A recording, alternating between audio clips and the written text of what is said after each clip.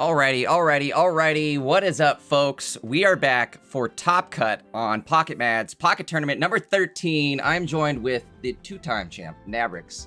What is going on, Nabrix? How you doing today? I am doing fantastic, and I am beyond excited for what we have in store today. We had all of our competitors compete in 9 Swiss rounds, grueling, tireless battles, and we have whittled it down from over 1,000 players to just 87 players for this Top Cut. So I'm beyond excited. We're going to see who reigns supreme, who takes the crown in this Pocket Mad's number 13 $1,000 tournament. I'm at the edge of my seat. Bro, today is going to be good. It's going to be meta defining, I hope. I hope we see something new. I know we're going to see some new stuff here in the Top Cut for sure, but I wonder if we're going to see a new deck take the crown for the week. I guess looking at the matches, we do have the pairings up for day 2 here. Let me pull it up here for the stream to see, I suppose. Maybe we can take a look at what we're thinking for our first round. All right, so I've got us over on the bracket. Do you know where to get the bracket at? Where you go to standings, Top Cut, day 2 bracket? Yeah, I'm sure you know where it is. The two-time champ. I'm asking the two-time champ. I should be asking you where it's at. Anywho, so we've got the bracket up here for everybody to see at home. I think we were kind of discussing, what was it, a Raichu deck you said snuck through? Whoa, Franklin, here we go. There is an Alolan Raichu deck that I think is very interesting, and it's also versing your favorite from yesterday, the Lopunny Magnezone. Okay. So I'm interested to see how that match goes. I'm sold. All right, let's take a look here. I got the Raichu deck pulled up. Let's take a quick look at it. We've got, I think, probably about 5 minutes or so till the round officially gets started. So we've got a few minutes to yap. But in the meantime, let's take a look at this Raichu deck, I suppose. So it's Jolteon, Zeraora, 1 Spark Pikachu. I suppose that's for your Raichu, huh? And they're only running the 1-in-1 of the Pikachu Raichu. Very interesting. You know, it's kind of strange, and it's going to take a little breaking of the habit, I think, for not just myself, but I think for the entire community. I think with, like, Copycat, you can get away with running these 1-in-1s. I think, like, people are so afraid of, like, hey, if I can't run 2 of a Pokemon in a deck, I don't want to do it. But I think now that we're seeing more things like Copycat, Quick Growth, May, Serena, you can run these 1-ofs, and they end up working out. And I think this might be an example of that. So we'll have to see. Very interesting. It does look... it looks good, honestly. There's just a lot of untapped potential in the game right now, I feel like. And this is one of those decks where I feel like this is some untapped potential. Obviously, it was good enough to make it into Top Cut, so we'll have to see exactly how good it is. Going up against Ericole. Let's see what they're running. Looks like the Magnezone Lopunny deck with a Chingling. This is a fun deck. I was up all night playing it last night. That's part of the reason why I'm so tired today is because I was up playing the new event. I was trying out the Magnezone Lopunny deck. I like it. It's fun. Shuts them down, and it's my favorite. But either way, yeah, this should be a good matchup. I'm excited. We'll definitely have to get that going for round 1 here. It's gonna be a big day. We are looking at how many matches? This is top 128. So I think we're gonna have 128, 64, 32, 16, 4 finals, right? 6 rounds. Am I doing my math right? I think you skipped 8, so I think it'd be 7. 7 rounds. Thank you. I think I did skip 8. The most important of rounds, too. Yeah, it's going to be a busy day today. 8 rounds of nothing but the best, too. These are Top Cut players, so these are the best of the best. Going to be the biggest tournament, I think, of the rest of the year, so this is it. We're going to see who can take the crown. Today's the day. I'm excited, dude. I'm glad you're here to join me. Again, folks, if you're not familiar, I am joined with the 2-time Pocket Mad's champion, one of the best players in the world, Nabrix, right above me. And if you guys didn't know who I am, my name's Jade Ankis. You guys have probably seen me casting with Taj before, or Mintam, or Pocket Mads. I've been around here. But either way, we've got first round, I think, of the top 128 starting up here in just a couple minutes. So I think we're getting there. Just a couple more minutes of yapping, and we should be there. And a friendly reminder go ahead. to our competitors. I know that we're on a bit of a delay here, so you're not gonna exactly know in the time that I'm saying this, but we do implore you, each and every person that is participating in the Top Cut, please share your screens in the Discord so that we can view your gameplay. We want to highlight the amazing gameplay that you are providing, and we want to show the masses here. So make sure that you are screen sharing your stream in the Discord. There should be channels that you'd be able to join and share your screen just so that we can highlight you and your amazing gameplay. Totally, absolutely. Naverick says make a great point. You guys should be kind of familiar with the rules, but if you do make it into Top Cut, you are expected to stream your games. And if you make it easier for us to find your games, there's a more gooder chance you'll get featured. No, there's a better chance you'll be featured, just because it'll be easy for me to find you. Let's see. I think we're just about to start rolling out here. I'm gonna start building up the decks for our first round here. Where did I go? I just lost him. Who was it? Conklin? Is that his name? It is Era Cole and Crankin. Era. I'll just do Era. There we go. Okay. Crankin. There it is. I'm gonna pull up the decks here. We're gonna get them loaded up, and I suppose once that first round actually goes out, we can start watching the match. I wonder if they are in Discord here. I don't know. Let me see if we can maybe find them in Discord and we can hop in their channel, I suppose. Looks like Era I do see Era. Okay. I'd rather, no offense to Era, but I'd rather watch from the Raichu version or point of view. I wonder if Crankin will show up on Discord. Maybe we'll give him just a minute here. I'm going to get everything kind of built out for the players here, so we have the deck lists all loaded up. And then we'll see if Crankin's in Discord. If not, we'll just go with Era.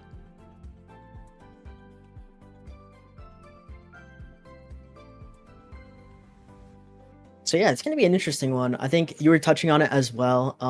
The Copycat and May, these consistency cards allowing you to run like the 1/1 copies of the major mons. I think it's really interesting too that it's Alolan Raichu, right? I felt like Alolan Raichu didn't see a lot of play when it was first released or in the sets afterwards, but it's cool to see that with this new set, the Crimson Blaze set, and the new cards that we have to work with, and how the meta is going to be shifting, it's important to always revisit the old cards that are in the game. That I feel like is something that Pocket players kind of overlook, right? We're just focused on the previous format and trying to optimize those decks, but with new tools in our toolbox to be able to work with, I think it's really important, especially if you're predicting certain cards to be very strong, if there are any older cards that were kind of overlooked in the past, to come back and try to counter them. So I think that's what makes this Alolan Raichu deck really special, and I'm hoping for the best for Crankin here. I know it seems to be an unfavorable matchup going into the Magnezone and the Lopunny with that weakness as well.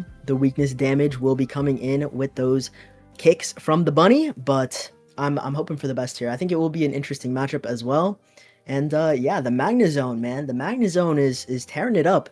I think the most represented deck in yesterday's Swiss rounds was that Absol Hydreigon, and so unsurprisingly, if we look at the metagame for specifically the Top Cut, it is also the most represented, with a very large share. I believe it was 31 players out of the 87, so like a 36% share of that Top Cut is that Hydreigon Absol. But right behind that is that Magnezone Absol as well, with 14 players or 16% of the share. So it's looking like Absol is kicking butt over here. But whether it's Hydreigon as that stage 2, okay, all right. Whether it's Hydreigon as the stage 2 or Magnezone as the stage 2, they both seem to be performing very well. So I'm really excited. There are no guarantees. Listen, I know that people think that the game is rigged and it's scripted, but no, we do not know what's going to happen here, ladies and gentlemen. The only way to find out is by tuning into these games. And if there's one guarantee, I can guarantee that we will see some high-level gameplay and action-packed games. I think the players are getting into it. Yeah, I think we are just getting into it here. Let's take a look. I'm curious if Crankin has joined the Discord at all yet. Let's take a look here. I don't see him just yet. We may have to go with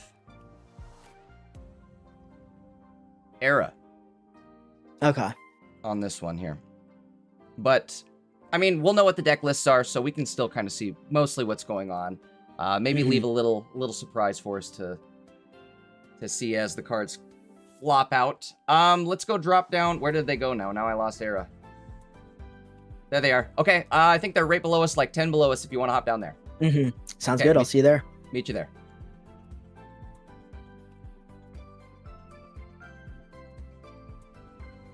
Alrighty, let's see if they have started yet. Ooh, it looks like they have. All right, let's get into it then. Alrighty, let's see the first game of the top cuts that we are tuning into. Let's see how it goes. We have Baneri in the active spot, Baneri on the bench as well. We just attacked into a Jolteon on the other side of the board. We do see Zeraora and that Pikachu on the bench as well. We do have the energy advantage here, so we're immediately finding that Mega Lopunny evolving and swinging. Let's see if the tails, or I should say the coins, are in our favor here. Let's hope for no tails. Energy attached, so we do take the damage there. Chat, if you guys are watching at home, I think I have the deck list backwards just because we're watching the players backwards. Let me get that all swapped around here. Let's see. One heads there. Ooh, swinging for a lot, which is 110 damage, leaving that Jolteon at just a measly 10 HP with the confusion as well.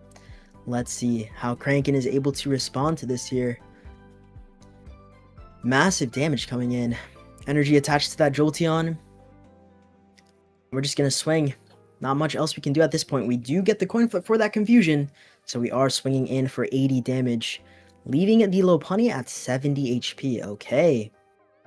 We do have the E-Cord on that Jolteon, so we're not too worried about it going down. In fact, we want it to go down so that we can get our energy on our other Mons. And the list does run Elemental Switch as well, so even though we don't have energy on that Pikachu yet, we could see an Alolan Raichu come in. So we are going to retreat out and attack with the Baneri instead of having the Mega Lopunny in the active spot susceptible to that. And with that E-Cord, energy is going to be placed onto our bench Mons. We'll see what Crankin has here.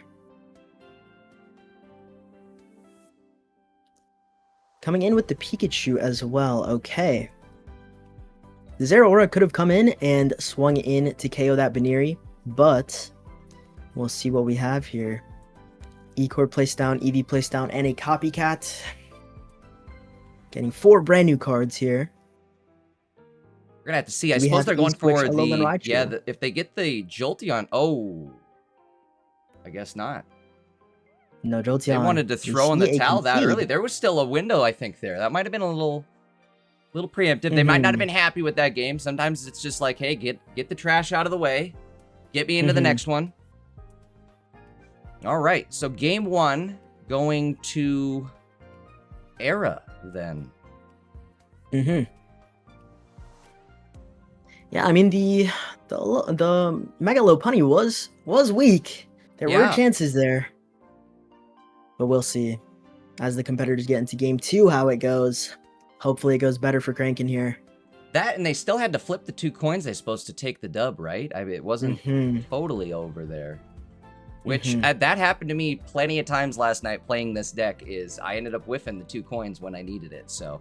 Yeah, definitely don't give up on Baneri. And even on the opposite there, say you miss your 2 coins, you still hit and you still confuse. So there's still, whenever you're playing Baneri, just play the game out. That's all I gotta say, because there's plenty of options for somebody to flip a tails, and the game just completely shifts momentum. Starting game 2 here, it looks like kind of a rough start for Era. Nothing on the board. We're not going to see those Magnetons get evolved turn 2, which is kind of a rare occurrence for this deck, I feel like, or this Magnemite setup. I did notice that Era isn't running any Lycia with this deck. Excuse me. It looks like they opted to go just double Pokeball and no Lycia. Yeah, I think it's pretty risky, but with the May, you still have that consistency card. So we'll see how it works out here. And I was going to say, now that I'm looking at, I think Era's deck list, I think they're actually running, hold on, let's pull that up. Because I think they're running the 60 HP Magnemite. Yes, they are. They're running the 60 HP Magnemite and the 50 HP Baneri. So now my thought is, if you're going to do that, why not just run the other Baneri, the new Baneri? That would be my suggestion, I guess. if you're open to Mhm. suggestions from me. But either way, I don't know, kind of strange. I ended up running with Lycia, and I ran the other Magnemite, the one that was 50 HP. I suppose the advantage Mhm. here, though, is this Magnemite is colorless, so you're able to attack with it. It only does 10 damage, but still you're able to at least place some damage on the board.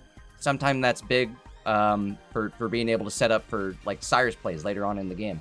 Mhm. The other Magnemite, electric energy, 30 damage. You can't necessarily attack with it if you're using the 50 HP Magnemite. So there's kind of a give and take there. You either are going to have the extra draw power, or you're going to have the extra damage ability, I guess, or the early damage ability. Mhm. Speaking of swinging for 10 and getting a Cyrus in, we did see the retreat of the Pikachu after it was tagged with that Chingling, but it was brought right back in with that Cyrus. So now Pikachu's in the active spot with no energy. The Jolteon was evolved. So you have the Cyrus in and energy attached to Baneri to circumvent that 20 damage of it being taken. But now we have Pikachu in the active spots. Energy just attached to that Jolteon on the bench. We'll see what our draws are here. We do find the May here, which is very nice because our entire hand is Mons. So we can kind of pick and choose what we're looking for here. Unfortunately, still no Magnemite setup, but at least we've got our bunnies going here. Mm-hmm. Question is, are they going to want to go in with Mega Lopunny now? I would say why not, right? That would be my thought, is go for it. The following turn, you could possibly...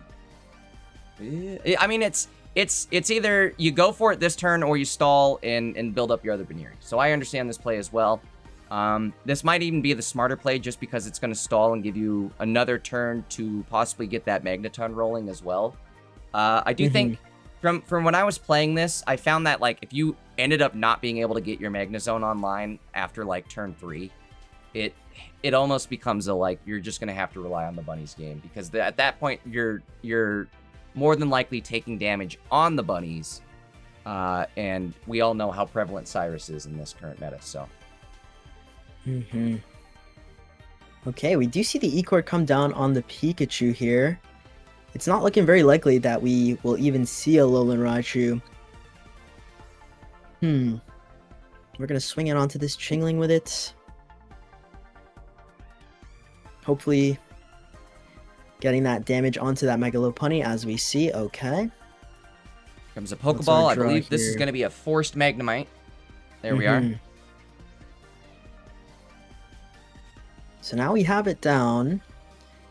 We have our other Mega Lopunny in hand, thinking about evolving there, but opting to just attach to the Magnemites and keep on item locking here with that Chingling. At a certain point, that Chingling has to be dealt with here. That's kind of the downside with running this 10 damage Pikachu is you're at the mercy of this Chingling. It's you know, having its way with your entire team here, and you're not able to take it out doing 10 damage at a time. I guess the good news is you're at least able to kind of chip the bench, but it's not really doing significant damage to the bench. So it's not putting anything like this Mega Lopunny in kill range for the Jolteon or really anything on this team other than the Alolan Raichu. And I don't know, I think... Go ahead. Sorry, like, if the Jolteon comes to the active spot and we are getting that energy attached to the Lopunny, it does put the bunny into a 2-shot range, so that's one thing to consider, but we are getting I do think that's why we are stalling here. There. You're right, is we're waiting to see... Oh, we're going to take out the Pikachu here. I think this is smart. Prevent that Raichu from ever showing up. Again, they're only running the one Pikachu, so there is no chance for the Raichu to show up now. But I do agree with that. I think the... stalling and waiting for this Magnezone might be the best play. It was kind of like I was just mentioning earlier. The faster you're forced to put that bunny in there, the scarier the games get, because then you're just at oh, well, here we go. I was gonna say you're susceptible to Cyrus, and it looks like Crankin does run double Cyrus. Is this? Yep, we're checking the list. Yes, double Cyrus. I think that's what they were looking there to see, is if they do have the double Cyrus. So now this bunny is in danger. Kind of like you were saying, they are basically going to get 2-shot if there's another Cyrus sitting in hand. We may be forced to just go for it here. If we don't top deck Magnezone, I guess. Maybe just go for it and see if you can coin flip them. That is another thing, too, is after you attack, the Jolteon is going to have the confusion effect on it, either from Lopunny or from the Magnezone. So we are trying to look for that Magnezone here. We do evolve to that Mega Lopunny on the bench and then Copycat. We do find it. So we are going to see, I would assume, no energy attached to that Mega Lopunny because it would put it in range of the Cyrus. You could put an energy on there. There we go. I guess that if they would have missed that, it wouldn't have been the end of the world. They are already ready to go, but it does kind of help if you do plan on retreating that and attacking again. I'm guessing we are going to see them attack with this Magnezone.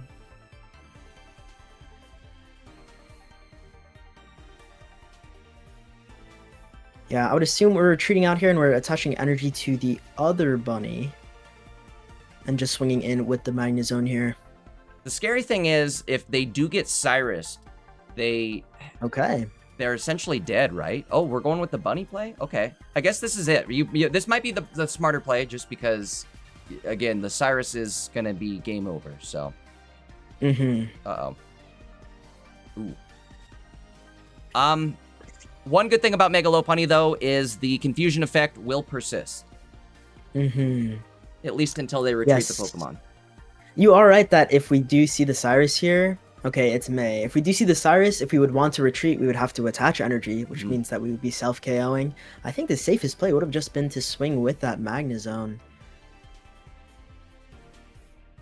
I can kind of understand the play. Now, that's unfortunate, but I was going to say I can kind of understand the play just because of the fact that the confusion effect does persist, and I think that may have been what they were going for there.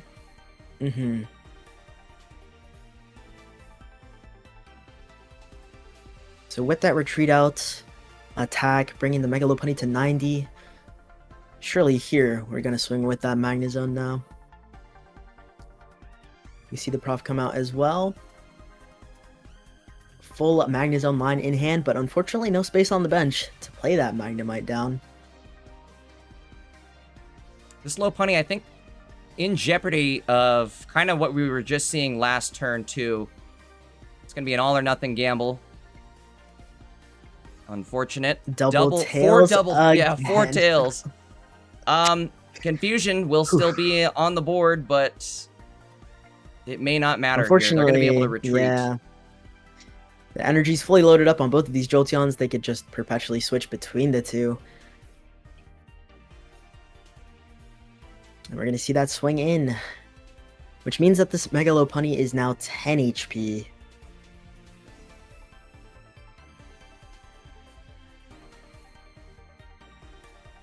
We're going for it. 1, 2. Oh, hey, no way. Listen. Just double like that. Double tails, double heads. Forget about the double tails. Karma. It doesn't matter that we got double tails. Wow, hanging in there with 10 health. Mm-hmm. And that is the power of Mega Lopunny, just like that. Wow. Unfortunate for crankin there. That is going to be a double win for Eric Cole. Unfortunate. I did want to see the Alolan Raichu continue on, but yeah, we didn't even get to see the Alolan Raichu in play, unfortunately. Just kind of two rough games. I think that Raichu might just be a tad bit too slow. I don't know. That was kind of unfortunate, again, that we never even got to see it make an appearance on the board, but it is what it is. Yeah. Era, moving on. All right. Yeah, I guess the idea with the Zero Auras and the Elemental switches and the E-Chords, you're trying to have it online as fast as possible, but unfortunately can't do really much against the bunny swinging for double heads there. So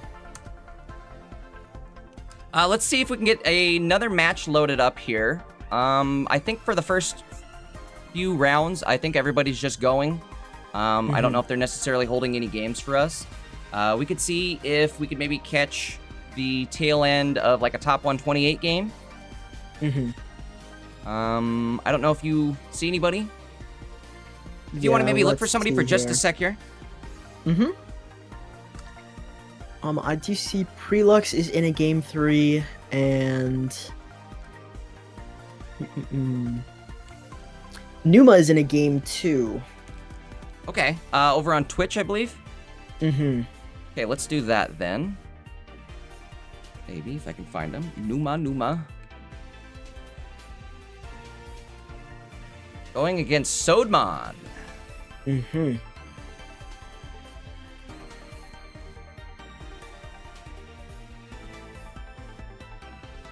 Yeah, so this is Numa using that Absol Magnezone versus Soadmon, who is also using the Absol Magnezone. Taking a look at their deck lists, they appear to be pretty similar. I see Numa is just running one Chingling, just one baby there. And Soadmon is running Chingling and Tyrogue. Major difference. But taking a look at the game here, we see Magneton in the active spot, Darkrai on the bench as well. On the other side of the board, it's Chingling in the active, Mega Absol on the bench, and a Magnemite on the bench. We do see the ping from that Darkrai, energy generated on the Magneton, and we are just passing our turn here. Let's see what we got. Will we see the Magneton evolution? We will, because we see the Clement grabbing both of those Magnetons. Game 2 or Game 3 scenario here? This is Game 2. Game 2. Mm-hmm. Oh, did Numa lose his first game? I think he may have, huh? He did. He went down a game. Soadmon took it. Soadmon putting on a performance this week. Mm-hmm.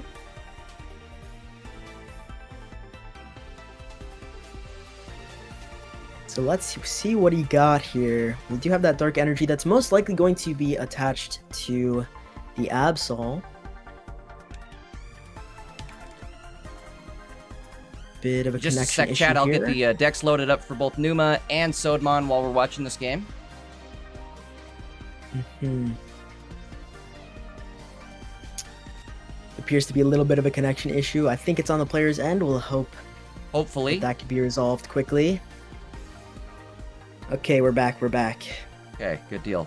Definitely don't want that to be on our end. Mm-hmm.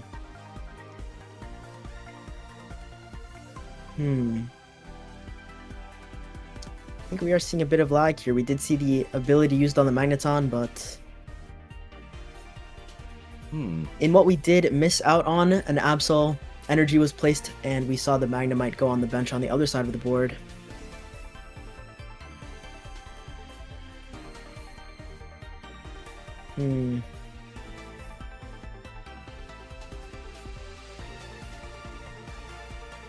Bit of an unstable connection here. It could prove to be pretty detrimental if we aren't able to get our turn in on time. Never what you want to see happen in Top Cut. I've had this happen before where I ended up disconnecting. I was streaming no less too, and I completely dropped stream. I was in the middle of a Top Cut. I won my first game. Obviously lost the second due to disconnect, and then I had to come back. We managed to win the third one after coming back online frantically. But still never fun. Like 7 seconds. Oh my lord. Able to get it? Okay. Oh, we got it. I wonder who this is on then. This looks like it might be on Numa's end, but maybe, I mean, his stream's not lagging, so that's good. Are we crashing Pocket? Too many people playing? We could be. Let's see. Hopefully it wasn't too much of a setback here.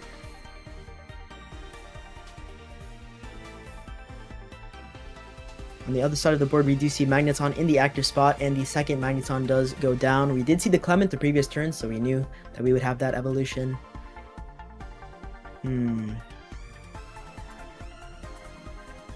Oh no. Connection issues persisting here. This could be pretty bad. Oh man. We never got to see game 1, but I wonder if game 1 was maybe a similar issue.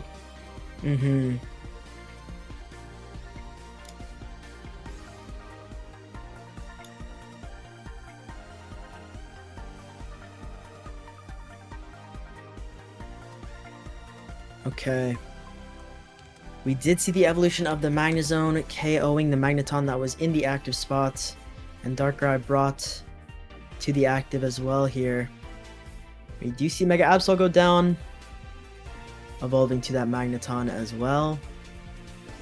We would be doing 100 damage if we ping and swing with that Darkrai onto this Magnezone here. Both players are at 1 prize point each. We do see the ping, and we most likely... Okay, we see the Sabrina come out.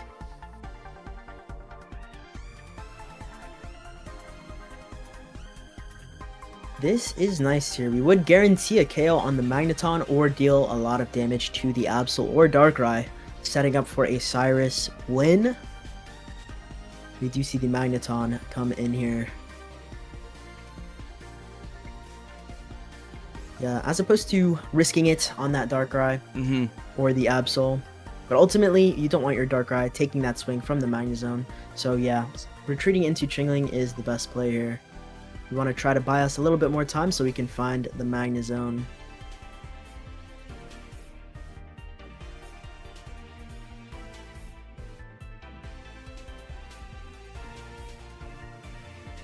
So we don't have enough energy to swing in with the Magneton itself. We're 1 energy short. We would most likely see the retreat into the Magnezone. Sabrina comes out. We're also in that very similar position. Exactly. And now we are seeing the leg. Ooh. That looks like it might actually be the stream lagging this time. I wonder if Numa is maybe having some connection issues, which is very unfortunate. Again, we never got to see it, but I'm curious if that first round was possibly due to some sort of disconnect, something like that. Yeah, even refreshing the stream doesn't appear like it's loaded in. So unfortunately, I would say at this point we're probably gonna be done with the Numa stream. Oh wait, is it back? No, it's back. I think. But connection's still unstable. Things still not good. We come back, we see Absol in the active and almost dead. I'm assuming that means that... Oh, no. Ooh. Concede. That is very unfortunate. Yeah, I think so. What happened there is since he didn't get to choose the Sabrina went out, right? And I think the timer kept going. And it'll pick the furthest most left card on your bench. And that was unfortunately the Mega Absol. So that did lead to the Mega Absol getting smacked for 90 damage. And that'll be an unfortunate game 2 loss for Numa. But Soadmon, moving on. Next round. Alrighty. Let's see. We can maybe find another match here. We will definitely see Numa again next week. Numa, one of the best players from the Froggy X crew. One of the best players around in the tournament scene as well, I would say. Very consistent. You always see his name at the top of leaderboards. So it's an unfortunate way to go out, but he should be proud of making it to the top cut. That in and of itself is a very, very good achievement. Yeah, absolutely. Like I was saying, we'll definitely see him again. That is not the last of Numa. Moving on here, I guess. What are we thinking for our next match? I don't know. I guess top 64 has gone out. Some people are already up in the top 32. Oh, my boy Haito up in top 32 with the Magnezone Lopunny deck.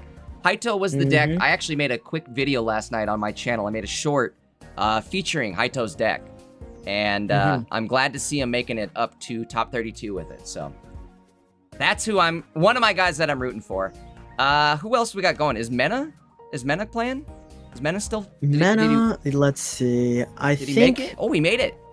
Yeah. He's going to be playing in his top 64 match. If there are any top 128 matches we could tune into, let's see. I do see Cosmo and Dyson is in game 2, and I believe Cosmo is streaming in the Discord. Okay. Let's do that. Cosmo? Perfect. I'll meet you there. All right.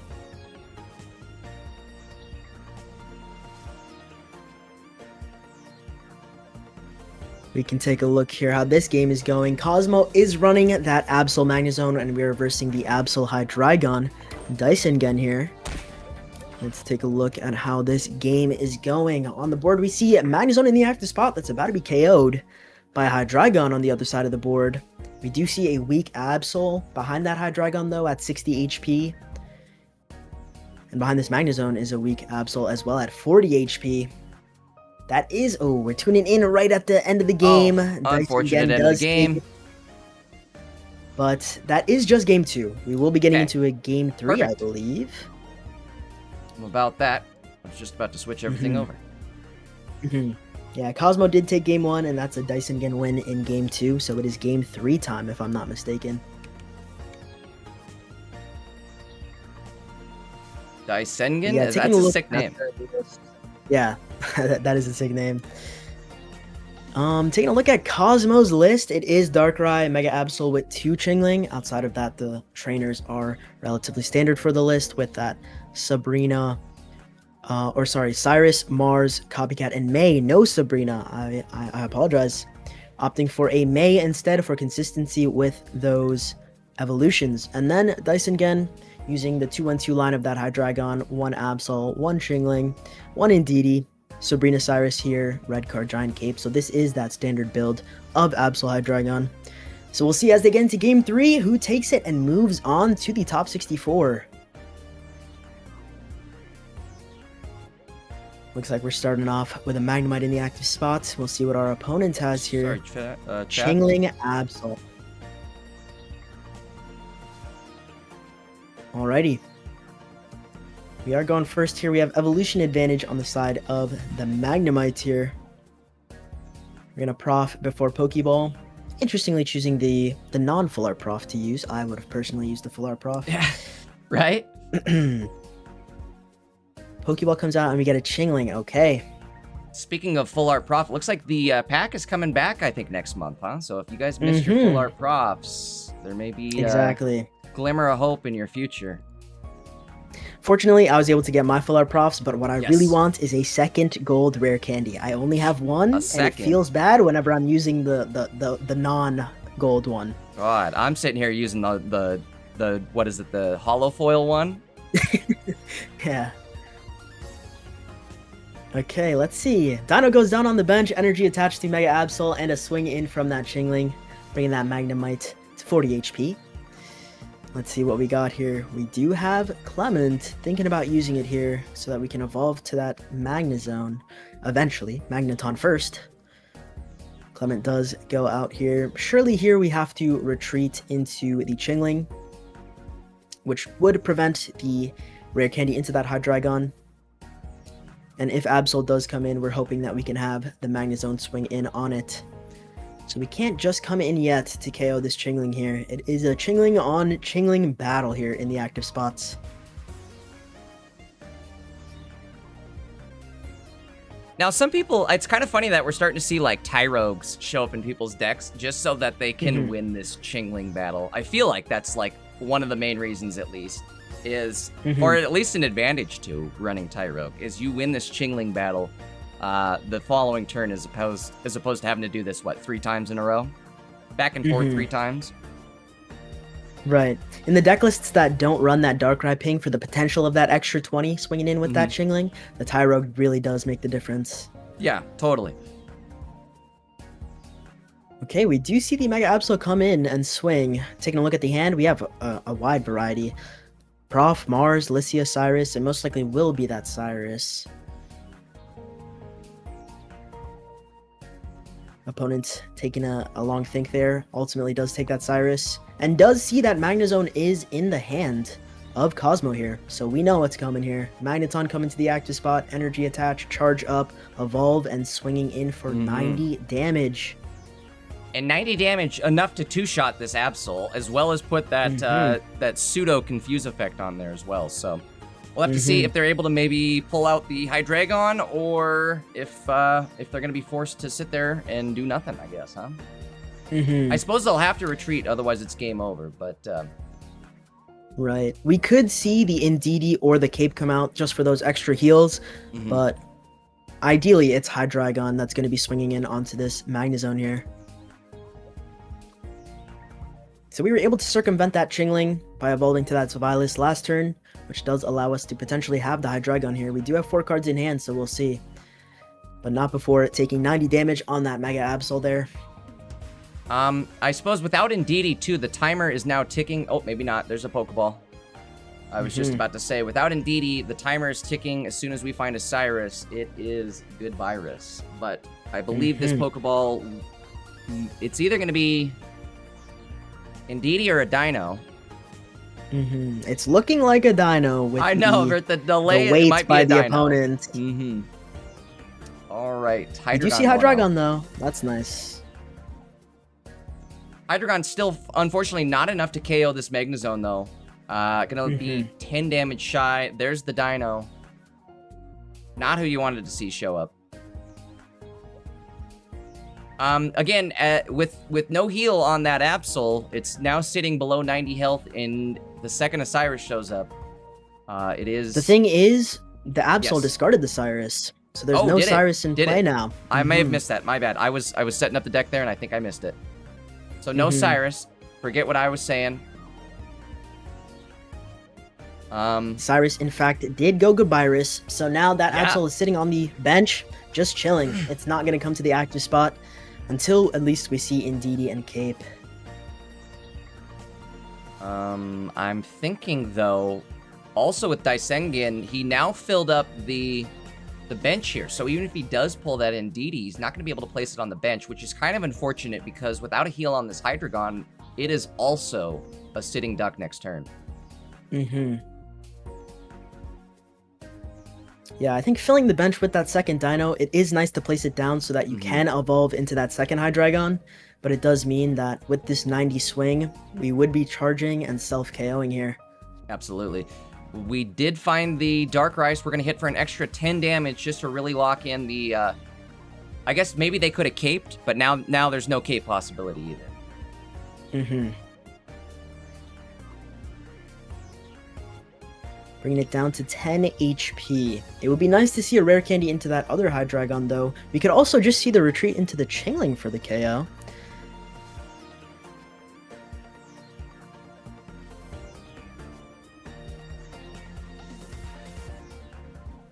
We do see the Prof come out here.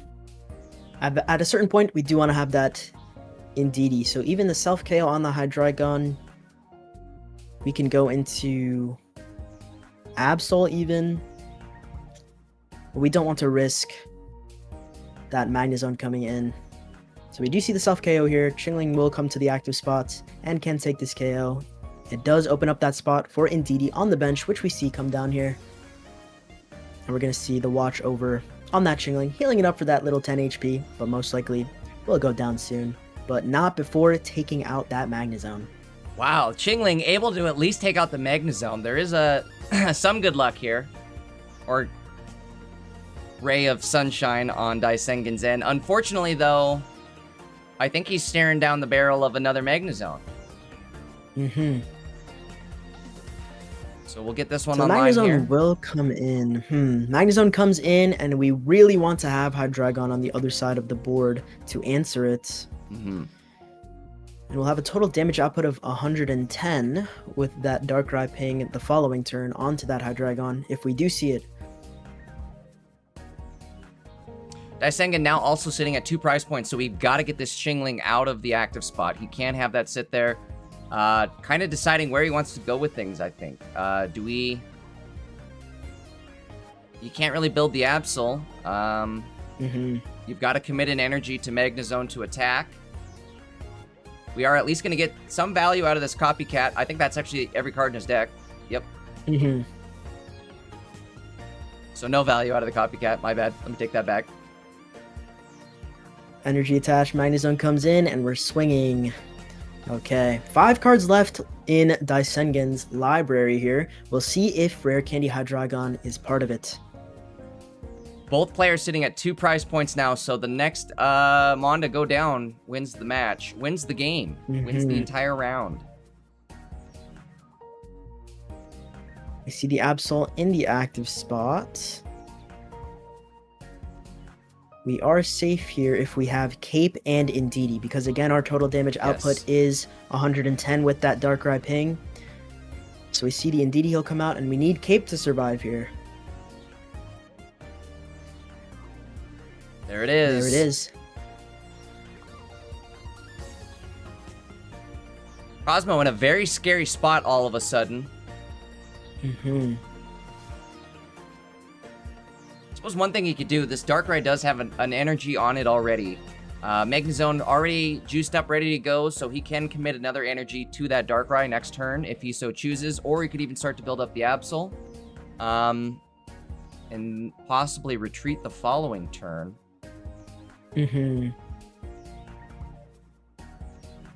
I don't know. So He's got to live, that though, swing huh? in for 80, right?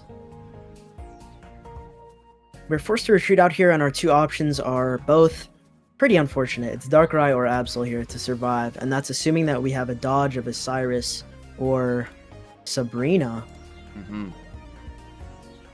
So, kind of just has to be Darkrai here, and it's pretty unfortunate that Indeedee cancels out that Darkrai ping damage as well.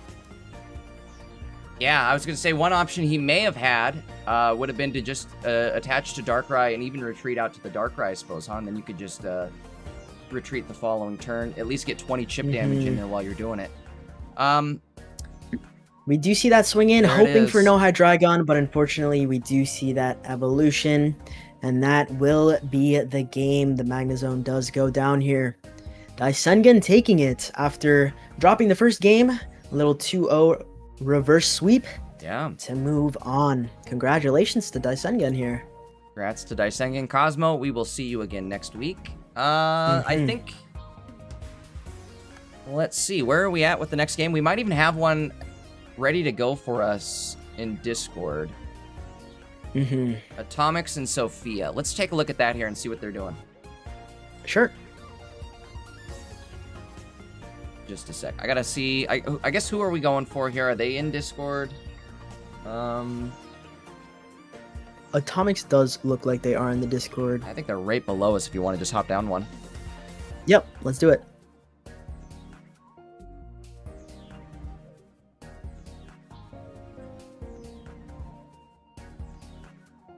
Okay. I think I'm not sure if they started yet. Let me pull up the match.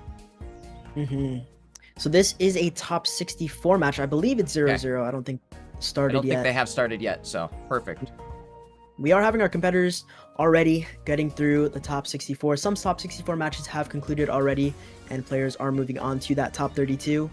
But this match here specifically is Atomics and Sophia Declare. Atomics running the Altaria Greninja, and Sophia Declare rocking that Absol Hydreigon. Altaria Greninja is a very interesting one. We only had 8 players yesterday bring it, but out of those 8 players, 5 made it to the top cut. So crazy. Very good representation. I think Mena was one of them, piloting I believe, it, they right? did well. Mena was, in fact, one of them. Yeah, I think you were right. Very nice. Anybody that was piloting the deck seemed to be doing pretty well with it, so.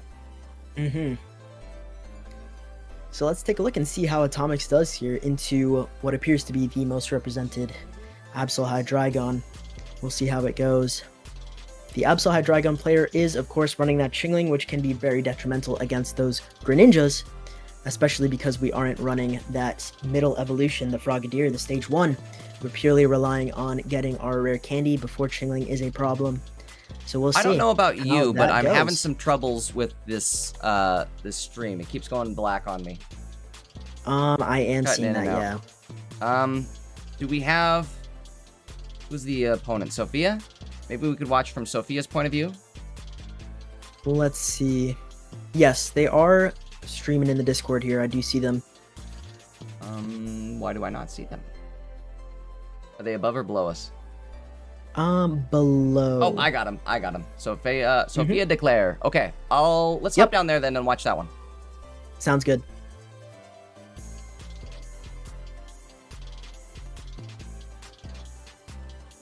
All right, let's see. Hopefully this just a little bit more stable than the other one. I didn't want the match cutting out on us on stream, so we'll try this one instead.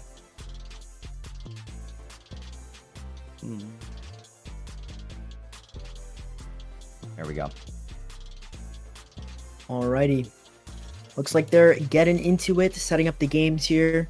Quick little updates. Meta of Steel is making it to the top 32. He did win that top 64 Let's round. Try and make that be our next round, our next match then.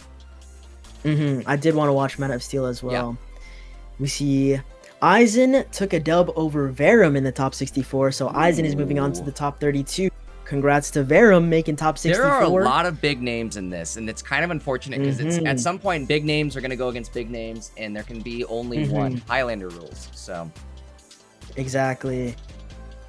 Also looks like, just quickly looking through the matchups that we're not covering on the main broadcast here, it looks like Outlaw, another phenomenal tournament player, did take the dub in the top 64 round against Max Alive and is moving on to the top 32 as well. Meanwhile, we have Prelux and Rikalmi Matos, hopefully I said that right. They're in a game 3 right now in that top 64 round. Okay. Valdin and Coco Poke are also in a game 3 in their top 64 round. So it's getting tight here. A lot of game 3s. Yeah. Babar from Froggy X versus Mayakashi as well.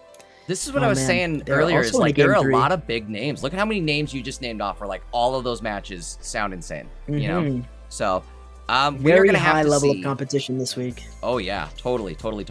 We are gonna have to see if we can try to start squeezing in some of these matches. The other unfortunate thing is kind of like you were just saying, they're going against each other now, so we're starting to see them drop because, you know, unfortunately you get eliminated and if you lose. So hopefully we can again squeeze in some of these big names that we know.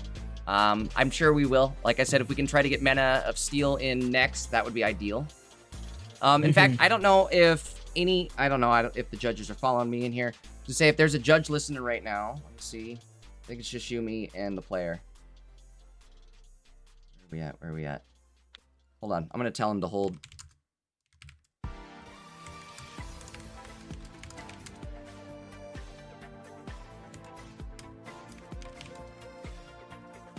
Let's take a look here.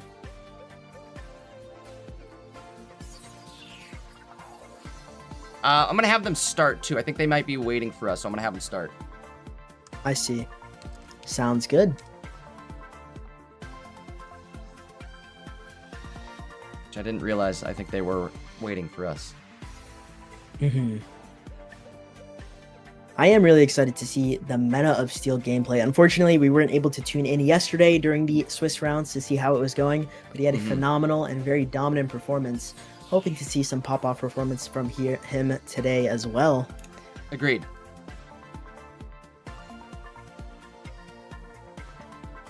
But yeah, a very skilled player. He was, I think we mentioned it before yesterday as well, the pioneer of that Mega Steelix. Unfortunately, didn't bring the Mega Steelix into tournament today, but yeah, it's which is kind of crazy too. Mega I was scoping Menace's channel in his last live stream before. He had like a practicing for Pocket Match live stream the night before, and he wasn't.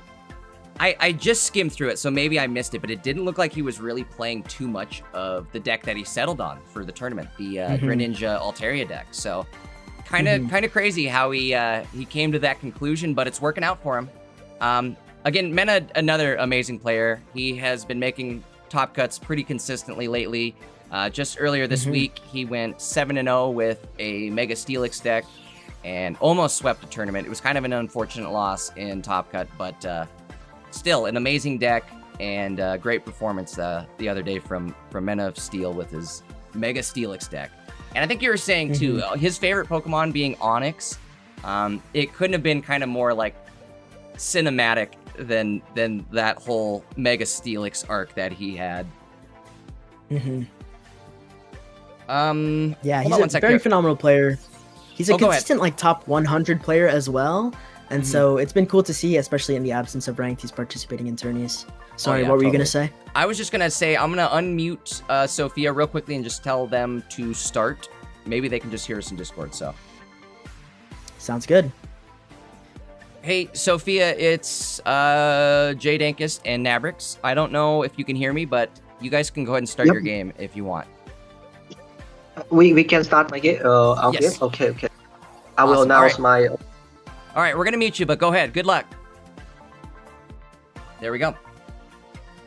Alrighty.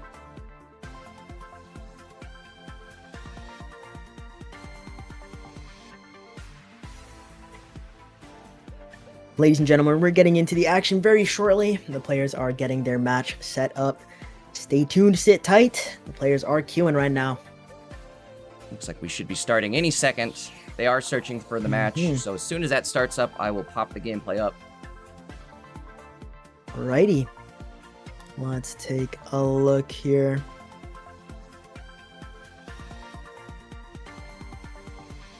So yeah, we have Atomics on that Mega Altaria Greninja. Going into this tournament, I wasn't expecting to see a lot of this deck list. Again, it was a relatively new addition to the meta towards the tail end of the last ranked season, but it was having a lot of success on ranked. I didn't see too many pop-off performances in tournament from it though, mainly because a lot of the time you're just relying on Sing. A valid strategy for this specific deck list is you are running Psychic Energy, solo Psychic Energy. There's no Water Energy, so you're not ever swinging in with Greninja. But you have the Swablu that can Sing, and the Chingling that's hitting for 10 and item locking, right?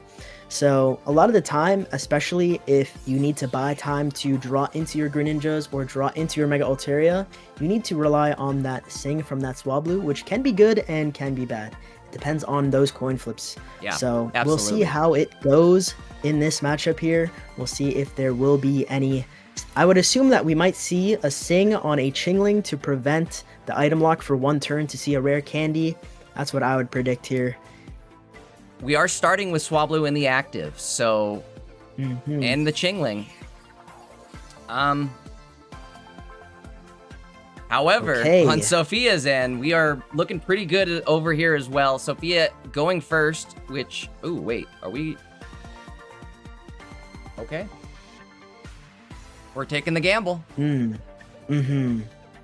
We are going second here. We do have energy advantage. We oh get my God. We get the rare candy Hydreigon right back, which means that energy can be attached to Mega Absol here, so that This we can is a set big up first play. a secondary Or attacker. They or can to set the it up Dino. on Dino and attack. This works as well, I suppose. But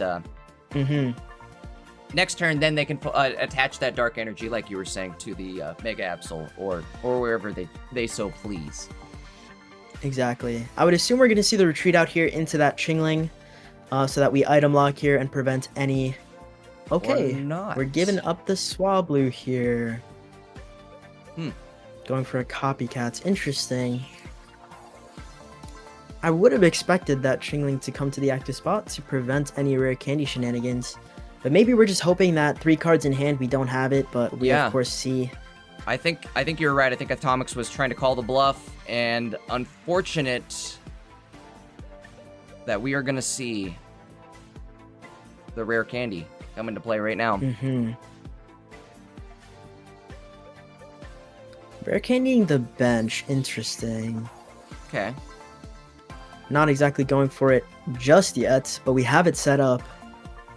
I think taking the KO on the Swablu is fine. It puts the opponent in an uncomfortable spot, but this also works too, where you're just setting up your Absol so you have that secondary attacker ready, and Hydreigon's just ready to go. So we are touching energy and now coming into the active spot with the Chingling. And this is pretty ideal, actually. We have Dino in the active spot that the Mega Altaria is too afraid to come to the active spot to KO. And again, the only other damage we have, especially with no Froakies on the board, no Greninjas coming in, we just have Chingling just dealing this 10 measly damage. So we're setting up very nicely here. Can you do me a favor? Can you cover the cast for just a sec? I mean, you're killing it already on your own. I need just 2 seconds off cam. I will be right back, guys. Gotcha, no worries. Let's see it here. Okay, retreating out.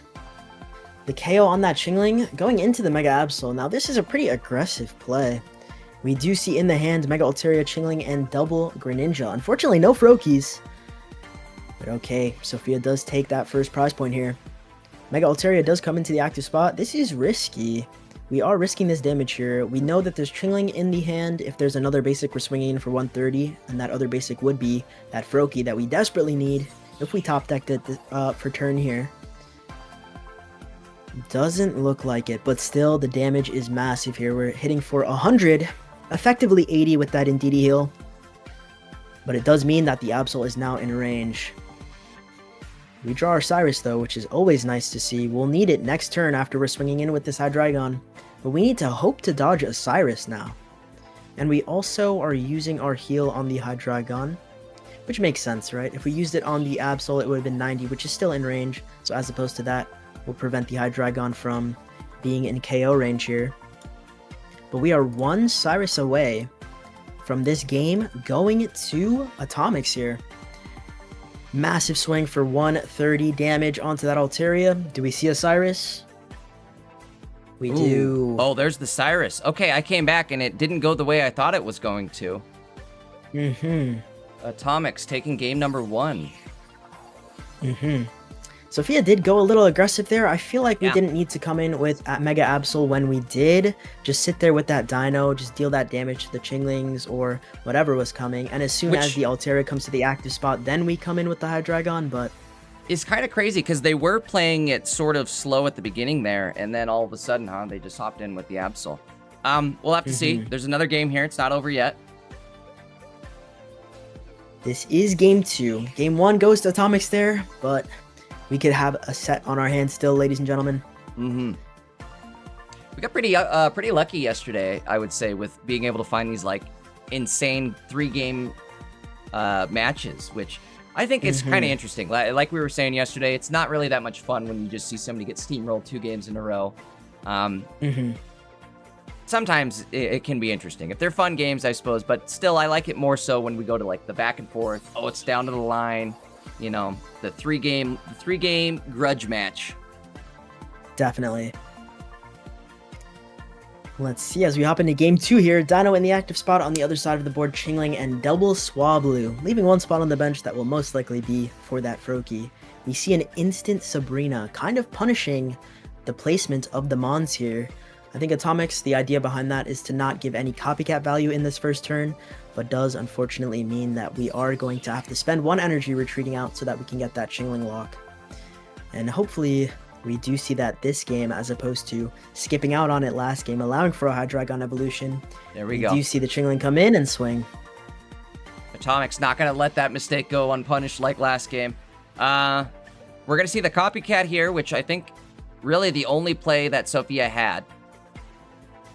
But unfortunately, no, oh my god, hit with nothing but Pokeballs, which we won't be able to play.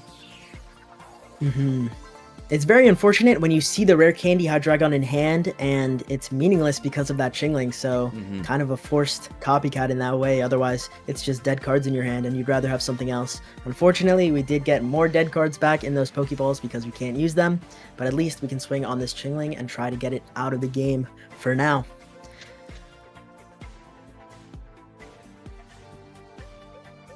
We do see Mega Altaria evolve, and we're going to see the energy attached to it. We're going to Prof as well. Trying to look for Froakie here. Getting a Froakie down would be very nice, especially since there's no Chingling on Sophia's board. Okay, opting for the second Chingling. Retreating out so that we don't give a free KO. And just swinging again. At some point, a Chingling is going to go down though, and that would open up that space for that Froakie. We see the Prof come out. Unfortunately, Rare Candy Hydreigon is not enough. We are item locked behind Chingling, so we're just going to heal with Indeedee. It would have been nice to find a second Dino here because we will be seeing the Mega Altaria come to the active spot. With no Absol or no other Dino, this Dino in the active spot is going to go down. Energy just attached to Indeedee because might as well. This Dino is goodbye-no. The Dino is goodbye-no. I like it. We'll see. Is this recoverable? Ugh, it's such a tough spot to be in. We do get 2 Pokeballs here. I guess we hope for Dino and Absol. These Chinglings are a menace to certain decks. Like, Hydreigon does not like Chingling. And there's this Vilas that we would have needed a little bit earlier to circumvent the item lock. We do see Chingling. Chingling is fine too. We guarantee our main attacker here in Absol. We're going to see the retreat out into the Chingling. Energy attached to Absol and the swing. We can't have Indeedee in the active spot here. Otherwise, but then after that, we are looking at Absol though in the active again. I don't think Absol is going to have enough damage either to be able to take out this Mega Altaria, unfortunately, before they get 2 Exactly. Shot. What Sophia is looking for here is a Dino top deck so that we can try to get that Hydreigon. We have the Cyrus in hand. Most likely Cyrus is in the hand of Atomics as well. We see the retreat out into the Chingling, playing it safe here, and just going for that swing. Well, Sophia could always Now, counter this with is- the other Chingling attack. The other good news is, too, is Sophia does have a Ndidi on the bench, too, so they can just continue to heal their Chingling in the active up and not take any damage. We miss the Dino that we're looking for. And unfortunately, red card is our hand disrupt, but we can't use it. I know Oh. Sophia was trying to use it there. I could feel it. But unfortunately, we are item locked, and red card is, in fact, an item, so... Good news is both these Chinglings are sitting at 10 HP, so if Atomics does decide to go in with the other Chingling, which I guess they're going to go in with Mega Alt. See, Atomic's kind of in a tough spot here now, too, where how do you get rid of that Chingling, and do you continue to sacrifice the the Pokemon powering up your Mega Altaria? I think that's why we see them decide to go in, take out the Chingling. And I think Atomics also realizes that they are on somewhat of a timer here. Oh, that's okay. I'm sorry. I don't mean to cut you off. But as I say, I think they're on somewhat of a timer here, also looking for that Dino, kind of like what you were saying earlier. That's what Sophia is looking for to try to clutch this win, or at least be able to have enough damage to take out Absol. I guess with only 2 Mons on the bench, they're only doing 100 damage. But no, I guess with Ndidi, that is enough to stay alive. Exactly. If we don't see that other Mon on the bench, we are living here. Important to note, Absol is getting the first swing here, brings it to 100, which still isn't enough, like you had mentioned. So, we're playing it safe here. It would have been really nice to find that Dino. Unfortunately, we couldn't. We do see the red card come out, and we did see Froakie in the hand, so we are going to be swinging in for 130 here.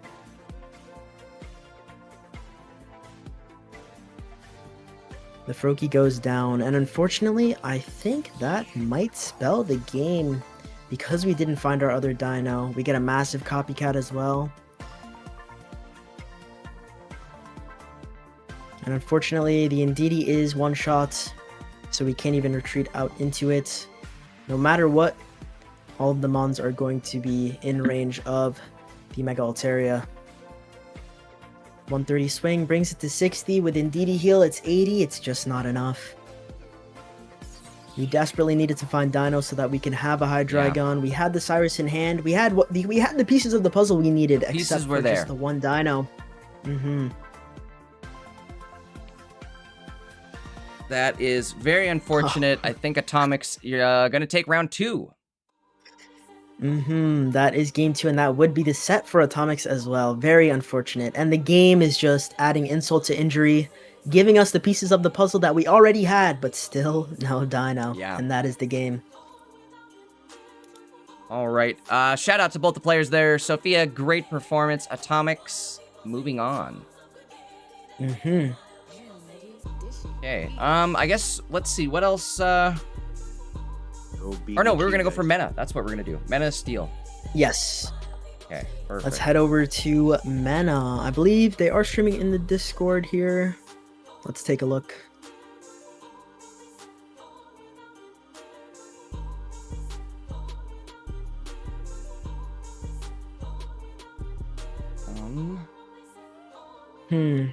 I did see Mena in the Discord. I did see earlier. them, yeah. I wonder if did they go I live on Twitch? No, I do see, looking at the pairings here, Claudia did take the dub over Mena. Oh no. I was just about to say, so Claudia did our fears is moving on come to the top true? 16. Okay. Well, unfortunately, we weren't able to showcase any Just gameplay missed from them. Men of Steel, but I'm sure they were very tough games, very, very high-level games as well. Congratulations to Men of Steel for making the top 32. It is a very, very good achievement. I'm sure he played well, but unfortunately, that's the end of his tourney run, and Claudia is moving on to that top 16. All right. I guess let's see. Maybe who else we can try and find.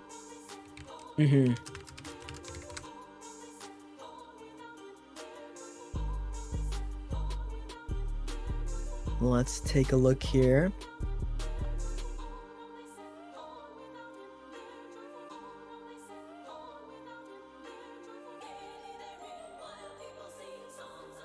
Eisen's right below us if you want to maybe check out Eisen.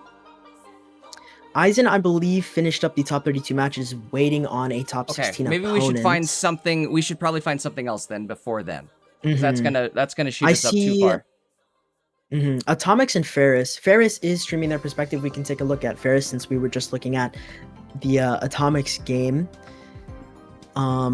Ferris is live and is going to be versing Atomics in the top 32 here. So we could stay with or go up to Atomics then, maybe? Is that what we wanted to... We can go to Ferris. I don't think we've highlighted Ferris. So we can look at their perspective. I like that. All right, let's drop down there, right at the bottom there if you see them. Yep. Perfect.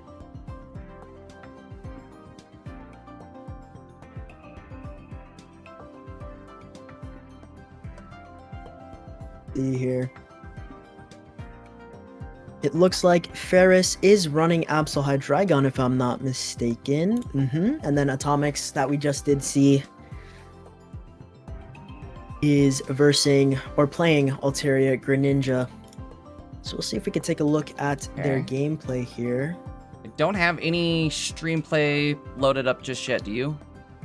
Nah, it's stuck on gray for me. Gray? Okay. I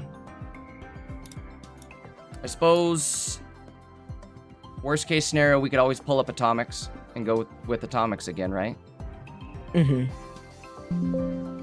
Sorry, chat, that was me. We can also jump to Harian. Harian as well is in their top 32 game 2 match. If you want to jump over there. Let me take a look here. Harian. I think they're playing... Are they playing Absol? Yeah, it's Absol Hydreigon into Hitmonchan Lucario. Yeah, let's take a look at that. I'd like to watch the Hitmonchan Lucario at least. So, in fact, you want to go to Winter Sun above us so that we can watch the Lucario point of view? Oh yeah, okay, let's do that.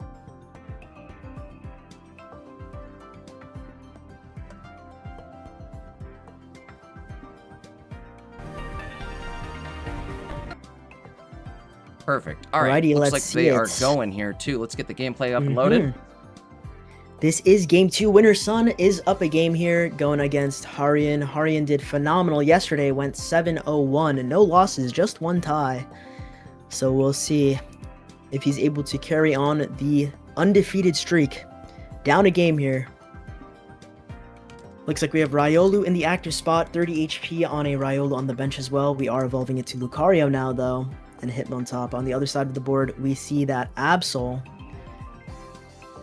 Baby Absol with a Poison Barb. So Harian is using a very interesting list. It's not your standard Absol Hydreigon. It's using Baby Absol, 1 Nihilego, 2 Poison Barbs. So it's a different build. It's not just focused on that Indeedee, stalling, healing with Sabrina Cyrus. But there is 1 Cyrus, 1 PCL for heals, and 1 X speed as well. The poison build is very nice with Mega Absol, especially since it's very tanky. You stick a poison barb on it, at some point it has to be swung in on, and poison damage is even amped by that Nihilego. So we'll see how it comes into play here. We do see Lucario in the active spot with that Rocky Helmet, but the Rocky Helmet doesn't affect the Baby Absol since it's swinging on the bench here. Meanwhile, we have a Dino on the bench, energy attached to that Mega Absol as well. And now we have to make a choice here. We're thinking about repelling. We are dealing 80 damage because we do have the fighting coach ability from both Lucario's active, amping the damage of Lucario and all fighting type mons on the board by plus 40. So we're swinging in for 80 on this Dino here. A very nice repel. Opting to not give up the Nihilego just so that we can have the poison. They are running Poison Barb, huh? And Nihilego. Okay, I was going to say, did I grab the right deck list here? Yeah, it's a very interesting build. It's not your usual. It's very nice though. Harian is known for his cooks. He is a very phenomenal deck builder. So I'm unsurprised to see something that's not standard and not common here. Ooh, I think that's going to be the concede. Was that game... Hopefully that was just game 1 or 2. That was game 2, and it's 1-1, so we're going into a game 3 here. Sorry, chat. Still getting the player loaded up on this one. Winter Sun. I think that is the wrong deck list. We are. Yeah, it's the 2 Hitmonchan and Hitmontop deck. But alrighty, very interesting matchup here. We'll see as we get into game 3 how it goes. The early Hitmonchan is very nice with the Lucario. With one Lucario, it's swinging in for 70. With two Lucarios, 90. And the Hitmontop as well, dealing damage to those Benchmons can be nice. We are running in the list 2 Geos, 1 Red, 1 Sabrina, 1 Cyrus, 1 Repel as well. So in total, 3 Switchers and 3 Damage Amp supporters here. So we'll see how it goes here as we hop into game 3. The winner of this moves on in the tournament. The loser goes home.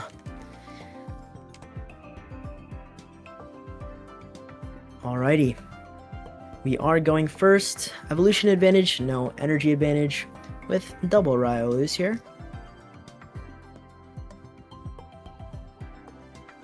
We do have a Pokeball in hand and a Rocky Helmet, which is nice.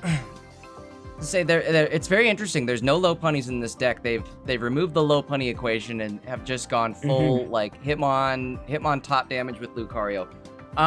Really nothing new in this deck either, right? There's no like brand new cards. This is a deck that could have been made 4 seasons ago, I think, right? What? Very strange. Yeah. I think the newest card in this is Repel or Hitmonchan, I guess. Maybe Hitmonchan. Hitmonchan, yeah. Yeah, I forgot Hitmonchan's relatively new. But interesting. Hitmonchan, in my opinion, is not a great EX. I feel like there's better out there. But even then, 1 energy swinging in for 50, even if there's no weakness, it can do the job sometimes. And we're seeing how effective it is here. Early game, for sure. I agree with that. But then I feel like it quickly becomes a liability. Quickly becomes, 2 points on the opponent's board there. So I agree with that. I don't know. It has its moments, its days in the sun. I think actually right now with Nihilego, it could potentially one-shot this Nihilego.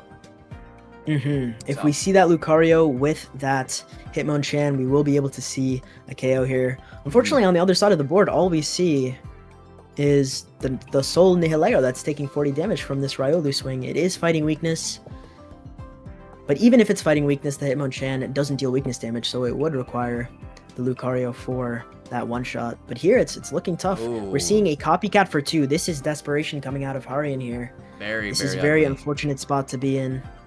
Okay, we do see the Absol at least. But yeah, I agree. They're down to 1 card now. That was a major desperation play. They gave up, I think, 6 cards to go to stay alive here. So even if this Riolu dies, they are staring at either Hitmontop or I would imagine they go Hitmontop.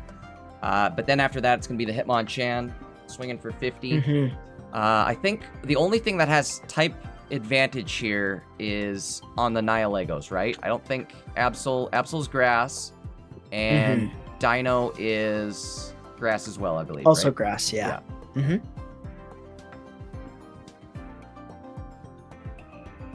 So we'll see how it goes here. I don't think we can afford to attach energy to Nihilego and swing because we will be revenge KO'd and not have any follow-up, so we just have to attach energy to Absol here and hope for the best. It's very unfortunate that we got the start that we did. Okay. But even then, attach energy.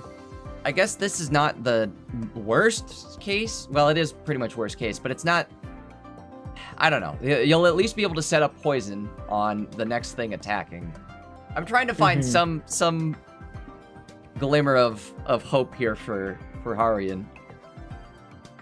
The thing is, it's just going to be Hitmontop coming to the active spot, KOing and dealing damage.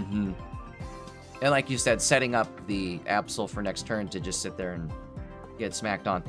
The one positive, though, is that Hitmontop does have a 2 retreat cost. So even if they do knock out Nihilego, it's only Hitmontop attacking into Absol next turn. Interestingly, we do see the Repel, which doesn't KO the Nihilego now. If we had Lucario, then maybe, but we're opting to get the damage in.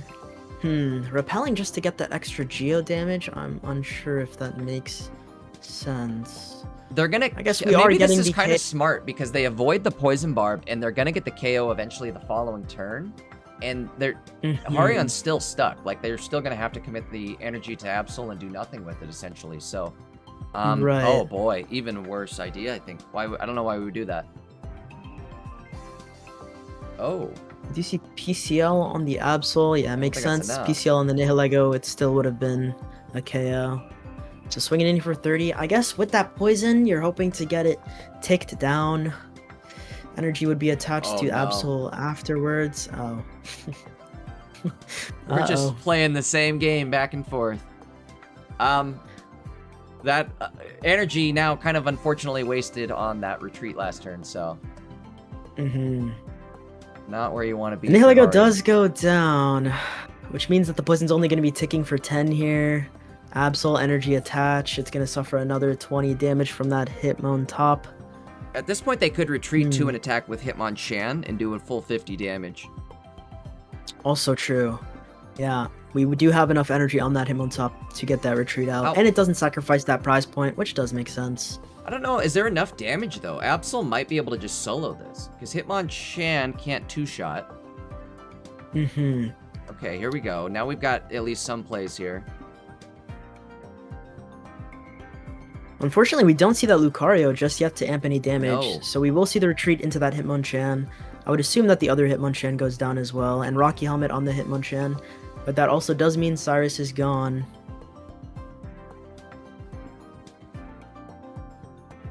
That is correct. We will see Cyrus get eaten up here. Gabyrus to the Cyrus. Helmet going on the bench as well. So I guess it's 70 damage a turn if you attack into a Hitmonchan, but I don't know. Still kind of scary. They can retreat, but one Cyrus on Harian's end could save the game for him. Exactly. All of a sudden, looking a little scary now. If we do have the Cyrus from the Harian, it could be pretty bad. We do see Dano go down. Only 3 cards in hand. I can't believe we got to this point. We had Harian copycatting to a -4 just to stay alive, and all of a sudden, Winter Sun might be on the back foot. Karma is kind of a thing in this game, I've noticed. If you all of a sudden have like an insane streak of good luck right at the beginning of the game, expect to lose the game in like the most random low punny hitting two heads on you scenario. Or like what we're seeing here. I think Winter Sun had a decent start here, whereas opposed to Harian had a really rough start. But now kind of the cards are in Harian's favor here, as we could say. There's the Lucario. So we do see the Lucario. Our max damage output is 70, just 70 here. So we are safe still. We did take that Rocky Helmet damage, but still it's not enough. We're going to see the retreat out and the swing. But if we see Rare Candy Hydreigon, it's just game over. If we see Cyrus... if we can find the candy, things will be dandy. Cyrus is not a win, though. It would be a tie. Oh, we're because hovering. The Mega Absol would KO itself. Let's see if Harian... We clung on for dear life for this long, and do we have the win in hand? The delay is telling me no, but maybe he's jumping for joy right now. Who knows? And Top Cut, sometimes delay means, they're partying right now. If it was reality, you know he's going down to 10 seconds before he, because he's dancing in the background. Yeah. A tie here, listen, the set is 1-1. So if we see the Cyrus, we could see a tie, but I doubt we have that Cyrus. We do, okay. Because we're 50 HP, we're just going for the swing, and that is a tie in Game 3 here. Wow, okay. If you did not know, both players are getting to 3 prize points each, but they do have a bench as well. I don't even have... KOing each other here, and it's a tie. I don't even have the format for this. I only have my, like, double dots over here. I don't know if you've seen how we have the stream formatted, but I've got, like, the 2 dots for wins and 2 dots for wins. I guess we're in a unexpected sudden death scenario. I don't think it's necessarily a sudden death scenario. It's just going to go into overtime, I think, right? I don't know. We got to check out. Let's see what the rules are real quickly, since we are going to experience a tie in the 3rd round. I'm unsure myself about the ruling here, but it's usually either the players just run it back, they go into a game 4, I guess, and the winner is who takes the sets, or it goes into sudden death. And ladies and gentlemen, if you do not know what sudden death is, the way it works is that the first player in the game to take a prize point wins the game. So we'll see if it comes to that point. Let's take a look. I've got the rules pulled up here. So it says ties. If the 45-minute timer ends and the score is 1-1, the match will be recorded as a draw. Okay, so the timer's still going. We're good there. Best of 3 is completed, but the result isn't submitted. Nope, that's not it. If a match ends 1-0 with 1 win, with the player with 1 win will be declared the winner. Complex situations, call a judge. Okay, so this is a call a judge situation, I think. Let's maybe... Hold on, I'll go to the Discord real quick, and we'll find out exactly how they want to call this one.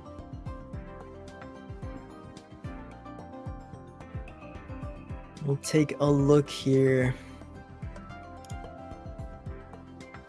I myself am not able to click into the match, so I can't see the discussion going on with the judge, but I would assume that a judge is called right now, and they're discussing with the players on what they are going to do. Who are the players here? Harion and Winter Sun. Right.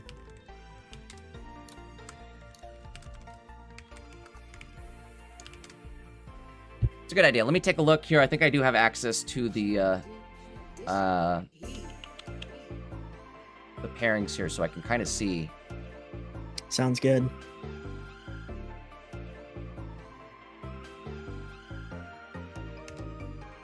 Winter. Oops, sorry, that was me. View it. Oh, this is an old one, not the right match.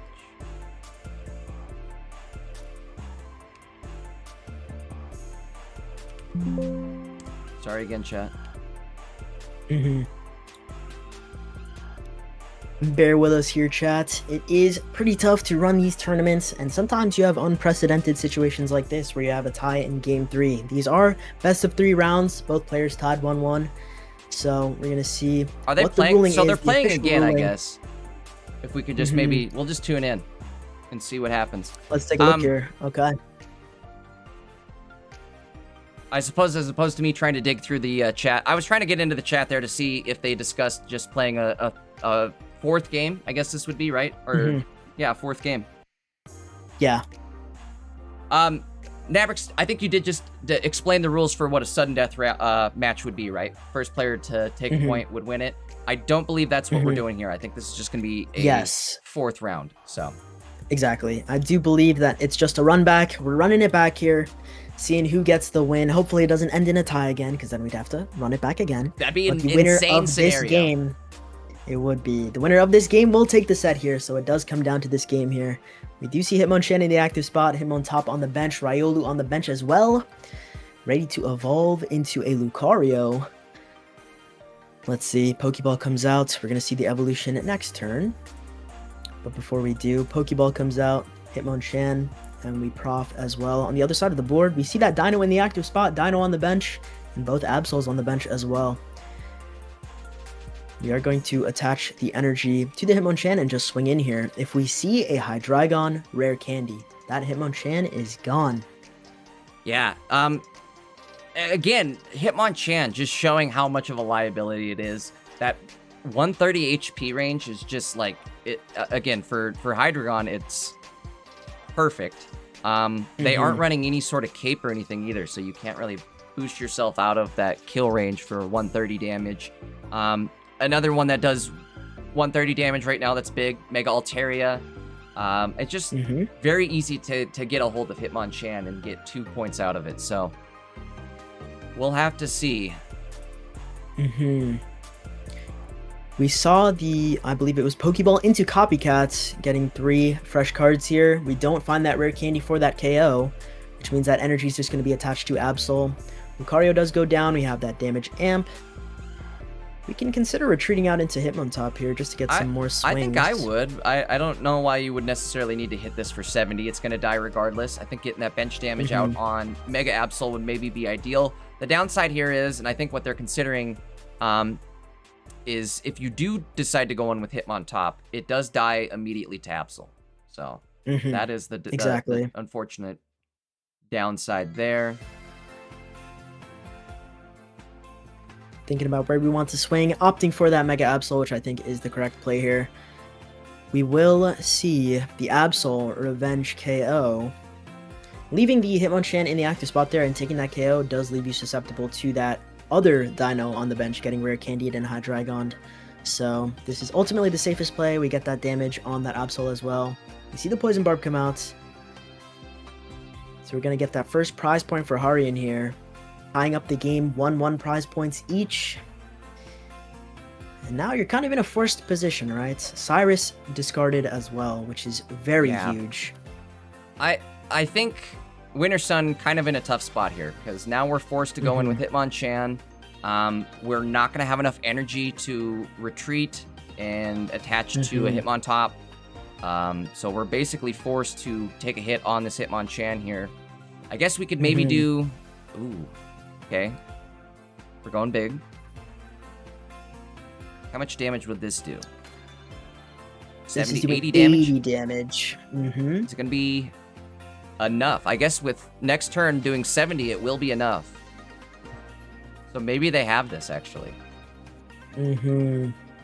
At this point, we're at the whims of fate. We have to pray to Arceus that we don't see a Rare Candy Hydreigon here, because it would just be game over. And in fact, Hydreigon is able to KO every Mon here on the board. Doesn't look like we have it. Cyrus was discarded, as you did mention, which means that we are safe with our Absol on the bench.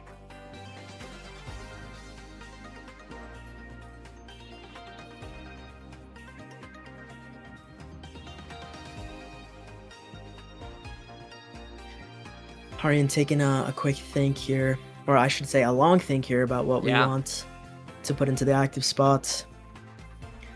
The Winter Sun does run Repel and Sabrina. Repel doesn't work on Hydreigon because it is an evolution, but it would work on the Baby Absol. You could potentially see that. Poison Barb, very nice. Retreating out into that Baby Absol, X-Speed use as well, preserving energy. So no Rare Candy Hydreigon.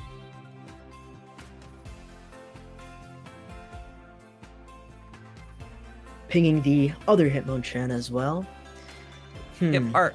I'm about to say Hitmonsun. Winter Sun does run 2 Geos, but unfortunately they did not top deck the other one. I was gonna say there is a possibility where they could kill this Absol with another Geo. But this is actually a good play, I guess. You're gonna get rid of the Dino and set yourself up for 2 prize points. So now, again, Winter Sun all of a sudden crept into... And this is such a weird deck. It seems like it's not going to work on paper, but then all of a sudden, you're able to kind of find a way, right? The Sabrina's very clutch here. We need to retreat out. Okay, so what happened there, we need to retreat out. The Sabrina, very clutch. We're getting the Dino off the board, so there's no Hydreigon to worry about. We did need to retreat out, though, so that we don't take Poison Tick, plus Nihilego, plus Absol for that KO. Right. So we're retreating out here, which is very nice. And now, Absol coming to the active spot. We're gonna see the swing. We don't have heals. Crazy. I think... Is this game? Oh, we do have PCL, heals. Okay. We do find the PCL, which is very nice. So now, even if there is double Riolu, we're only swinging for 90 damage. We're 10 HP short. And the Absol on the bench could take it. I think that's game over, actually. That is game over. We're not doing enough damage, and the Absol is able to KO. Wow. Wow. That was so back and forth. I didn't know who was going to take it. Congrats to Harian for taking that one. Very, very close.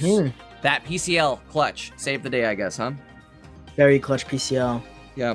Didn't see that coming. I think we've got another match already ready for us. So let's take a look here. Alrighty. Let's take a look. It's in the Discord. Change in plan. Skip barbecue. Go to Prodigy. Okay, let's do that. Sounds good. Game Prodigy versus Haito here, right? I believe that's who we're going for here. Are they in the Discord? Let's take a look. Prodigy right at the top there. Right above us. Yep. Meet you there.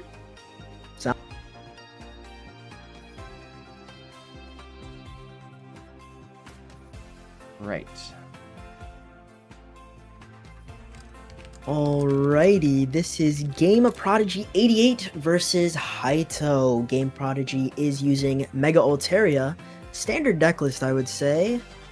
I believe we did see this, a similar build to this yesterday.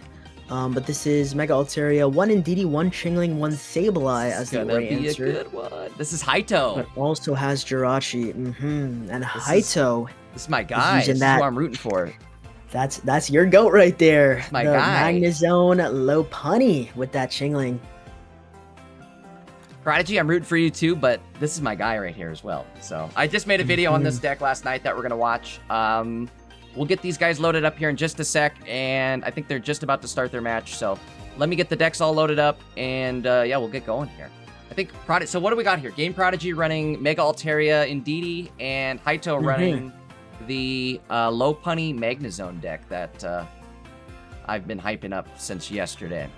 So that's exactly right. Game Prodigy here is opting for a Sableye for an Ori answer, which is not typically standard, and is running 1 Jirachi, 1 Indeedee, 1 Chingling. We do have Baby Altaria as well.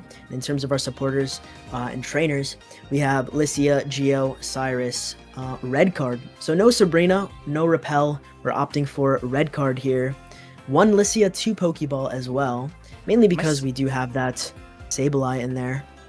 Am I seeing things right on the Mega Altaria deck? Are they running Sableye? Is that what you just said? Crazy. That Sableye is making a return. I think with the rise of all the Lightning lists and the Oricorios, it's nice to have it. Me personally, I think, and I guess I can speak for the previous format, not so much this one. In previous formats, I think it was better to just run Baby Altaria as your Ori answer, but it definitely would suck when you queue into Mag Ori and you just can't find it. But I think the idea behind it, in my opinion, is what I would advocate for, is you're committing energy to Swablu anyways, and you can choose to pivot into Mega Altaria or Baby Altaria. As opposed to Sableye, you're committing the energy to it specifically for that Ori answer. It doesn't really come into play unless it's an Ori matchup, and it's nice to have that second Ori answer, but proving to be very effective here for Prodigy, making it all the way here to the top cut. Give me so just we'll a see sec how it here. goes. I'm gonna yell at him in Discord and see if we can get him to start. Sounds good. Hey Prodigy, it's Jade Ankus and Navrix. I'm not sure if you can hear us, but if you are able to, you can go ahead and start streaming your gameplay. We were hoping to watch your game next, so whenever you guys are ready, go ahead and start streaming, and good luck in the next round. Okay, I hope he heard me there. There we go. All Works right, every time. there it is. Looks like the players are queuing in, and we are getting into this top 16 round, ladies and gentlemen. Oh my goodness, we're moving fast here. Yeah. Top 16 already. Holy moly. So let's see how this matchup goes. It is that Lopunny Magnezone running 1 Chingling, which is important. I don't think a lot of the other Lopunny Magnezone lists that we saw were running that one of Chingling, but we do have it here. Doesn't really come into play here where you don't have rare candies. We have double Pokeballs, and there is red card as well, so the Chingling does prevent that. But we'll I do think the goes. Chingling addition is a good thing. I think having that like turn 1, something to help you out with turn 1 is good. The 50 HP Magnemite can attack, so if you don't draw into anything, you're kind of dead. And even if you do draw into Magnemite, sometimes you're still dead. So it's kind of nice being able to have that Chingling to retreat back into at least, and at least give you a wall. I'm almost thinking maybe 2 babies on a deck like that, just so you have more wall ability. I don't know. That was my problem, is I found that even if I did get my Magneton, sometimes I was just getting sniped out before it even mattered. Yeah, I think going first is definitely a problem for Mega Lopunny lists in general. One thing that I was trying to consider, because usual standard deck list is like Lucario, Hitmontop, but I think some players were opting for Tyrogue instead, just so that they have that option for when they're going first. So let's see, getting into the game here, we have Sableye up front in the active spot. With the Rocky Helmet on it, we have Rocky Helmet on a Swablu on the bench as well, and Jirachi placed down on the other side of the board. We see that Chingling. We see that Chingling starting off with it.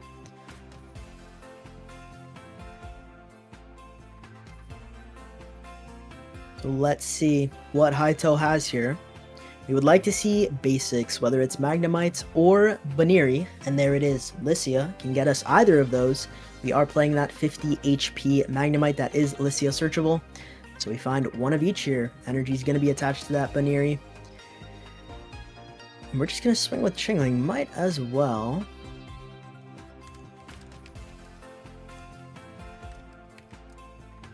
Alrighty. There is Rocky Helmet on that Sableye, bringing that Chingling down to 10 HP.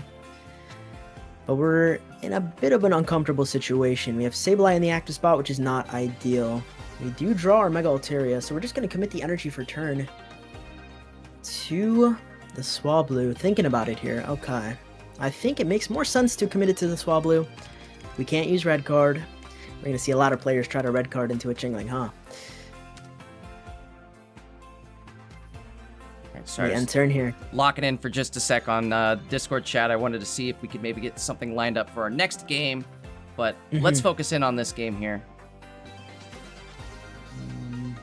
Alrighty, Magneton does come out. No Clement needed to find that Magneton. It is online. We see our second Lycia used. This Sableye kind of working as just a tank with the helmet here, huh? Yeah. Okay, so we Lycia'd and it was dead, which means that Baniri is in hand. We find the evolution for the Lopunny as well, and just ending turn. We don't want to self-KO this Chingling here.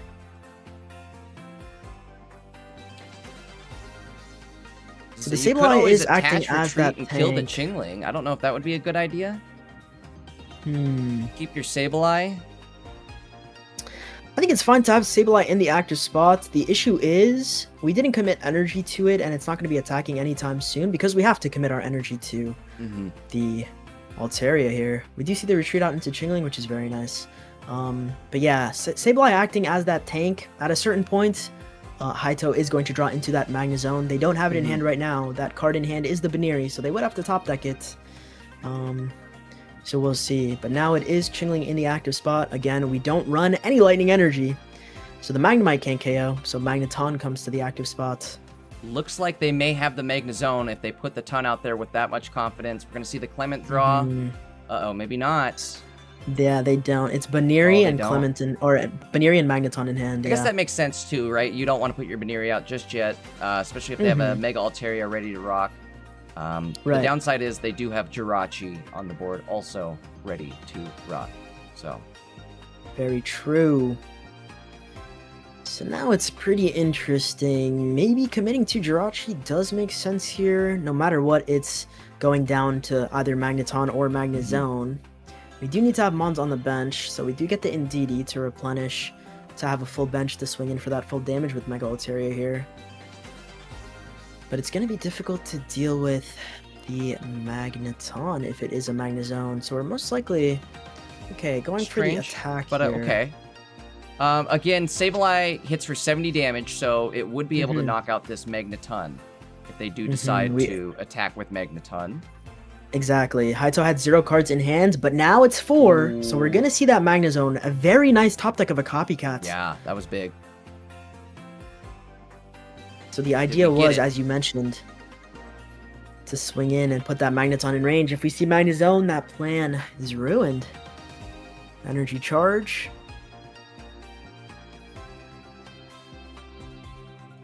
Charging up both Magnetons here. All that energy. Do we see the Magnezone? We do. There it is. Ooh.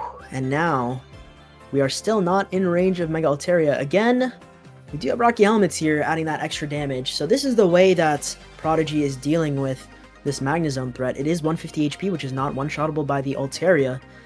But if it's swinging into some Rocky Helmets, it's suffering some damage. Exactly. Puts it into that kill range for the Mega Altaria. However, oh no, I guess they do have an Indeedee in hand. I was going to say, Prodigy is going to have to find another Pokemon to put on the bench. I didn't see that was an Indeedee right there.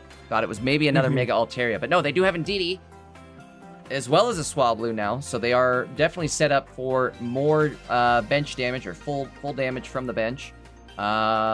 Including a Giovanni. Oh, I forgot about the Geo. Hey. There's the Geo. Well, that'll be enough then to knock out this Magnezone. Did Haito happen to draw into their second Magnezone? Let's find out. 4 cards left. Uh-oh, they're going big bunny mode. They said, let's do it. We do have both bunnies ready with the energy to attack. So going straight into it. Yeah, so the Chingling, also true. With that Geo, able to take that KO. But now we have bunnies to deal with here. If they do swing in for a lot, their max damage output right now is 180. If they flip that double heads, so... Yeah, they got 1 card left in the deck, too, so a Cyrus is inevitable at this point. Coming down to the flips. Here we go. Uh-oh. Uh-oh. Uh-oh. Okay. We got 1. And we do have the Confuse effect on Mega Altaria. Rocky Helmet damage comes in, 170 HP. We are confused. But we're 100 HP here. 1 coin flip is again 90, and the Magnet Zone swings in for 90. So we're most likely just going to retreat out and swing. We find Cyrus here.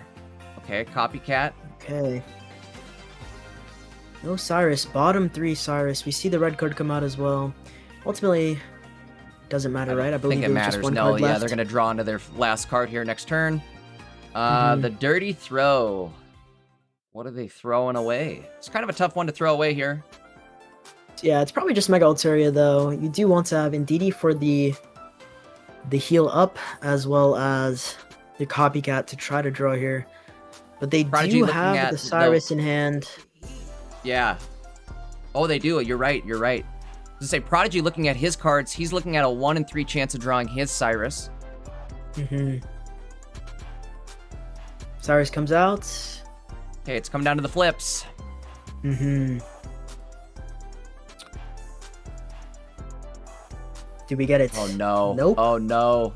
All right, we got lives 1. with 10 HP, man. Oh my goodness. If we top deck a Cyrus here, it's going to be painful. The good news is, though, they do have to, I think, attack through this confusion. That's the only way they're going to be able to do enough damage to kill. Ooh. Okay, so the Sableye does do weakness damage, though, so it would have been able to KO if we drew that Cyrus. Oh, you're right. You're right. You're right. I forgot about the weakness damage. Sableye doing 90 instead of just the 70. Exactly.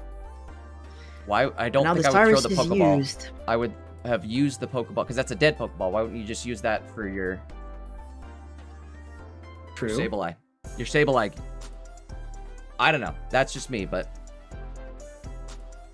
Now we're forced to throw away another good one. Over, though. The Cyrus was used. We don't get the KO, and that means that the Altaria is sitting pretty on the bench. You're right. You're right. Unless Magna... No, because Magna Zone can't get the kill. You're right, with the helmet. Dang. Rough game 1. Going to Prodigy here. Because we see that swing. The Rocky Helmet damage does put it in 130 range. Even then, we have the Cyrus in hand, so we could have just Cyrused up one of those bunnies there. Both sitting at 80 HP on the bench. So regardless, it took us a while. It took us literally to the bottom of our deck to find that Cyrus, but in the end, didn't bite us too much in the butt here. We're able to just swing in and get that dub.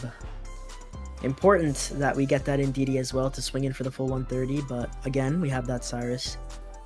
Nice. There we go. Every card used. And the discards. Yeah. The proper discards used. Coming in. That was a great match, regardless of my deck not winning there. But good first round to Prodigy. Moving into game number 2 here. Shouldn't say first round. First game. Let's see it.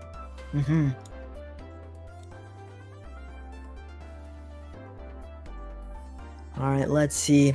As the players get ready for that next game, they'll take the information that they got from that game 1, apply it to this game here.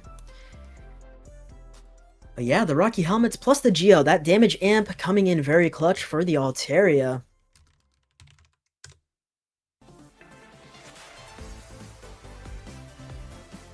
We'll see as they go into game 2 here how the tides shift. Kaito is going to have to come back 2 games in a row to stay alive. We'll see if we can make it happen. Prodigy starting, I think, first with Swablu. Yes, Swablu in the active. Getting some nice draws here. We have Lissia and Pokeball in hand, plus that Rocky Helmet that we can apply, which is nice, because it means Chingling has to be a little scared of swinging in. The first swing will come in, but the second one would KO it. So we're going to place here Rocky Helmet, Swablu going down. I would assume that we're holding that slot and not placing the Chingling, but just keeping the Indeedee, thinking about it.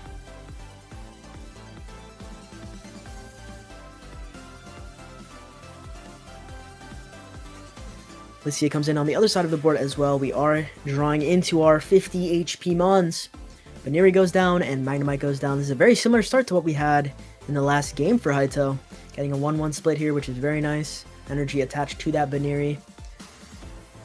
Chingling swinging in on this Swablu, taking that Rocky Helmet damage. Of course, the Chingling damage is just healed up by the Indeedee. And These again, helmets are where MVP for Prodigy. This is kind of crazy how much work they're putting in. A spot where we might want to red card, but unfortunately we can't. Oh, he tried. Of course. Said, let me do it. Chingling comes in, we swing. Item lock on the other side of the board. It's very nice that we were able to hold on to that Chingling, ultimately getting that KO. And putting the item lock on. So now, one thing that I, again, this weakness with this deck that I was kind of mentioning earlier too, that Magnemite can't attack, so you can't take out this Chingling. You have to come in with your Baneri, and the only way you're doing any damage with Baneri really is by putting in the low funny. So that is unfortunate downside here. I guess one good thing would be that Prodigy doesn't have any energy on the board, so we can't necessarily attack with anything.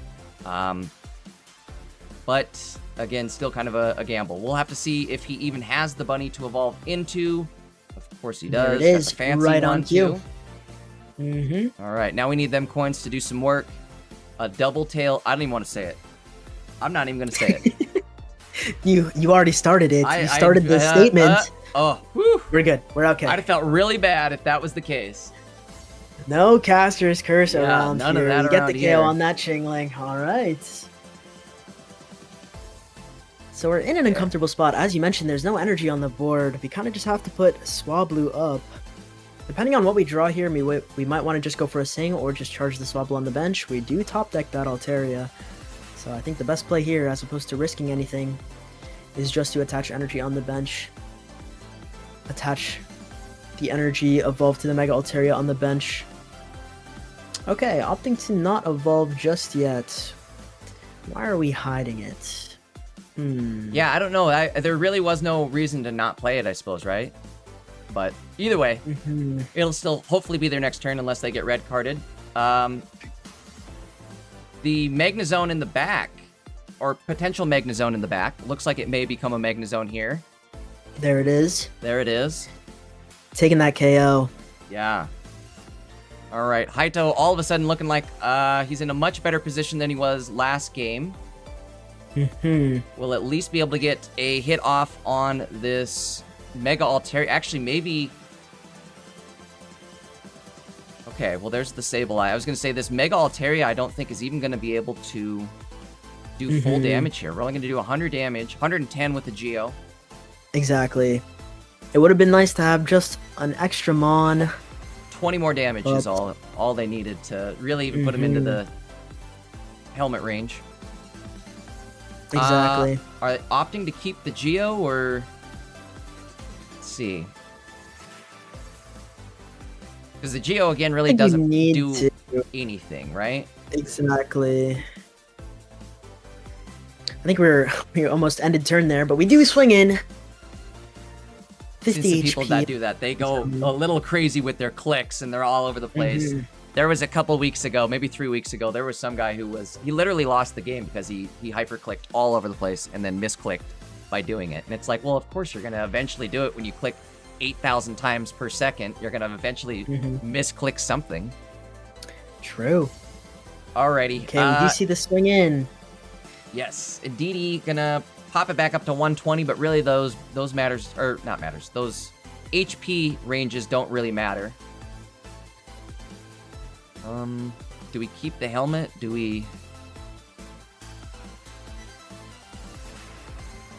choosing to charge the Indeedee here makes a lot of sense. We do swing in for, with 2 energy on a Mega Lopunny, it would be 110 damage if I'm not mistaken, because it's 90 plus weakness. Yes.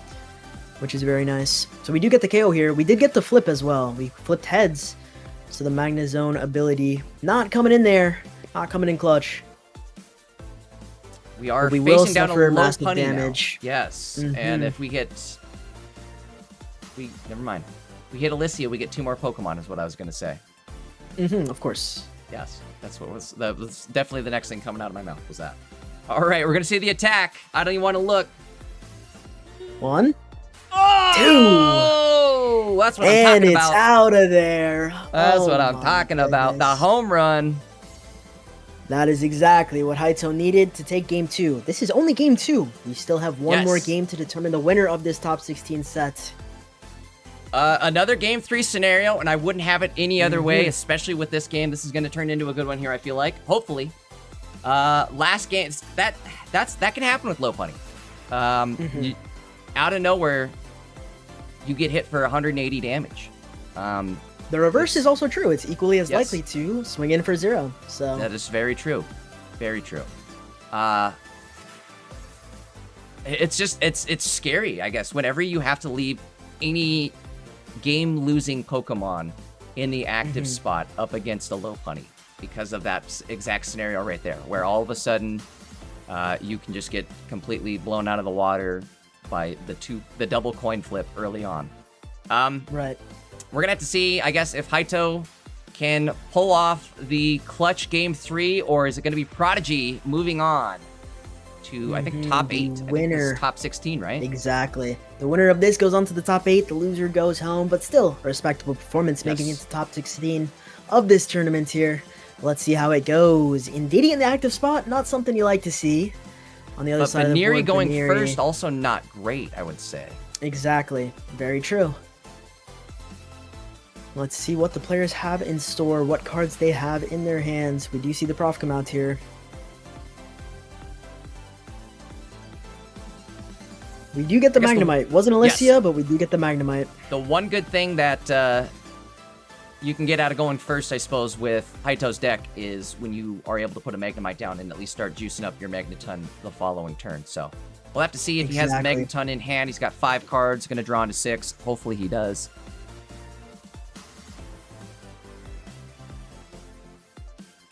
Full board on Prodigy's end. Yeah, it's nice that we got that Licia off and the Pokeball as well. Full board, ready to start evolving those Swablues.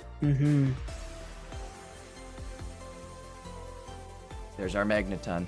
All right. Classic.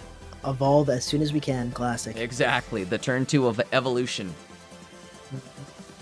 Chilling does go down here. Ooh, that's big. Now, are they deciding? I was gonna say it would otherwise just be throwing your Veneri away, but they're gonna retreat back into the Chingling, throw the Clement as well. Get those cards in your hand. Energy attached to the Indeedee is interesting as well because it allows you to retreat if you want to, but the Indeedee can just swing in here as well, KOing the Chingling.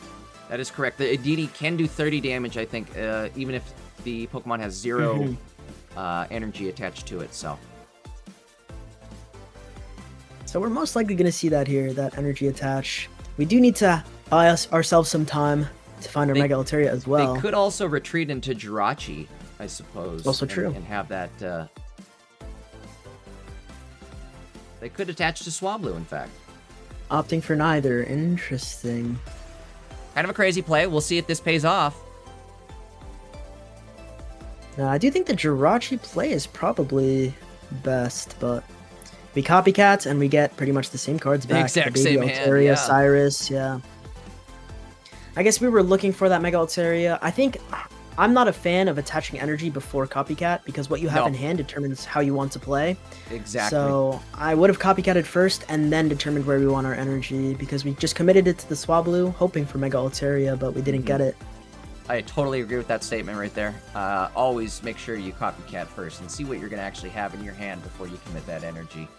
We are going to see the Magnezone come out. Confuse effect going up on Indeedee. But if Indeedee decides to attack, how much damage would this do? 90 damage? Is that right? Plus 30, 120, I think? 120. It would do 120.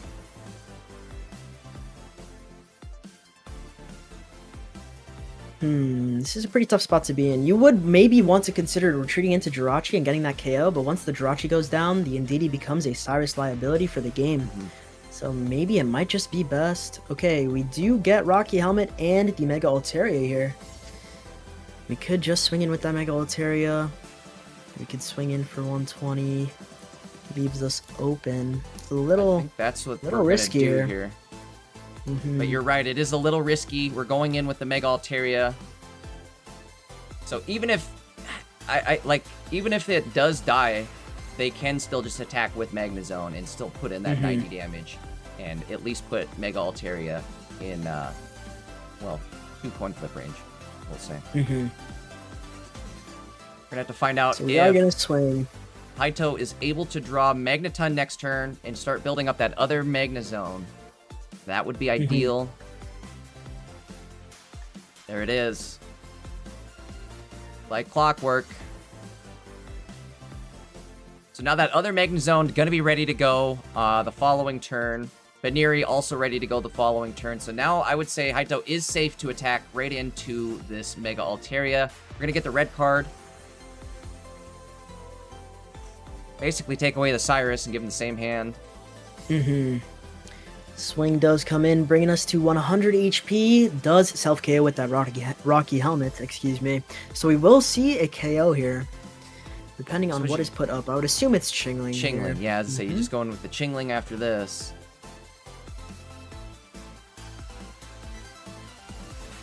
We can retreat out, take the KO with the Jirachi. We could also decide to ping with Jirachi.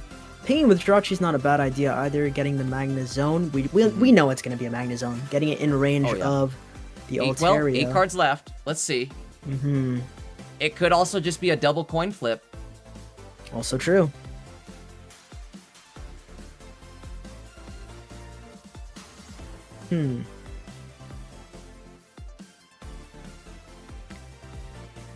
I would assume it's retreat out into Jirachi here.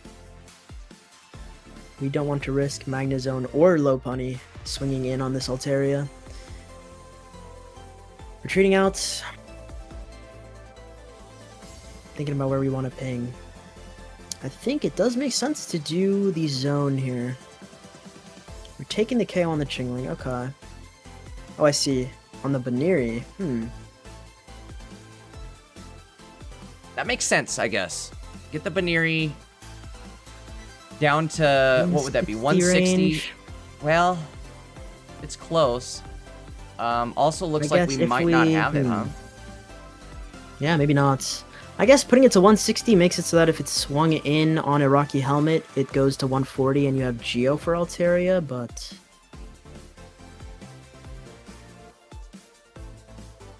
Yeah, they do have the Geo play on Altaria as well, so that's always something scary to consider. Kind of a tough spot if you're Haito here. Doesn't look like you're going to be able to attack with the other Magnezone this turn, unless he's just doing his happy dance right now. And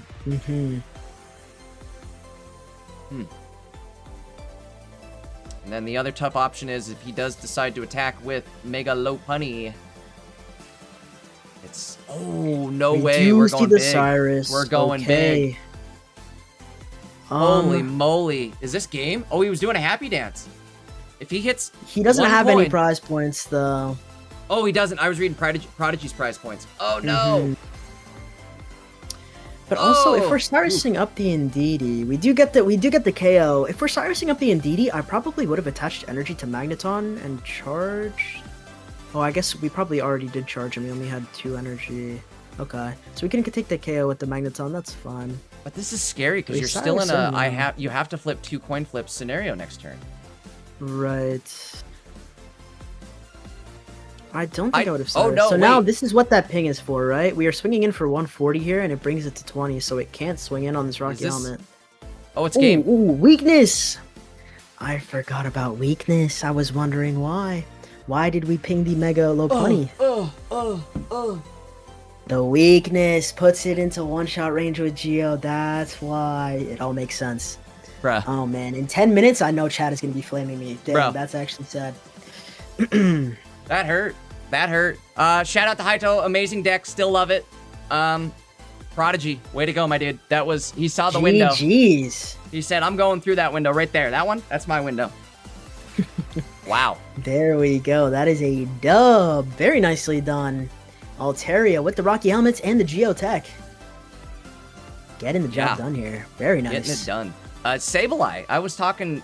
Well, kind of talking smack. I was skeptical of him at the beginning of the round there, but maybe I should hold my skepticism to myself, I guess. All right, let's look at the next possible match we've got lined up. I think it's Robs and Outlaw. Let's Alrighty. take a look here. Outlaw.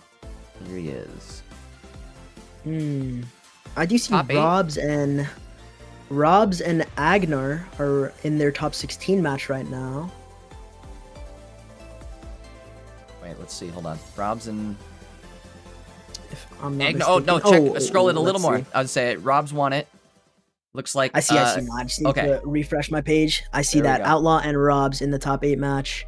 It looks like all of the top 8, almost all of the top 8 matches are going. There's still one more top 16 round between Harian and a Spiku Ninja player. I apologize. I can't read the name. It is a Japanese name.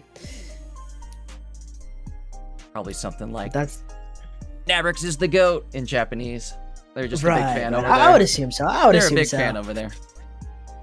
But yeah, that's that last top 16 match. The winner of that will verse Claudia. But in the meantime, we can hop into this Outlaw and Rob's top 8 match. Yes. Top 8, ladies and gentlemen. Oh my goodness. We started with over 1,000 competitors, and it's been whittled down to just 8. We're at a single-digit number. We're approaching the crowning of a new champion. But we got the top 8 to get through first here. I'll let you pick. What point of view are we watching? Jolteon or Hydreigon? Ooh, let's go Jolteon. Jolteon? That's what I was thinking too. Good pick. Mm-hmm. All right, So so let's that see, is Outlaw. Outlaw. Yes. Mm-hmm.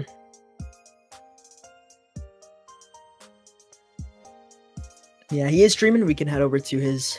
Oh, perfect. I Channel forgot about there. that part too. Let's drop down there. Alrighty.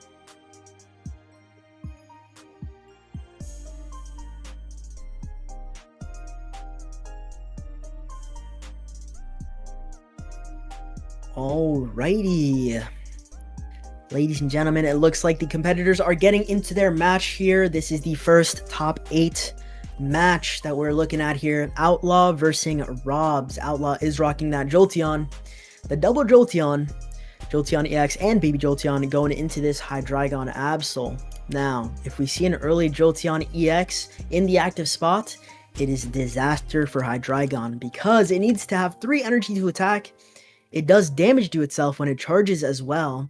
So if you're using just the ability, it deals 70 damage to itself, 30 from the ability plus 20 damage per energy attach. So it brings it from 150 to 80 HP. If you're adding another energy onto that, it brings it to 60 HP. So the Jolteon early on, a Jolteon EX in the active spot is just bad news.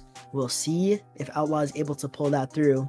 His list does feature 1 Oricorio and 2 Zeraora, and just has 1 of that beginning Bolt Jolteon as well for some quick damage.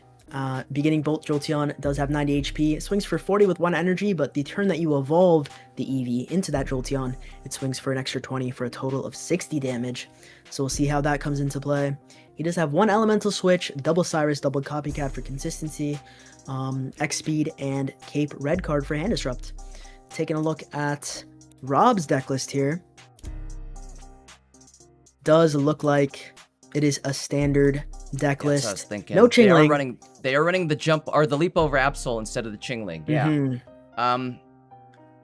Oh, I was just brain fart on what I was gonna say. I was gonna jump into something you were just commenting on. That's all right. It'll come to me in a sec. In the meantime, the game has just started. Take a look here at Alrighty. the gameplay. We do see Zeraora on Outlaw's end. Rob starting with Dino. Zeraora in the active spot. Honestly, not bad at all. Plus, we do have energy advantage and that Thunderclap Flash ability for that extra energy. So it could be very nice. Now again, it is Dino on the other side of the board going first. There's always that possibility for a rare candy Hydreigon. And we currently have 5 cards in hand. We're going to draw for turn and have 6. We could just see a Hydreigon instantly. And it would be bad the news. upset.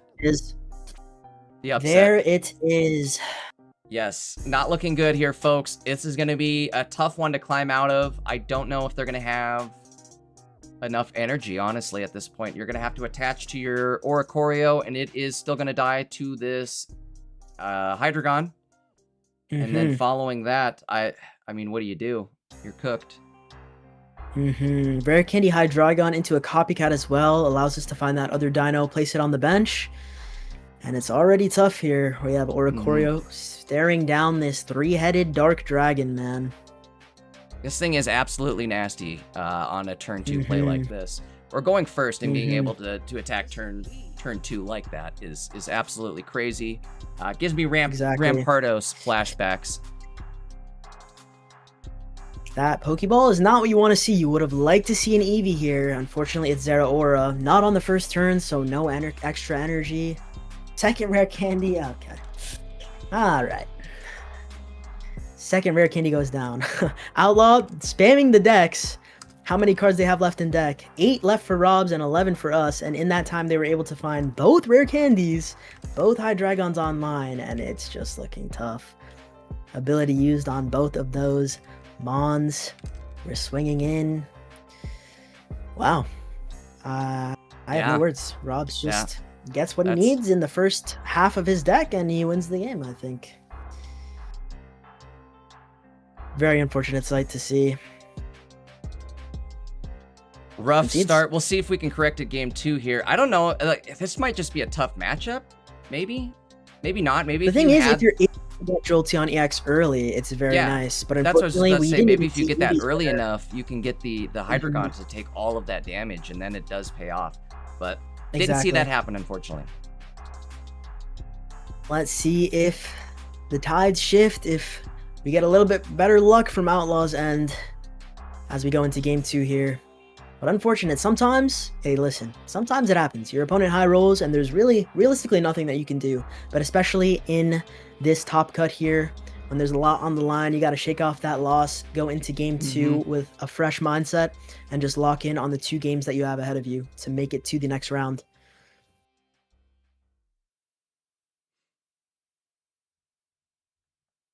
Right, Rob's taking just a sec. He's doing his happy dance. There we go.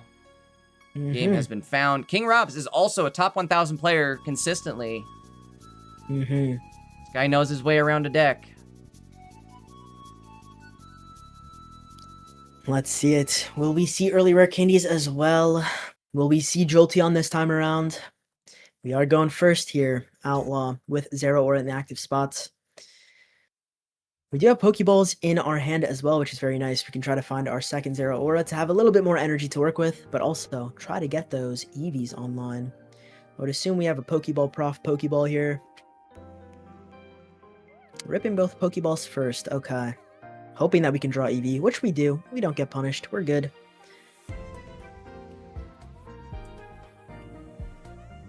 Oricorio goes down as well. Unfortunately, Hydreigon just preys on these Oris, but we gotta hope that we don't see the Ori ASAP. Okay, this is very nice. We have the beginning Bolt Jolteon in hand, which means that with the evolution, we are able to swing in for 60. Yes. If we don't see any Mons, that's just the game. We see the cape to prevent it from happening, though. Okay. It's not going to be a quick and easy KO. Swings in.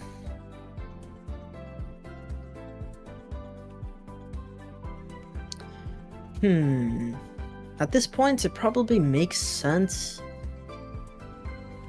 to evolve to the Jolteon and commit the energy to it.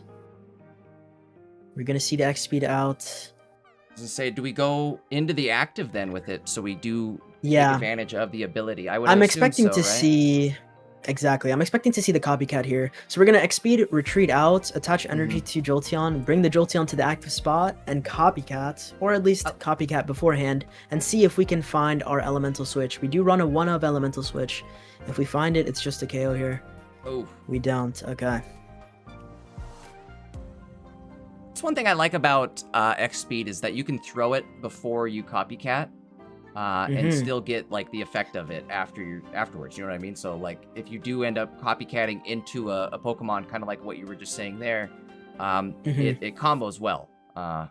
Exactly. But it's not like rare candy where unfortunately you have to have the candy in hand as well as the Pokemon that you want to evolve to that turn. I don't know. It'd be interesting if you could just use the candy. And then it was like for the rest of your turn, if you come across a Pokemon that you want to evolve, you can. So that way it would work with Copycat. It would be really too strong if that was the case, I think. But I think so as well, yeah. Yeah. It'd be fun. We did have the option last turn, by the way, to retreat into the Eevee and evolve to the beginning Bolt Jolteon, but that one energy would be committed to that beginning Bolt Jolteon. I think the better play was made to put the Jolteon EX into the active spot so that if more energy is attached, it will be suffering damage. I agree with that as well. We might be in an uncomfortable spot here. Okay, we do find the rare candy, but again, if we want to attack, we need to use the ability, which would do a lot of damage to us. 70 damage total. 70? How's it 70? Because you're taking 30 damage from the ability activation and then 20 damage per energy attached with Jolteon in the active spot. Oh, you're right. I forgot about the 30 damage originally. So we suffer the 70 damage here, go down to 100. Guessing they're choosing to not attach that energy on the front one, but they're going to attach on the bench, and the ability's still going to go off. What's crazy is the timer's still running down while that ability's going. Ooh, that got close. We do see the swing, and all the energy is gone, which means that we are in a very uncomfortable spot. It's very sad that it was Baby Absol, exactly, because we're going to see the swing in from the Jolteon, leaving it at 20 HP, the Hydreigon, the opposing Hydreigon. And it's Baby Absol on the bench, so we can't even KO. And they can't really retreat into anything either. I think this might be game here, unfortunately. Well, they could stall, I guess, right? They don't have to attach their energy and sacrifice themselves. Exactly. It would be nice to find another Mon here, but again, you gotta attach that energy, and this Jolteon EX is being very annoying in the active spot with that ability. Do they even have anything to attach to? That's another question. I don't know if they drew anything. They do only have 2 cards in hand. The Cyrus coming out. Very nice. We see the Cyrus. We're going to see the attack and the KO. The Cyrus is very nice because it allows the Absol to KO that Jolteon. Okay, I like it. They still Unfortunately, if we don't have any other basics, if we don't have any other basics, we do lose the game here, unfortunately, because we have beginning bolts. Jolteon. That'll be game. Very unfortunate. Very unfortunate. It was the best we could. It was a valiant effort as well. We got that KO, but it looks like Outlaw, after the bad luck in game 1, is able to take a game 2 dub. Beginning Bolt Jolteon evolves, does extra damage, not just 40, it does 60, and that Absol is 60 health because of the energy attach from Jolteon the previous turn. Very nice. Alrighty, we're moving into our famed game 3. It's the name of the game this week is Game 3. We're moving along pretty fast though, considering we're hitting game 3s. Definitely. Let's see it though. Who is gonna get into the top 4 here? Shout out to Outlaw too for running the Jolteon deck. This is kind of a cool deck. Exactly. At least it's a little something different as opposed to just the Hydreigon. Nothing wrong with that, but it's something different. Exactly. I was just about to say, will it be Robs that we see with that Absol Hydreigon, or will it be Outlaw representing the Jolteon? The Jolteon fans are happy to see this performance here. Let's see if Outlaw can continue it, win this game, and move on. It comes down to this game here. Game 3. I'm going to go through the quick top 8 right now. We have 2 Hydreigon Absols, Outlaw with the Jolteon deck. We've got a Mega Altaria Greninja, a Magnezone Absol, an Altaria Indeedee, a Hydreigon Absol, and then a Whimsicott Ariados. That is going to be our top 8 here, folks. Kind of a decent spread, I would say. Definitely. No low punnies in the We're list. seeing, true. The low punnies are gone, unfortunately. We did see a lot of dominance in the most recent tournaments. The coin flips were in their favor, but unfortunately, not this time around. Hopping into this game here, we see Zero Aura in the active spot. On the other side of the board, it's Baby Absol up front, Mega Absol on the bench, and a Dino on the bench as well. We're just passing turn here after a Copycat. Getting some value out of that Copycat too. Full Art Prof used. Awesome. Not using the non-Full Art Prof. I like that. Pokeball comes out. We get Ori here. Could have potentially swung in with Beginning Bolt Jolteon early on as well because we have the X-Speed in hand, but unfortunately it is not an Eevee.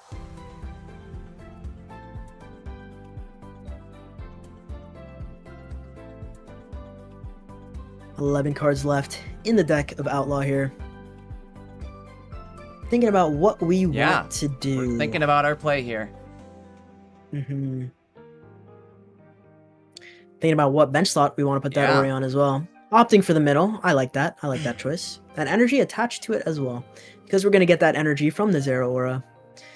I think we were considering if we wanted to place it down because we have Baby Absol inactive and it bench snipes, but yeah, go ahead, sorry. Oh, I was going to say, I'm going to make one small observation, totally unrelated to what you were talking about anywho.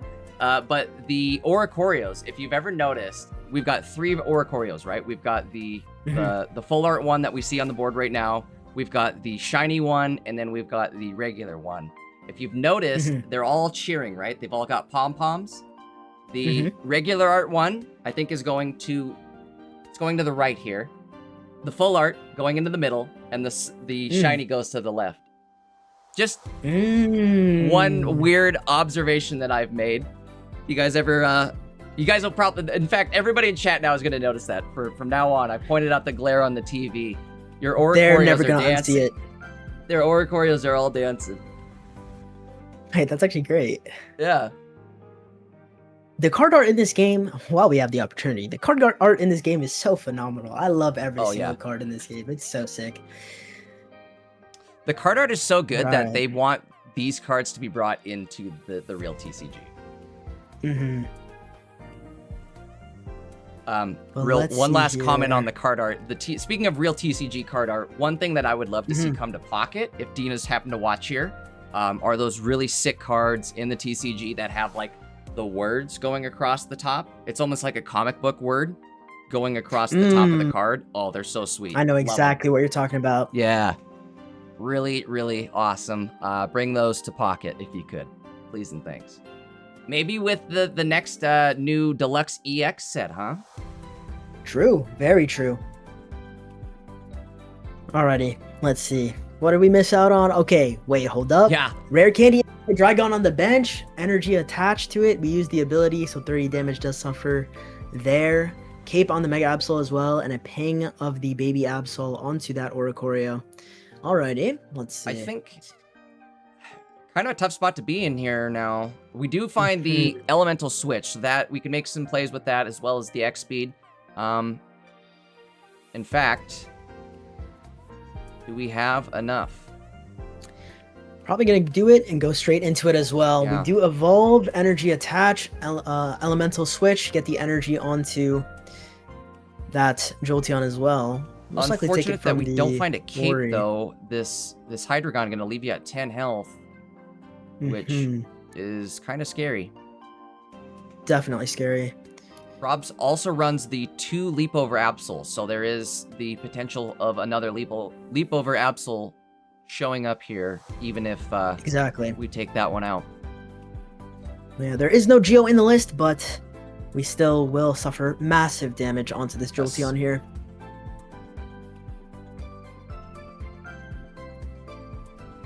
On the reverse side of things attached- here, I think for Hydreigon, yeah, I think that's what you were just trying to do, right, is the math. If we attach, oh, there's an Indeedee. Okay. So the Indeedee is nice because it does counteract the energy attachment damage. Rob's going crazy. Of just one energy, of course. Outlaw slamming that deck. He says, give me my card. I need it. I don't even know what card he's looking for right now, but he He's looking for something. Okay, energy attached, which means 70 damage does occur to that Hydreigon in the back. Bringing it down to 80 HP. I would assume this means we're okay. We are using the ability, and we're going to Whoa. choose to attach energy to the Absol on the bench here. Because assuming that we didn't, I guess we had the Indeedee, we would have healed back up to 120. We get swung in for 80, but then we're 40 HP, right? So no matter what, this front Hydreigon is just going to go down. Might as well use the ability on it. Yeah, so that we're able to attach energy to the Absol and have it set up. But yeah, without attacking, on King Rob's turn, that Jolteon did, what, 20, 40, 60, 80, 100 damage overall across the board? Yeah, and then it attacked for another 80, right? 180 damage in one turn, not terrible. Now where do you go, though? Now you're kind of stuck, huh? Yeah, now it's a bit of an interesting spot here. You could evolve to the other Jolteon, beginning bolt Jolteon and take the KO. Yeah, and then your other Jolteon's just one shot away. Exactly. I don't know. Like I said, kind of a tough spot to be in. I don't know if you maybe copycat and just say, forget it. I'm sacking the active spot Jolteon, and I'm gonna try to go for the. Oh my gosh. I don't know what that play was about. The end turn. If anything, maybe go with like Zeraora at least. I don't understand what the point of that was. I mean, I guess even if we're using the ability, we're guaranteed our KO because even with Indeedee heal, it is 70, which is that magic number. Where if we use the ability, it gets KO'd. So we're just stalling for an extra turn. But so like ultimately, it's the same thing, right? Yeah, I would say that's why these types of decks I think do well, like these Jolteon decks do well even, is because it forces you to do the math. Where, I mean, obviously right there, you're going to die when you do the Hydreigon ability plus all the damage you're taking from Jolteon. But some of those numbers, it gets real close to like, hey, am I going to make it? Plus the Indeedee heals. So you're doing like a lot of subtraction and addition each turn. And I don't know, I feel like people sometimes just miss the number. That Lopunny game, I think we both kind of missed the fact that Lopunny was going to get smacked for the full 160. I thought he was living with 20 health. All right, so now we see the Mega Absol come in and take the KO. It does suck that it's your big Mega that you're putting in just to KO a 10 HP Mon, but we do got to get that KO out of there. And let's see what we get here. I would assume that we have Eevee in the active spot. We're hoping to find the other... I think it has to be the other Jolteon, right? Or it's game. And we don't get it, exactly. Very tough. They could put the Oricorio in, but then, of course, you can just fall back into the Hydreigon, and that would be the third prize point for Robs. That, unfortunately, is game here. We Cyrus in, we at beginning bolt, we hit for 60, it's 20 HP. You can just attach energy and take the KO. Not to mention Indeedee's on the board. We needed to find that Jolteon, unfortunately. Jolteon EX, I should say, specifically. Well, hold on, wait a sec. So he kills this. Just not enough he here. can heal and win. Yeah. Yeah. I was thinking. And he doesn't even need to use he doesn't even need to use the ability, right? He could just attach energy and attack. So that is the game. Do we see the BM? Do we see the ability usage anyways? Hold up. Nah. Okay. No. Okay. All right. And swing in, and that is the game. Congrats to Robs. We will see him moving on. Outlaw, great performance. I was rooting for you. That Jolteon deck, awesome deck. Working pretty well against these mons that need to slap on a whole bunch of energy to do anything. So, again, shout out to Outlaw. We will see you next week, I'm sure. In the meantime, congratulations on the top 8, Outlaw. You did great. In the meantime, I think we've got one lined up here. Let's see. So the other top 8 match that did conclude. Yeah, we can take a look at Marco versus Prodigy or Claudia versus the Japanese player. At this The point, other top 8 match that we did miss out on, Zozo89 did take a dub over Evan D, so Zozo is moving on to the top 4, which is that Whimsicott Perfect. Ariados player. Yes. Yeah, the Whimsicott Ariados player. That definitely sounds interesting. Let's see. I don't know. I think the judges were trying to hold some matches for us at this point. So let me see if they have one lined up.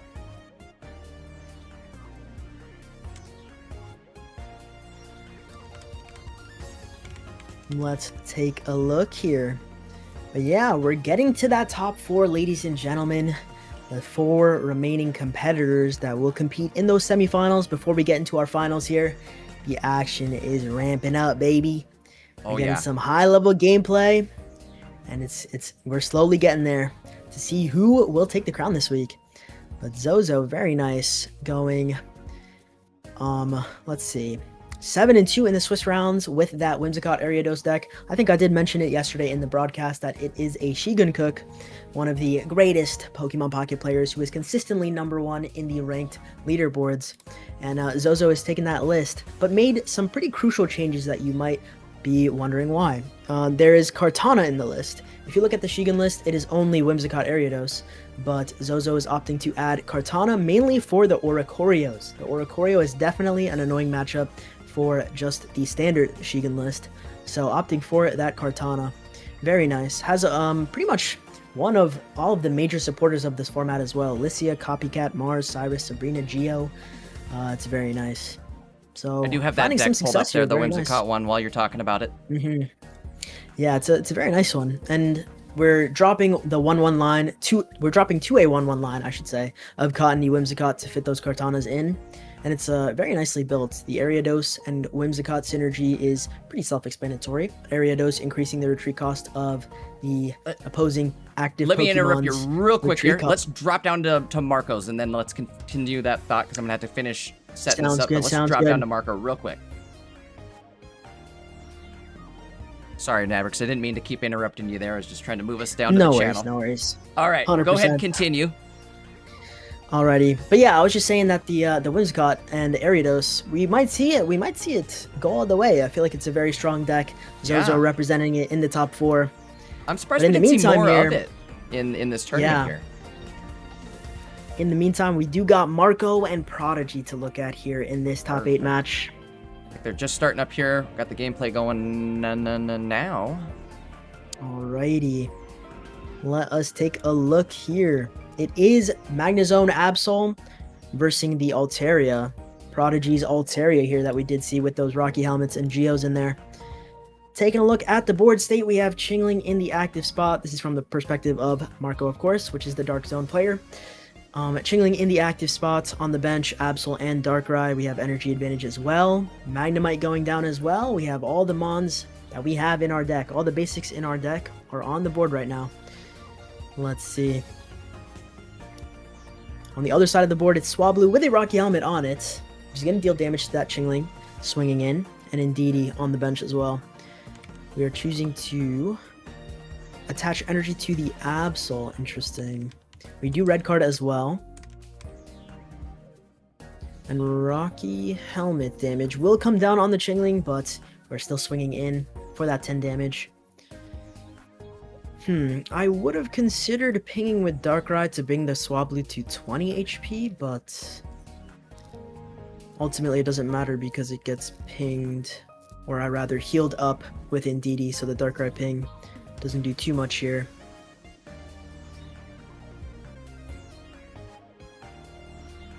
Okay, second Swablu placed on the bench. I would assume that. See where the energy goes here, I suppose. Yeah. Yeah.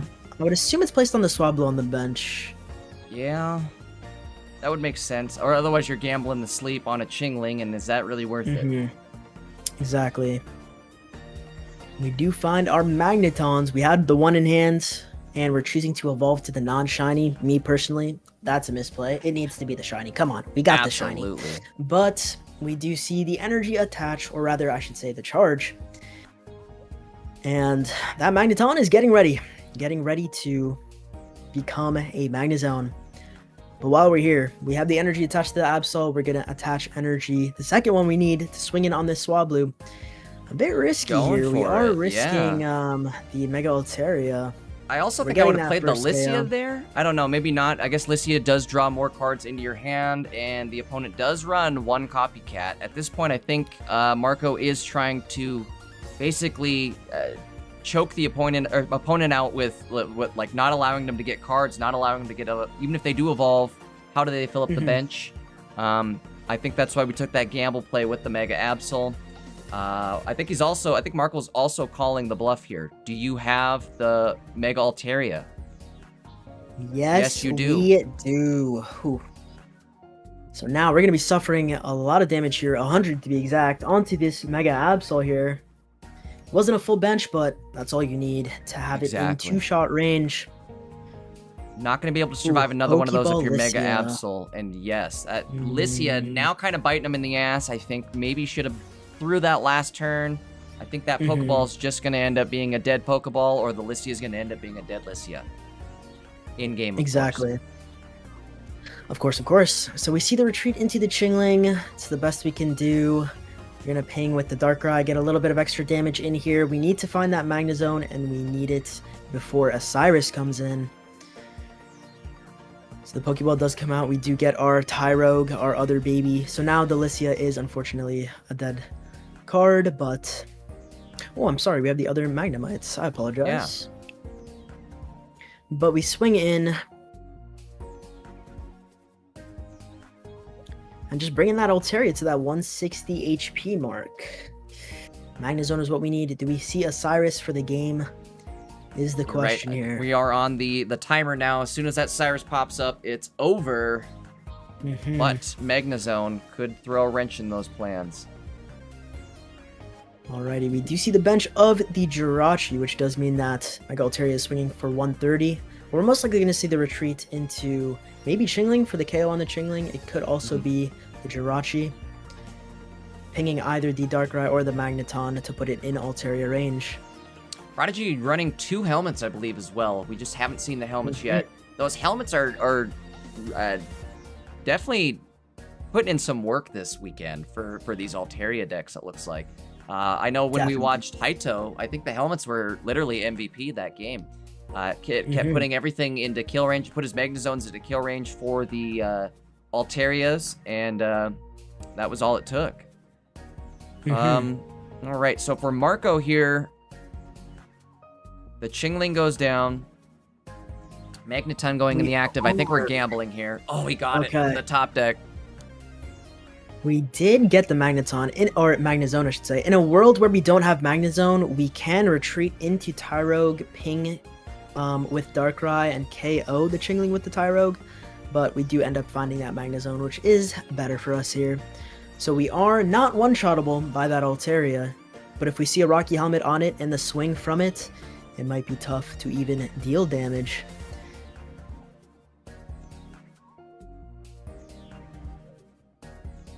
It is nice that we have that Magnemite down, though. The bench slot saved for it because we do have the Magneton in hand. So we are swinging in here, taking the second prize point of the game. Prodigy still with that 1 prize point. If we come in with Mega Altaria with a Rocky Helmet, you could see that swing in. But the ping and swing damage of that Magnezone is assuredly going to be coming in here. Marco with the reminder. Getting a little WhatsApp call. Little WhatsApp call. Hold up. That can wait. We got a top. Hold on for a minute. Exactly. To win here. That's funny. Rocky Helmet does go down, and we are going to swing for 130, assuming that we have another Mon on the bench as well. We don't. Retreat out, energy attach, and swing in with Jirachi. We do have 1 prize point to work with here, so we're just going to swing in. Okay. This is allowing... I guess just swinging in on the Absol, but... yeah. So this does allow the other Magneton to at least get started up. I don't know if it's necessarily going to make a difference, but it may, I guess. Maybe not. I don't know why I would have just used the Jirachi to swing in on the Magnezone here because it's going to get revenge KO'd. And now it doesn't deal enough damage. That was 3 I guess points. It's game. I lost count of my points. I did as well. Why did we retreat? Prodigy lost count of the points as well. Yeah. Huh. Hmm. All right, well, game 1 going to Marco. No, I'm sorry. Yeah, game 1 going to Marco. Just marked it wrong on the stream. Wow, I didn't even bat an eye. The retreat into Jirachi, I was like, yeah, for sure. Yeah, But I no, thought we for need sure to we had stay another in with prize point to Altaria, work with. I don't know what I was thinking there. Yeah. But yeah, hey, that's a dub. I guess we have to stay in with the Mega Altaria, but then we're suffering the damage as well. Ultimately, it will be pretty bad news for us, but that is game 1. We got game 2 and 3 to work with here. Give me just a sec here, guys. As soon as I get loaded into the next game, I will pop it back up on stream. In the meantime, I guess maybe we could do a quick little shout out. Guys, if you aren't familiar, we are joined today by the 2-time champ, Nabrix, right above me. Again, he has won Pocket Mads twice. He's one of the best players in the world. Nabrix, what are you doing? You stream on Twitch, right? I do stream on Twitch. I stream at twitch.tv/Nabrix_. The underscore is important. Don't forget it. Where I regularly participate in tournaments and rank grinds. When ranked is in the game, of course. Gotta wait until January 9th for that. Yes. But yeah, if you want to see Pokemon Pocket content for me, you can check me out there. All right. Looks like the game just starting up here, so let's get back into the game.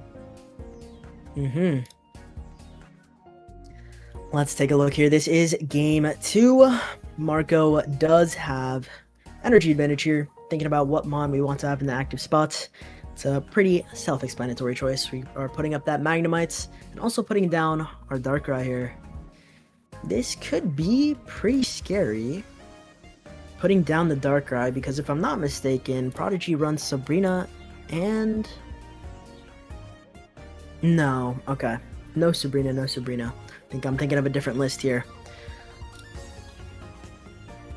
So the Darkrai is safe on the bench there, giving less copycat value to what could be coming out from Prodigy here. We do see Jirachi and Sableye placed on the bench as well.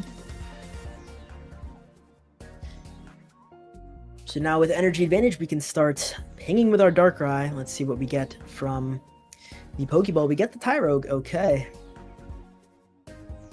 Honestly, with the Swablu up top in the active spot with no energy, we have the energy advantage. It's probably fine to just retreat out. It's a shame that Swablu doesn't have... Well, I suppose. Since Swablu doesn't have the fighting type weakness like most normal type mons do. Swablu, since it's, I guess, technically flying, it counts as a lightning weakness. Exactly.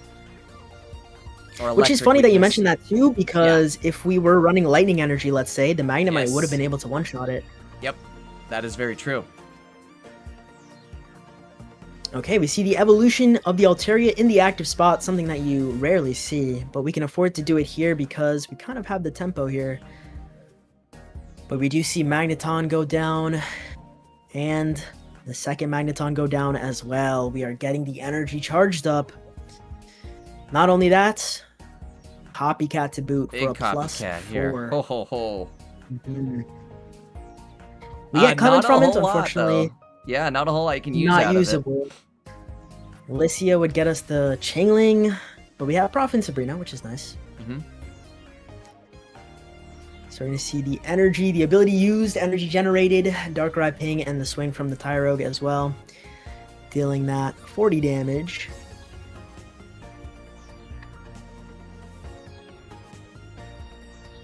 Alrighty. Tyrogue definitely putting in some work 60 here. damage total suffered here.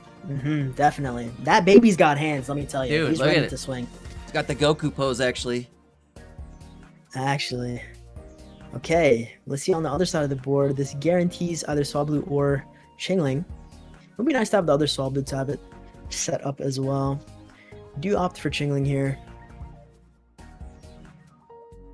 Red card comes out as well, just in case there were any Magna Zones in that hand. We know that there wasn't, and now there are. Now there is.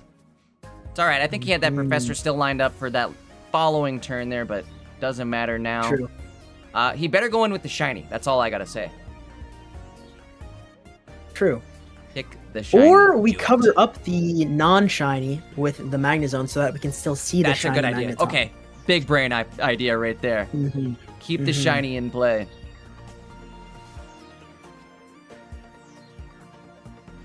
Or Or not. or we just evolve both. We'll see. I don't think it makes sense to evolve both here though, because you do want to generate one more energy. That's on what I the was thinking too. magneton, Maybe generate one more energy so the you can following get turn. Exactly. It definitely, the reason you want to do that too, guys, again, sorry, I didn't mean to cut Navrix off, but the reason you want to generate that energy, the following turn, then you can have Darkrai, or you can attach to Darkrai to get that extra 20 damage ping. We are going to see the Pseudo-Confuse. Yeah, would have been nice to have that extra ping here, just get a little bit more extra damage, but unfortunately we needed that energy on the Magnezone to start swinging. So now we see the retreat. No Cyrus in hand. We're probably going to see just a swing in on that Darkrai. Do we still have... we do have a Cyrus on Marco's end still, though, right? We do. Or Sabrina. I think we'd still probably want to get rid of the Jirachi first, though. This thing's pretty annoying. It also just put your Darkrai down into kill range. Exactly. The scary part is here, getting that Darkrai Cyrus up to the active spot. Taking the KO on the Jirachi does guarantee that there would need to be an extra basic on the board, and then the Cyrus to KO.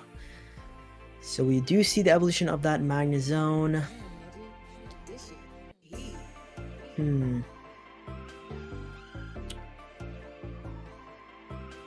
I think we want to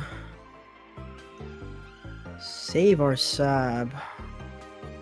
I guess it wouldn't really matter. Everything on the board is currently KO'able by that Magnezone. So we just gotta dodge the Cyrus this turn and the other basic. Having a large hand here doesn't matter as much because a Copycat isn't as lethal as that Cyrus, assuming that there is that extra basic. If there is no extra basic, the Altaria is only swinging in for 100 HP and Darkrai lives with 10. This does give us the option to power up the Absol at least a little bit this round, since the Darkrai chip would just go to waste anywho. Actually, is this it? Following round? Yeah, this is game. If we don't do something about it, I suppose. Exactly. Every mon on the board is KO'able by that Magnezone, so if there is no basic plus Cyrus here to KO that Darkrai, it is game over for Prodigy here. Uh-oh, he's going in too with Mega Ult. I think Prodigy might be saying, hey, this is it. I'm going big. With the speed of this play, 100% he has it. There it is. Oh, he has it. No way. Okay. That is the game. Okay. Wait, was that game 2 for Prodigy? That is game 2 for Prodigy. We are going into a game 3. Oh, okay. Okay. I had that backwards. I almost thought that was Prodigy again, because I think I had Prodigy flip-flop from the other time when we were watching him. So I'm like, oh, wait, did he win again? Double wins? But no, this is game 3, like you were just saying. We had Marco win first game. Prodigy just won that second one. Another game 3. Exactly. Again, the theme of the weekend. All right, let's see. That's good. A lot of back and forth here. I like that. It definitely is nice to see that back and forth. At least putting up a fight, even if it's an unfavorable matchup, at least bringing it to a game 3 is a very honorable effort. So let's see. Game 3 time. Prodigy and Marco going in. Winner of this moves on to the top 4. And will face off against Robs, if I'm not mistaken. Yes, I think you're right.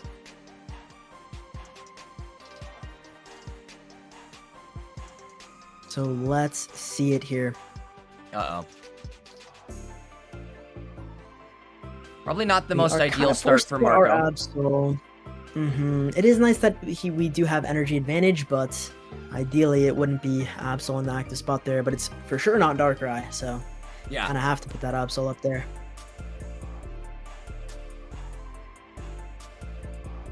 On the other side of the board, a Chingling. And that is our start of the game 3. Winner of this moves on to the top 4. Loser goes home. We'll see how it goes here. Comes down to this game.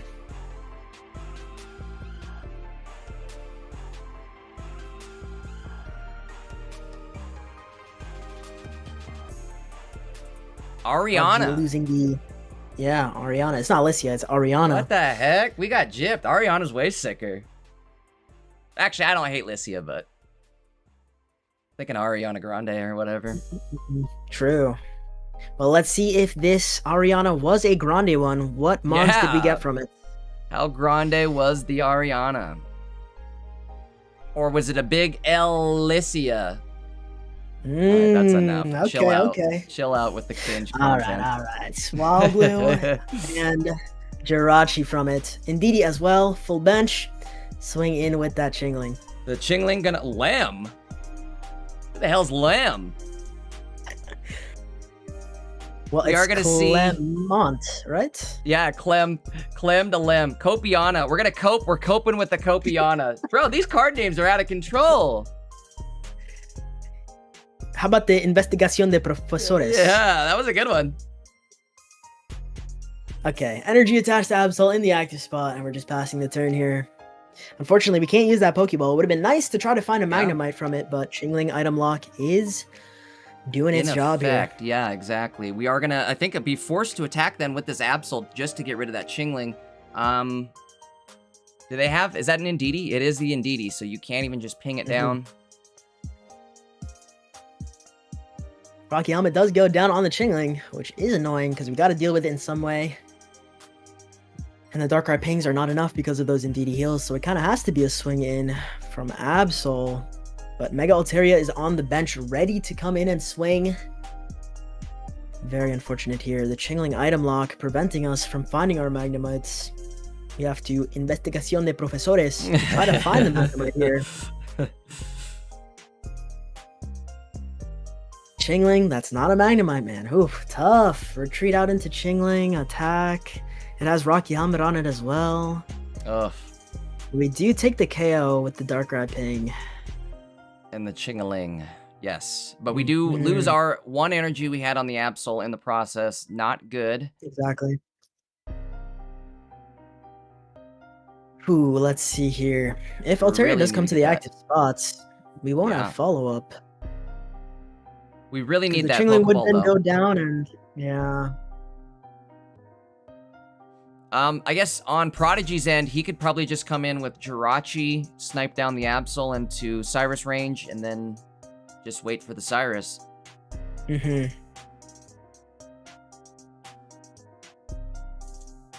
Yeah, very true. We don't run heals in the list here, so that hit onto that Absol, bringing it to 120 HP, would mean that it's perma 120 HP for the rest of the game. And 1 Cyrus is what's separating us from getting the dub there. Lamb showing back up. Pokeball does come out. Tyrogue, still no Magnemites, man. Tough. We aren't That is even able to definitely KO tough. this Jirachi in any way. I'm curious maybe how many cards are left in the deck at this point.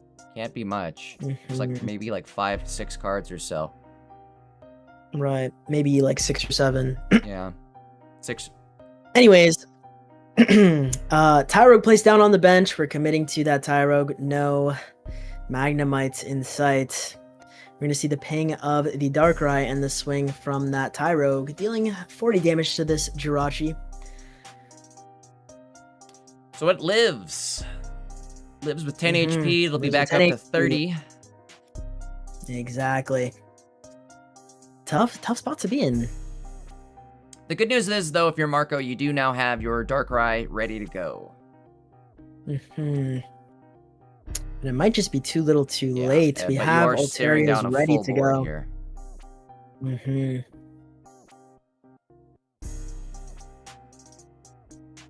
Copycat comes out for a +3, drawing even further into our deck. Seeing if we can find that Cyrus. We might have it in hand already. But still fighting here is Marco.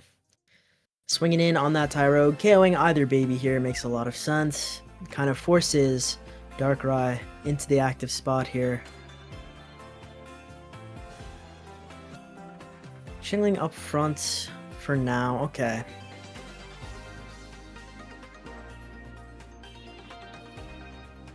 I mean, I guess worst case scenario, Darkrai ping plus the swing from the Jirachi, even though it is a self KO on the Jirachi, means that, or from the Chingling, means that the Jirachi would be going down, securing both players' first prize points. But the problem is the Altaria. There's no way to get around it. The Altaria is going to be the one swinging in first, and the only thing that can suffer that damage is the Darkrai. Finally, Magnemite placed down on the bench. Finally, we can try to get Magnezone going, but we don't run rare candy in this list. It's going to be a while until we get that Magnezone going. At least another turn. Or Timmy 2 turns. I don't know if I would put the energy on this Absol here. I think I would maybe actually put it on the Darkrai just so the following... Like, again, what are you going to do? You're not going to kill this? The thing is, taking the KO on the Jirachi means that Altaria is swinging in first on the Darkrai, which is just not good. So we're not swinging in with Jirachi here. I don't think we can afford to. But it also does mean that the Jirachi's staying alive and can still continue damage, assuming that Cyrus isn't already in the hand of Prodigy, ready to just take the game. So you don't think even if he were to attach to Darkrai, get the kill on Jirachi, but obviously you're going to lose your Chingling in the process, put Darkrai in the active, and then just try to stare down a... Oh, there it goes. Doesn't matter anyways. Yeah. There it goes. Because the problem is, even if like if you get that ping plus swing on the Jirachi with the Chingling, because it has the Rocky Helmet, the Chingling self-KOs, so you're forcing Darkrai into the active spot, which then it will just suffer a 100 or potentially 130 damage attack from the Altaria, which ultimately... It was looking pretty rough there. Yeah. Odds are, especially after that copycat the previous turn, drawing like a +4, +3 cards, odds are Cyrus was coming. So that is the game there. Well, Prodigy takes it. Congrats to Prodigy. Moves on to the top 4, 100%. Absolutely. And as well, congrats to Marco here, making it to the top 8. Indeed. Anybody that makes it this far definitely deserves a pat on the back. Definitely is an achievement to make it this far into the tournament. This was a big one, too. This was, I mean, there's extra rounds involved, too, so to make it this far, you had to go through the gauntlet. Definitely. I think we might even have another game lined up here. Let's take a look here. Who do we got? Claudia. Looks like Claudia's on deck. You want to hop up to Claudia's channel?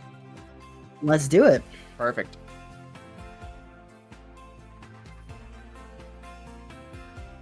So this is the final top 8 match. On the upper side of the bracket, we have Robs and Prodigy queued up for their top 4 match that we will be getting into after this one.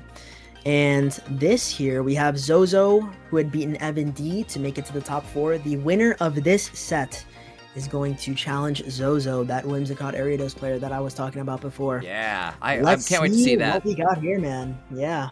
So this one, we've got a Greninja Mega Altaria against a Suicune Greninja deck list. Okay, I'm about it. Should be an interesting game. We really haven't seen much of this weekend. I think this is going to be our first Suicune Greninja game, honestly. Definitely. Suicune Greninja yesterday was the deck that I said would go all the way. Maybe. You did.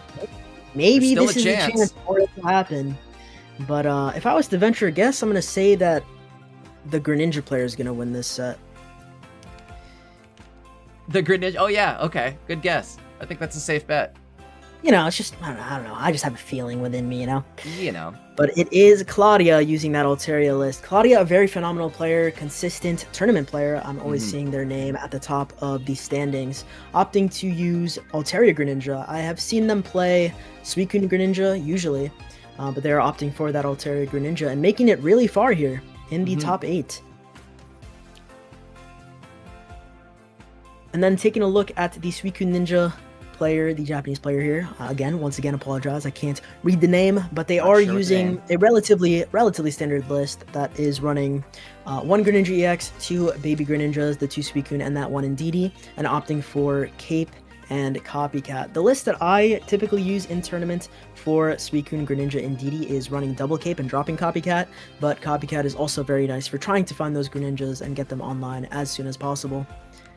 I do believe the Japanese player's name is Mogu. If I translated it correctly, it translates to Mogu. Got it. Mogu. He's gonna mog you. Oh wait, is it mog you? Maybe it's just mog you. Oh wait, he's mogging us. Oh no. Wait, hold up. Suicune Ninja mogging us? Nah, we can't allow this. No, that's all right. I mogged him back. Yeah, I will not be doing that. Had to hit my Anyways. mog. Looks like the players are getting into their game. They are queuing up. This is, once again, ladies and gentlemen, if you're just tuning in, the final top 8 match. Before we go into our top 4, we have a Suicune Ninja, the very controversial, infamous deck list we've seen in multiple formats up to this point. going off against the Altaria Ninja, the newer version of a Greninja list here. Also, very, very annoying to deal with. So let's see how this matchup goes. Looks like they're just now searching. As soon as the match starts here, we'll pop it up on the screen. I think it will be very annoying for Mogu to deal with Chinglings. Chingling is very effective against Suicune Ninja, mainly because you're obviously stopping that rare candy.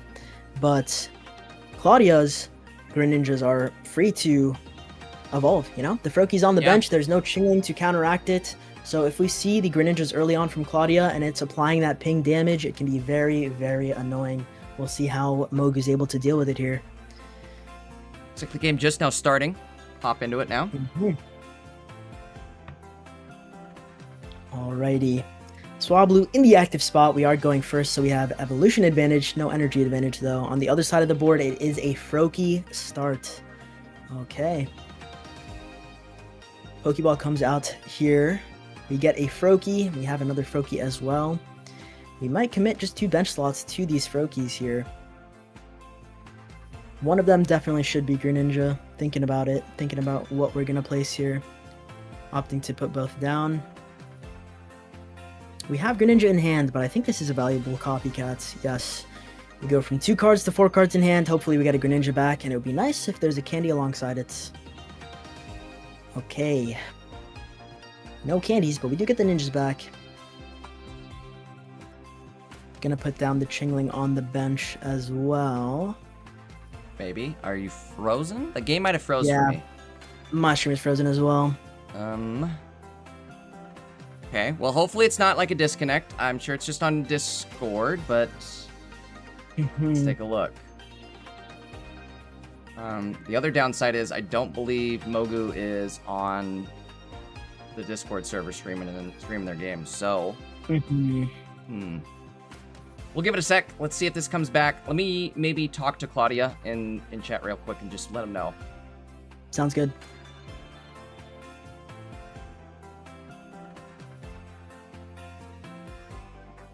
Hey, Claudia, it's Jay. Just letting you know the game cast froze over on Discord. Focus on winning the match, and then if you have a chance, maybe try to fix the stream on Discord if you can. But again, if it comes down to it, focus on winning the match first.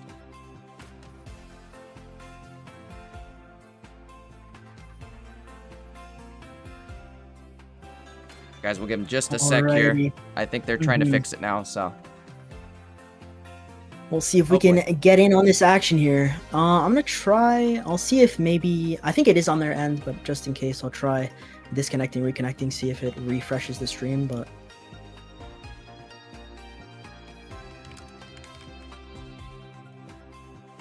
okay, there they go. It looks like they're hopefully dropping and restarting it. Let me close that window.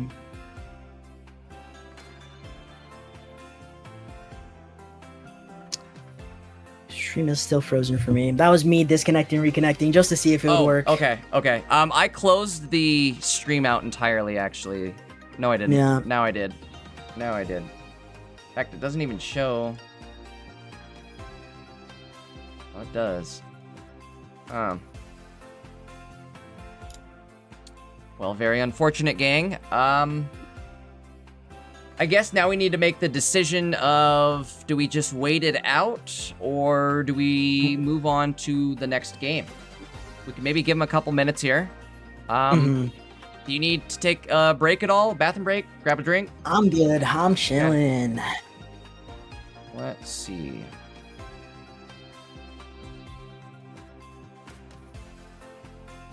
I don't know if we maybe give them the benefit of the doubt and just wait a sec, because they could be in their game. I did tell them to focus on the game. So maybe we give them another minute or two. I do hate that we have to have some dead air here in the meantime, but I guess... Let me see if we could maybe bring up like the standings. Yeah, we can take a look at how the bracket is right now. Okay, you want to take a look at the bracket? I got the standings up and standings as well. Standings is fun. Okay. Say standings, you can kind of see a little better as opposed to the bracket being all squished up there. Kind of hard to read. But the standings, I think everything past like top 8 is what we have already seen is still active here. Not even that top 5 or 4. Yeah, because that is the Claudia match versus Mogu is the last top 8 match. The winner of that is going to versus Zozo, the Ariados Whimsicott player, in their top 4 match. And then the other top 4 match is going to be Robs and Prodigy. Quick bit of lore, I suppose. I think one of the casters caught this. Prodigy and Robs ended up tying yesterday. So they're running it back today. I see. They went for a tie in their last round of Swiss yesterday. So this time around, you can't just go for any intentional draws. You got to go for the dub.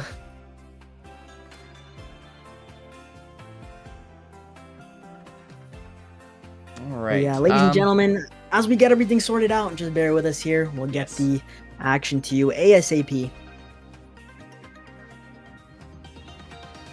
Unfortunately, it does look like I think Claudia might.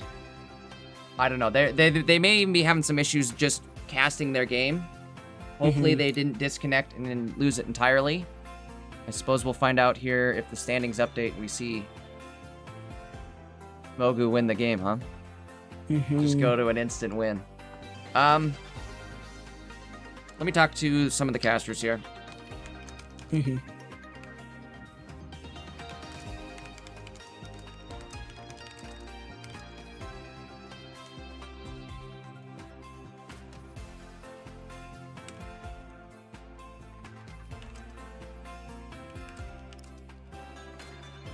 In the meantime, Nabrix, do you want to maybe like let them know again? I guess I know we just kind of were saying that you were streaming over on Twitch, but what do you got going on this month in December? I know you said you had something special going on for the whole month of December. Yeah.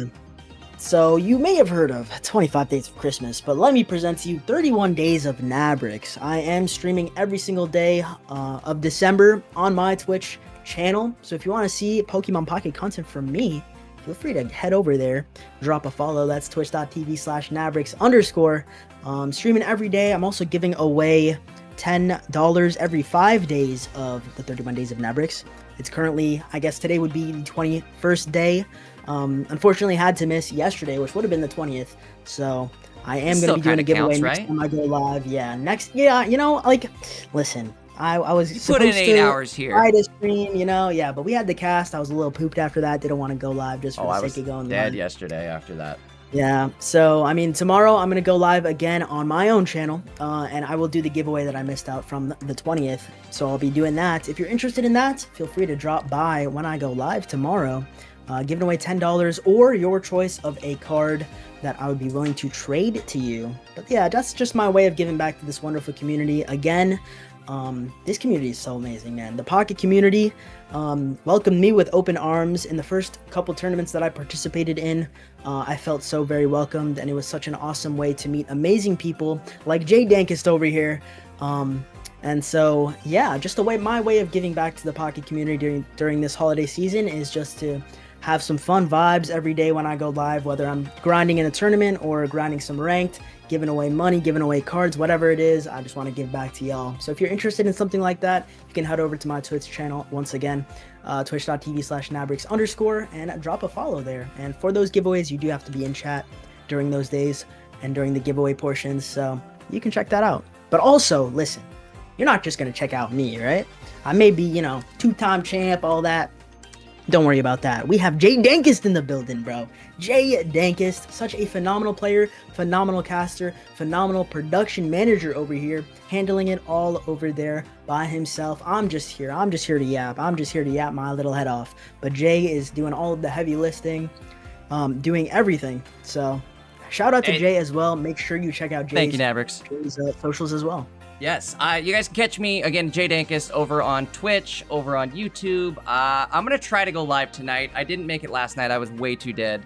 But I think I'm going to try to go live tonight. I'm way overdue for a live stream over on my channel. So if you guys aren't yet followed or subbed, I'm going to do a dual stream, both Twitch and YouTube. Head over to the Twitch, head over to the YouTube, drop a follow, drop a sub, and show up for the live streams. We have fun. So definitely come hang out. We're super interactive over there. Again, it'll be a good time. And go follow Nabrix as well. Again, he's doing his 31 days of Nabrix? 31 days of Nabrix. So go follow him. Go, he's one of the best players in the world, so why wouldn't you? But I think, actually, Nabrix, we are, I believe, going to move on to the next round here so we can get some gameplay going for the viewers. We're going to go back over to either Rob's or Prodigy. I think Prodigy running the Altaria deck. Did we? I'm trying to think if we watched Rob's point of view. I don't think we watched either one of these players' point of view yet. I don't think we did. I would like to tune into Prodigy's point of view, if you don't mind. Yep. Nope. Absolutely. Let's do it. Sounds good.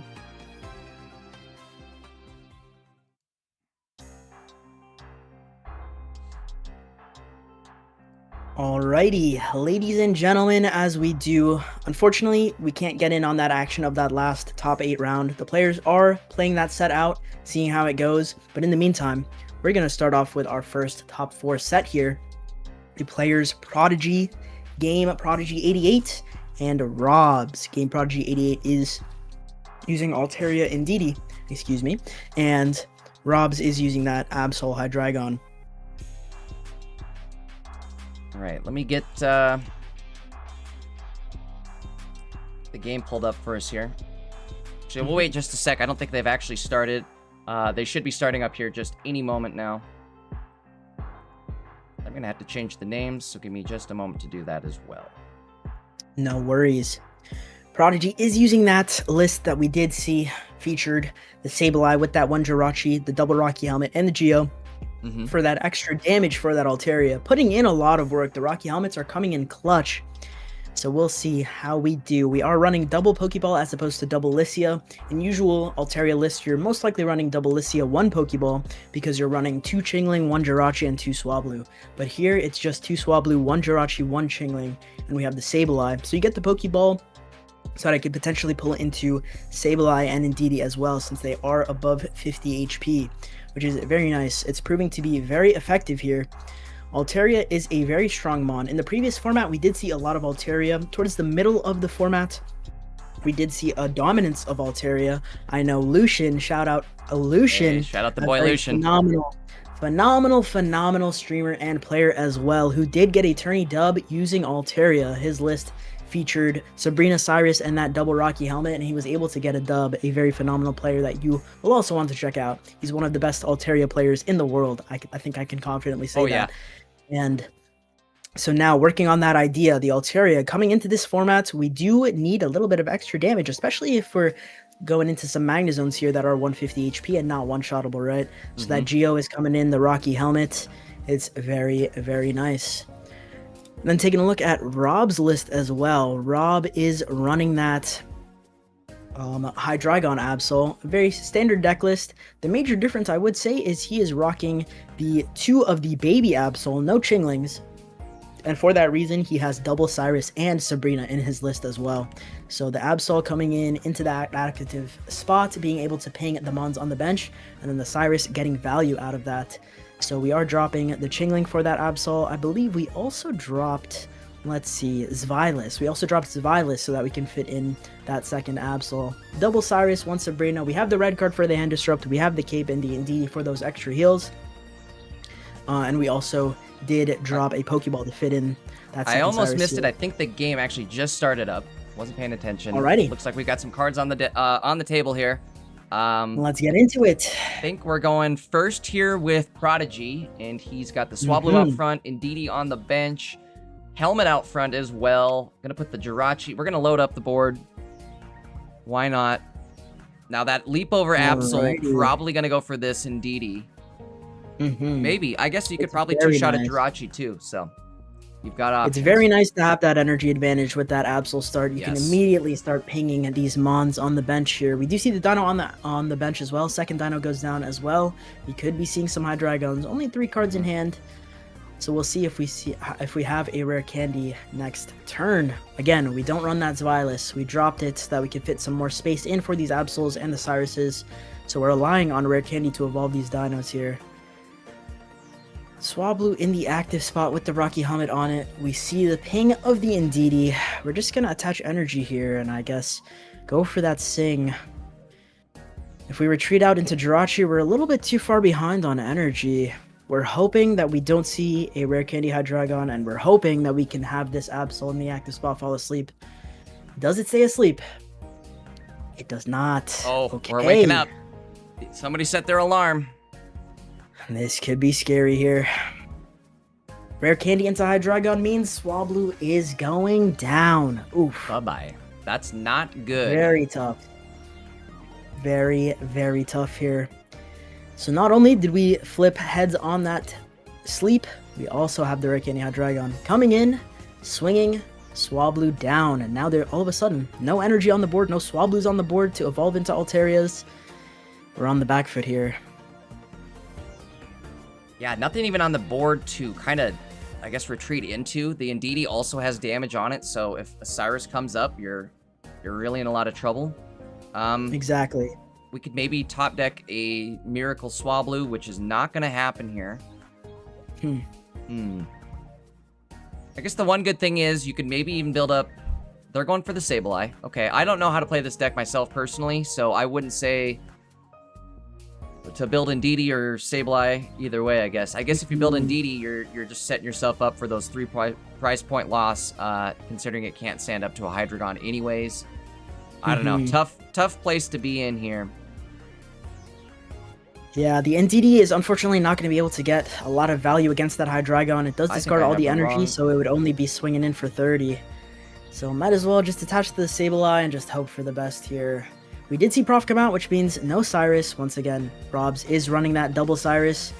Odds are we're going to draw into it at some point and have the KO on the Indeedee. Very, very unfortunate spot to be in for Prodigy here. The thing is, if we're attaching the energy to the Hydreigon, KOing this Jirachi, we do take that Rocky Helmet damage, putting us to 80 HP. Not one-shottable by Sableye, but it means that we would be self-KOing. So I think the better plan... Okay, we do see the cape come out onto the Mega Absol here.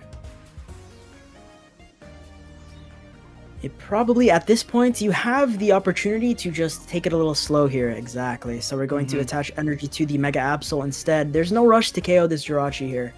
Allows us to build up the energy to set up our follow-up attacker by placing energy on that Mega Absol, using the ability. And there's no risk of a KO here either, because even though Sableye swings in for 70, we need to retreat out with this Jirachi. I almost wonder if there'd be room to fit in an X speed. There really isn't, but I was gonna say if you could put an X speed into this deck somehow, boy, it would work wonders. We are just going to attack with that Jirachi, energy attached, and attack onto that Dino there. But unfortunately, the Jirachi is gonna get knocked out here. Energy attached to that Hydreigon, and the KO means that Sableye is forced to the active spot, which is one-shottable by not only Hydreigon, but also Absol. Yes. In fact, Indeedee is also Dark Weakness, so currently in range of the Absol itself as well. We are going to see the charge up of that Hydreigon. It's a lost cause for it to stay alive here. Might as well attach that energy for turn to the Mega Absol on the bench. Now both mons here are KOable. Robs does run an Indeedee, but the bench is full, so there's no way to really save that Hydreigon. Exactly. Not a Swablu here. It's not what you want to see. Okay. No. The only way we really stay alive here is putting Indeedee into the active spot, using the heal, and then Hydreigon would be self-KOable. But putting the Chingling down means that it's just game over here. Whether it's Baby Absol that snipes it from the bench, or Big Absol. Oh, but then it's 3 points. Oh, there's 3 prize points. Exactly. I forgot that. Yep. I was trying to think about how to get around the Geo, or not the Geo, the Hydreigon. But yeah, unfortunately, you're not going to be able to tank the hit from a Mega Absol. Not a whole lot you can do there, and I think Prodigy just saying, hey, I'm taking one of them down with me.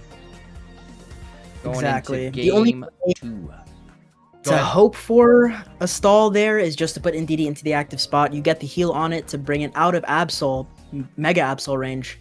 But of course, you do run the risk of getting that hit from the Hydreigon, just to stall for maybe an extra turn, maybe play for sleep with the Swablu top deck, but opting to just have the game go here.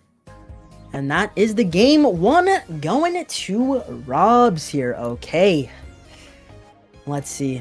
As the players get ready for the second game here and they queue into their games, we'll see what can be done.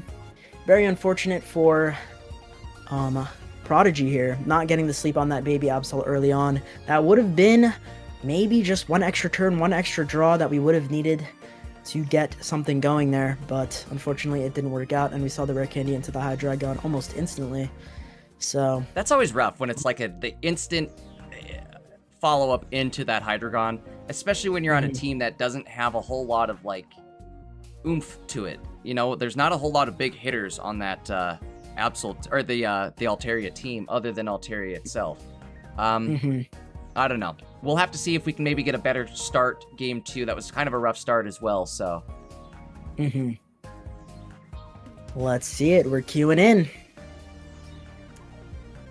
Prodigy and Rob's game 2. Ladies and gentlemen, if you are just tuning in, this is the top 4 of the $1,000 Pocket Mads tournament. This is game 2. The winner of this moves on to the finals. They're fighting for their chance at taking the #1 spot here. So let's see how this game goes and if Prodigy can try to bring this to a game 3 here.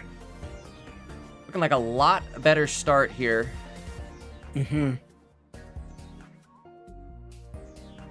Shingling in the active spot, we do have energy advantage, and Absol in the active spot on the other side of the board with no energy advantage.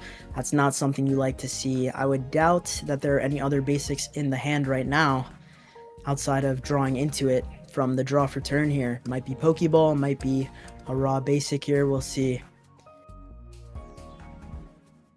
We do see the Prof come out as well. It would be nice, again, to see that Dino placed down ASAP to try to get the Hydreigon. There it is.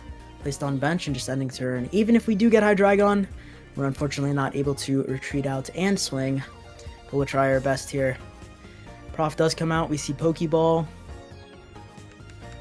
Second Swablu. Okay. I think we just go Indeedee here on the bench. Opting to put this Jirachi down as well, which I think is fun. Committing energy to the Swablu, and we're just going to red card as well and attack with that Chingling item lock coming in. Again, Robs does not place Vilas, only rare candy to evolve that Dino, so this guarantees that there is no Hydreigon for a couple turns here.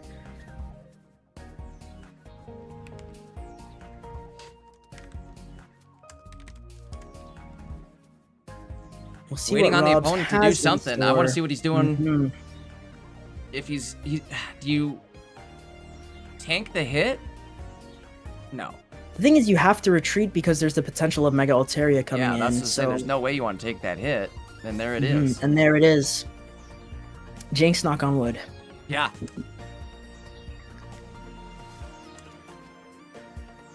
Mega Altaria comes in. We could probably just retreat out and start pinging with Jirachi.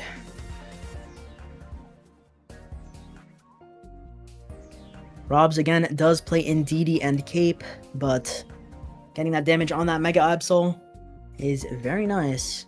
We are going to opt to just retreat out. This also works. I mean, we are opening up ourselves to a Rare Candy Hydreigon. But taking the KO on that Absol, making sure that we can't ping anything on the bench is also pretty valid. No matter what, Dino is coming to the active spot, whether we have Hydreigon Rare Candy in hand or not. We'll see if we do draw into it, though. We will have 4 cards in hand after we draw for turn. Do we see the Hydreigon? Pokeball comes out. If we don't, we're just going to see the energy committed to the Absol here. And maybe that Pokeball gives us our second Dino.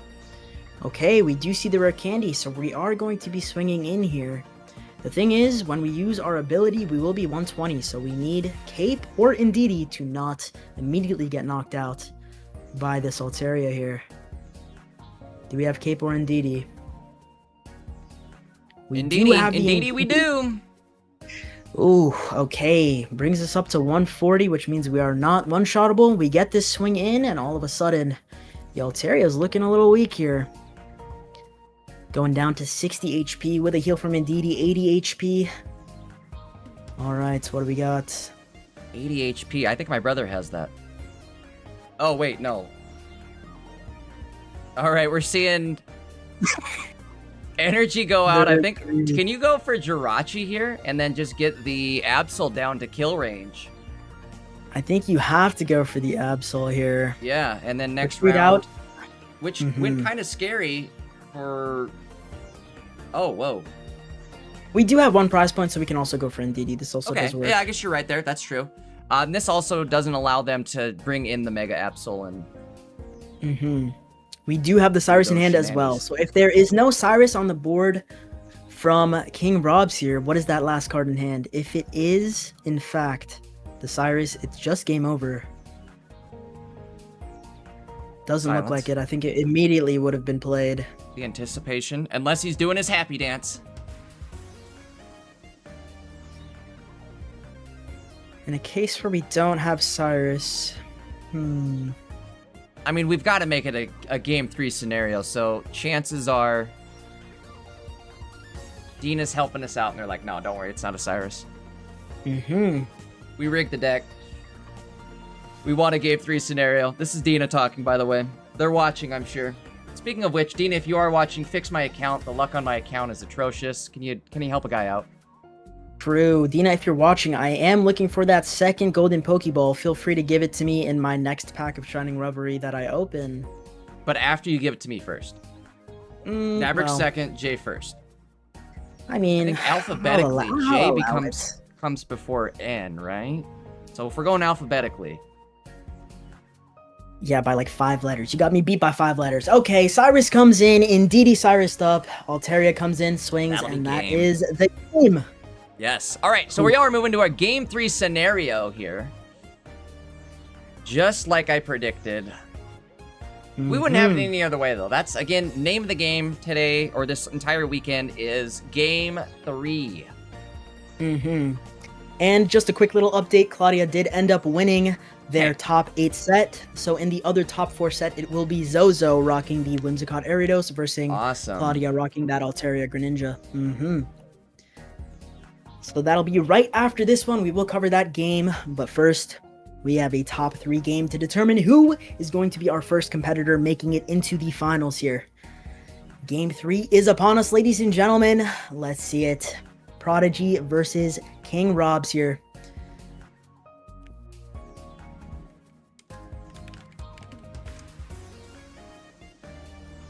All right, players are loading in. We do have energy advantage on the side of Prodigy here.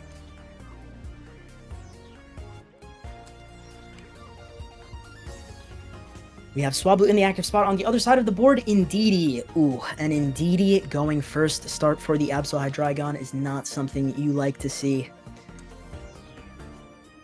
We'll see what we get from this prof here. Do we find basics? We do. Pokeball comes out.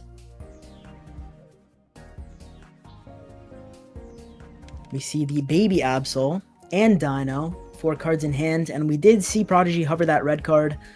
He is thinking about using it. I would almost certainly red card here. Oh, I'm sorry, everybody. We're back to the gameplay. Sorry, I kind of clicked the screen right there accidentally and mixed up the gameplay. The copycat. Okay, no red card, but we're copycatting.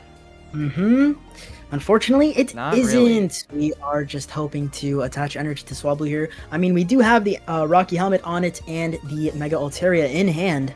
The so sleep could come, yeah, I was gonna say, sleep could happen here. And Lycia also in hand, so we are gonna be able to charge up the bench with damage. The sleep prevails. That Needy's taking a nap. So we decided to copycat before red carding. Do we get punished with a rare candy Hydreigon? We do. They did, in fact, have it in hand. Hydreigon comes down here. Unfortunately, Indeedee is just sleeping on the job, sleeping at the wheel in the active spot here. Taking a nap, man.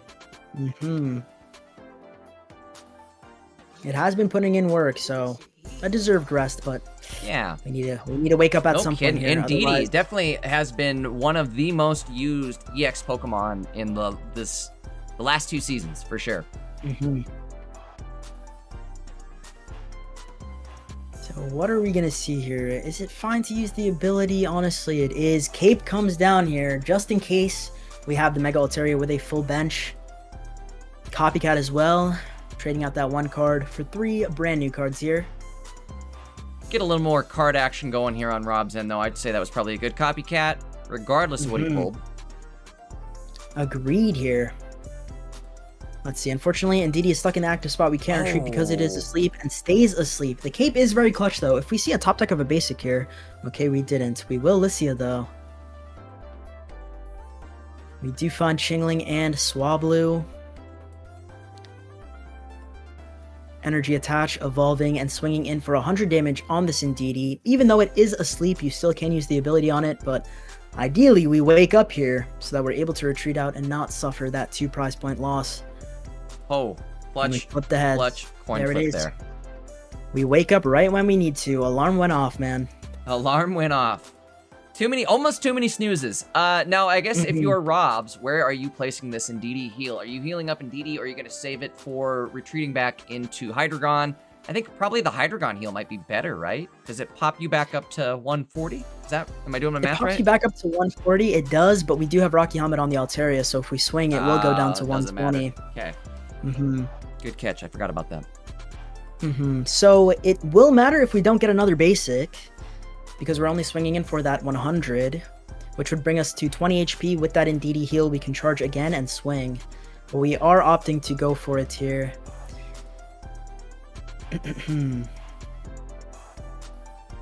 There is a question to be had that maybe that cape should have, instead of being on that Ndidi, should have been on this Hydreigon. But we'll see. That is true. But I don't know. Was he scared? I guess he was probably scared of getting one-shot by the Mega Altaria two turns ago. So the cape play did, at the time, make sense. Right. So if we see another basic here, this Hydreigon's just gone. And there we do. We see it. Hydreigon. No energy on the other side of the board. But the Dino was placed down, which means that there could be a second Rare Candy Hydreigon in that hand, ready to revenge KO here. But at this point, kind of just have to take this KO. Oh, yeah. We see the evolve to the baby Altaria. Copycat was used. No Professor. Ballsy. I don't know if I would do that. I guess maybe they do run double Copycat, so that was the reason. You run the double Copycat, you draw more cards, potentially just getting them into that Hydreigon. Without it, you win the game, right? Right. So we do see the attack here. As soon as the Mega Altaria player here, Prodigy, does get Cyrus, they are able to KO that Ndidi. We're playing it safe here. This means that obviously we don't have our Candy Hydreigon in hand. But if we drew into it, we will be punished for not making that gamble. But I think the better play is to, in fact, go into this Absol here. Honestly, Absol pinging the Chingling is also nice. We do see Sabrina come out. Okay. So we could have Absol KO'd the Chingling to decrease the damage of the Altaria to a certain extent. We're opting to do it this way, which does put pressure on it. We don't see Cyrus pulled, and that Mega Altaria is perma 30 HP. So the way we prevent that from getting KO'd by the Absol is bringing it to the active spot, which is not what you'd like. And the bench is fully loaded, no spot for an Ndidi or anything like that. So energy attached to Jirachi. We're forced to put the Mega Altaria up and might as well attack, yeah. I think now what? So we're either trying to evade a Cyrus. Do they run double leap over? They do run double leap over. I was almost going to say, could you maybe out Jirachi their leap over? But really, it's one shot on your Altaria as opposed to 2 on the Jirachi. Exactly. If we did see Jirachi going in, the Absol would have just been able to KO that Mega Altaria on the bench. So it kind of forced it to the active spot. We see the red card. This does mean that Copycat is coming. We're red carding for a +1, and we're going to Copycat here. There it is. Let's see it. Do we get the Rare Candy Hydreigon to win the game right here, right now? I'm not looking. Doesn't look like it. It doesn't look like it. Boy, it's going to be close, though. This Mega Altaria is sitting at 10 health. Woo. Dang, and that is the game. Prodigy takes it, has 2 prize points. Both Mons on the board here are KO'able by that Mega Altaria. And that's it. That's about Prodigy as close as it can get right there, folks. Wow, wow, wow. 10 HP. Who needs Ndidi? You can survive with 10 HP, man. Absolutely. What a All game. right. Yeah, what a game. Prodigy, moving on. Robs, excellent performance. We will definitely see you next week. I think they have our next game ready for us, so if we're ready to hop in, alrighty. Let me find out where we're going, actually. Let's do it. It's going to be Zozo and Claudia in that top 4 match. Perfect. Now I guess we got to figure out who to watch, because I think Claudia might be our only option. Zozo doesn't look like they're in Discord. Right, let's hope that we're able to watch it from Claudia's perspective this time around here. Hopefully that stream is up and running. Let's hop down to Claudia real quick and we'll find out. Otherwise I'm going to talk to the judge and we'll figure it out. Sounds good.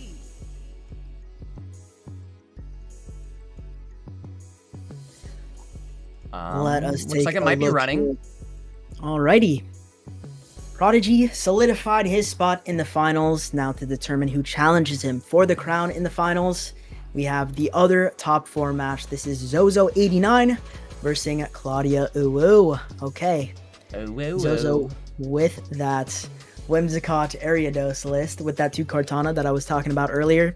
And Claudia running the Mega Altaria and that Greninja. Let's see it. Zozo Claudia. Players are queuing into their match here. I think this is the first time that we're going to see the Whimsicott Ariados gameplay on the main broadcast this weekend. I believe you're right. Let's get the game pulled up now. Okay, we got it going. Alrighty. Ladies and gentlemen, the other top 4 match is starting up here to see who will try to challenge Prodigy in the finals for the crown this week. Let's see it. Let's see it. We're hopping in. Alrighty, Claudia does have energy advantage. We do see Chinglings here. A lot of Chinglings to open up with. That's a good thing, I suppose. I'll venture a guess and say that Chingling is going to go into the active spots. You're probably right. Just comes with the experience, you know? 2-time winner. Exactly. The 2-time champ. Just speaking from wisdom right there. What do we see on the other side of the board, though? Kartana in the active spot is tough. No. So you were just saying this earlier, right? The Kartana is going to be devastating with that 40 damage. Especially... Oh, no, they're going first. Okay. To say, if they're going second, it's really going to get ugly. Get that energy advantage. But either way, you're still looking at a Kartana revenge smacking you next turn. So it's not going to be pretty. Exactly. The one good thing, I guess... Oh, no. Oh, things are not looking good for Claudia to start off with. We're having to throw away an energy. I guess I was going to say we at least block the quick growth extract by Chinglinging, but that's about the only plus side here.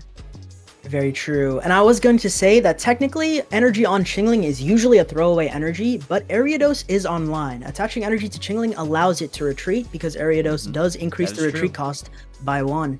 That is very true. We do see that happening here. I was almost just thinking, like, oh, should they have put the energy on the front one? But that front one is about to die here in a matter of moments. The Kartana, very nice. 1 energy for 40 damage. It is 60 HP. The main use of it was in Buzzwole lists, being an Ultra Beast. But we are seeing the KO here. A little bit of lag on the stream, but we catch up and we see Chingling in the active spots with that 1 energy. Copycat does come out here, hoping to find other basics. Otherwise, it's just game over. What do we find? We have Pokeball. Okay, we're saved.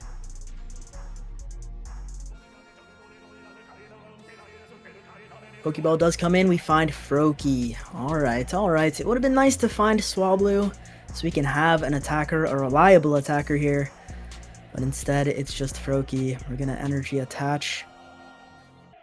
At this point, retreat out into the Froakie. We can't afford for too many prize points to be lost here. But the good news is, I think we take... I guess there isn't much good news. It is tough. We can't afford to drop a prize point like that. So retreating into the Froakie, again, not KOable. The Kartana swinging in for 40. Ariados only swings in for 30, so just suffering this 40 damage as opposed to losing that Ching. We see Lissia come out as well. We have the Cottony go down. Energy's going to be committed to it as well, setting up for that Whimsicott. The one of Leaf Cape in the list applied to that Cottony as well, which will bring the Whimsicott to 170 HP total. But let's see. Kartana swings in and brings the Froakie to 20 HP. We're hoping for the best here. So Whimsicott deals, if I'm not mistaken, 40 base and then 30 per energy of the active Pokemon's retreat cost here. So even if we do see that Greninja, which we do, we're going to be swung in on for 70 damage. Thinking about where we want to ping here. Ultimately, we need to get damage onto that Whimsicott. We know it's coming soon. Maybe they don't have it. It's tough not seeing Zozo's hand. We don't exactly know what they have, what they don't have, what they can play, what they can't play. Actually, with the Ariados online, it does increase the Greninja's retreat cost to 2 energy, which means that if we do see the Whimsicott, it will be able to one-shot KO this Greninja here. This is another deck. There's a lot of decks that have come out this last season, I feel like, that are making you do a lot of high-level thinking. Like, how much retreat cost is it gonna, am I gonna have, and then how much damage is that gonna incur too when Whimsicott ends up hitting me? It's a double whammy on this too, because like I think a lot of people just end up forgetting. They know that Whimsicott's gonna hit you for more, but I think they also forget that, hey, I can't just retreat on a baby. I can't just retreat on my 1 energy Greninja. So I think you're right. There is a lot of plus sides to running the Ariados here. Again, quick growth extract, extremely broken with being able to draw right into your next evolution. Especially with these stage 1s and these like low energy attackers. Works out pretty well. Yeah, so we see the second Ariados goes down and the swing so does of the the Greninja. The stream does go down. But yeah, the Greninja goes down. It was only Chingling in the active spot with 2 Ariadoses. It does mean that its retreat cost is 2. At the very least, we're retreating into another basic that would just get KO'd by Whimsicott. I think that game was pretty much done and dusted, Nabrix. But Zozo's now in Discord. Let's hop down below and maybe check that point of view. Yeah, let's do it.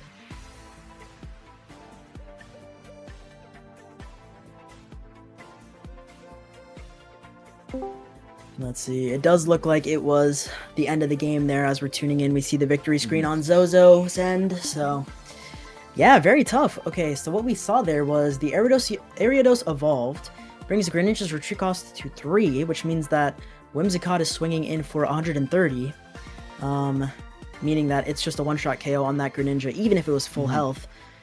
And then Chingling was on the bench there. Again, it is a retreat cost of 2 as opposed to 0 with double Ariados on the bench. So we would have to commit the energy to turn to retreat out, and even then we're retreating out into a basic that would just get KO'd by Whimsicott there anyways. So that was just the end of the game. Very, very nice draws from Zozo, but very unfortunate for Claudia here. Give me a sec, chat. I'm swapping the decks around. Again, we did swap point of views. We are going to be now watching from Zozo's point of view. So I'm going to swap the Claudia and Zozo decks around over on the screen for you. Let's see it though. As the players are queuing into game 2, if Zozo wins it, they move on to the finals where they challenge Prodigy for the crown, but not if Claudia can do something about it. And by doing something, it needs to be 2 game wins in a row here. A reverse sweep is necessary to climb their way into the finals here. Let's see what they got. Hopping into game 2, Claudia v Zozo here. And if it's going to fit the theme of today, it's game 2 of 3. We are going first here. Cottony in the active spot. This is the 50 HP Cottony that swings in for 20 damage. Alicia Abulmon, as well as Spinnerack 50 HP, the new Spinnerack as well. Alicia Abul.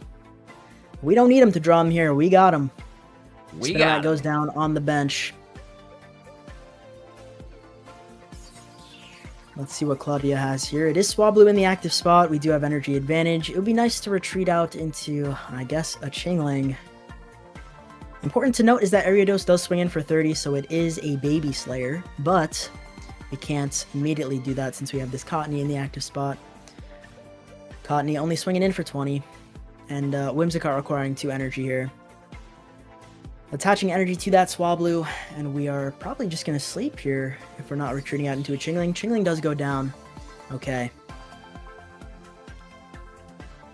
Copycat as well, get some juicy value. That's a +2 Copycat. 3 cards now become 5 new cards here.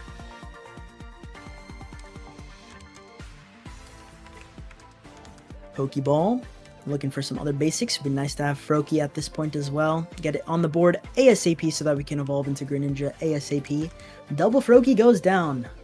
We're going for the Sing here. Okay, not going for the retreat into the Chingling here. We do wake up. So let's see what we got. Spinnerack does go down. We're going to see the evolution of the Ariados as well, increasing Swablu's retreat cost by 1.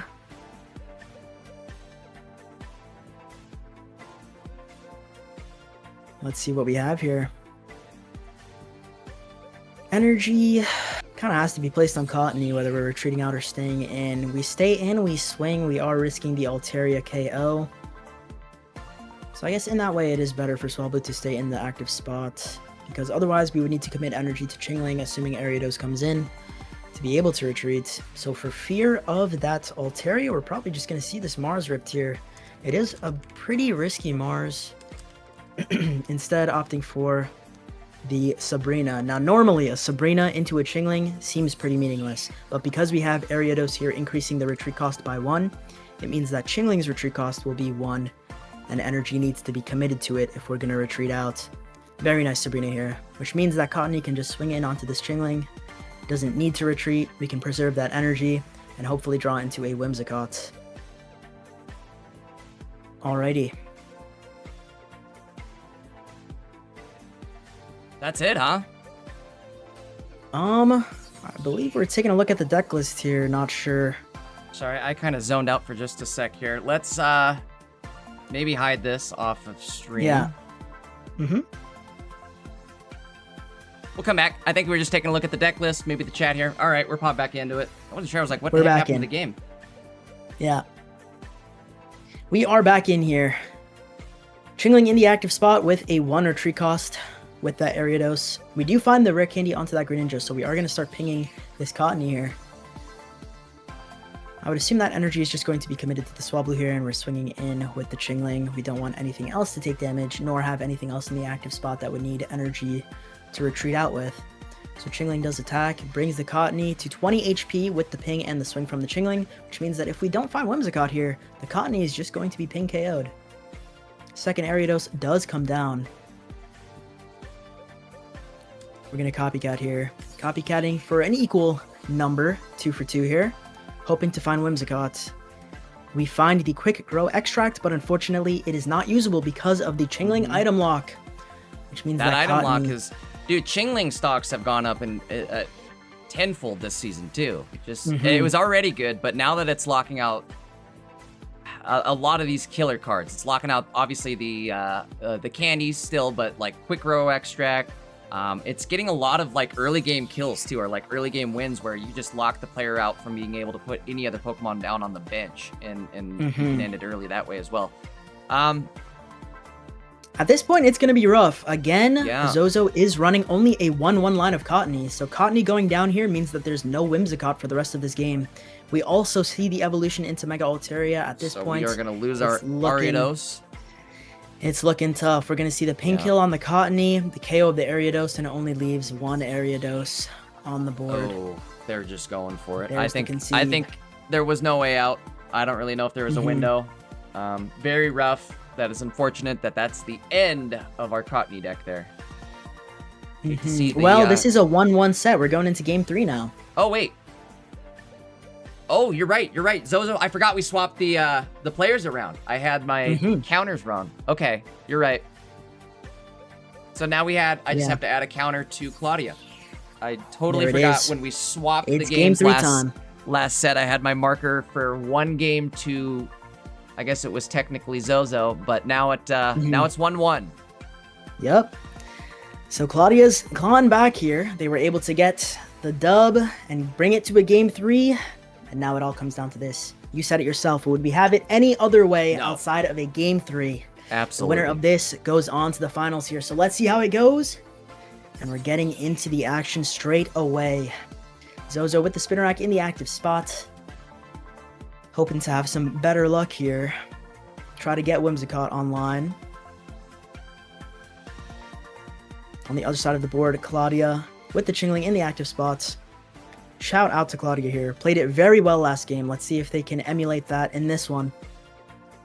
We do see the Lycia here, which guarantees us the Cottony.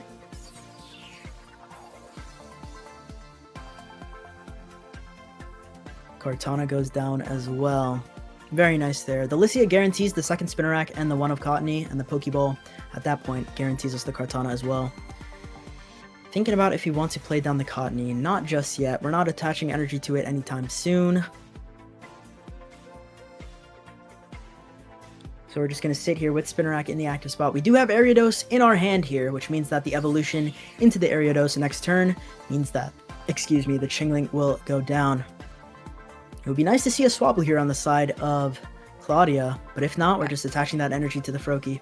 I'm still trying to figure out, like, what the optimal start is for this Whimsicott deck. I really haven't played enough of it to figure out, like, hey, what do I want to start with and not have it, like, hurt me, I guess. The Kartana, I guess? Is that your optimal start? Yeah, ideally it's every time? Kartana.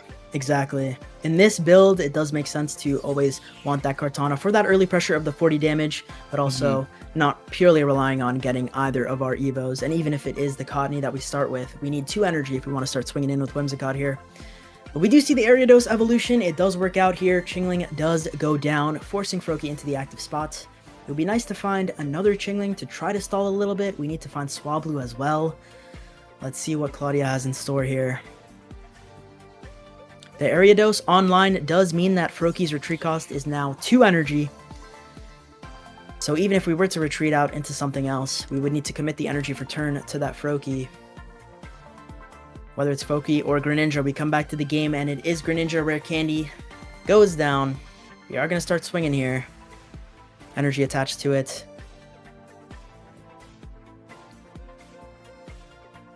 So unfortunately, we are only running the Psychic Energy. There's no Water Energy. Yeah. Otherwise, if there was Water Energy, it would be a KO on this Ariados. But now, all of a sudden, the only damage output here is just that 20 ping, and that's it. I've seen some people run Water Energy on this deck, but to me, I don't know. It seems a little risky. We do see the second Ariados come down, which means that Greninja's retreat cost is now 3 energy. If we want to get it out of the active spot, we need to commit another energy to it, which is just 1 less energy that's going on Swablu. Quick little peek at the deck list there. Peek at the deck list, yep. Had to get my hand on the turn off the stream button. Just in case we go to a screen we don't want to see. Let's see, it's energy attached for turn to the Cottony, and we're just swinging in on this Greninja. As soon as we find our Whimsicotts, aka with that quick grow extract, it will spell disaster for this Greninja. Pokeball does come down though. We do have another basic. Okay, let's see. We want to ping Cottony here and hope that this Pokeball is Swablu, so that we're able to revenge KO, assuming we have a full bench. But on the board right now, there's nothing on the bench except for this Greninja. No buddies to back him up. Let's see. The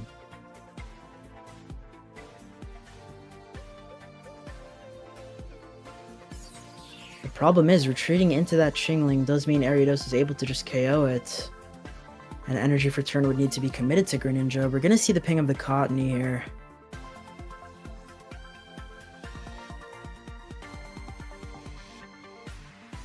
Okay, the Ariados. Maybe a stall Maybe by Cyrus one it in up. Ariados? Yeah. Exactly. There it is. There it is.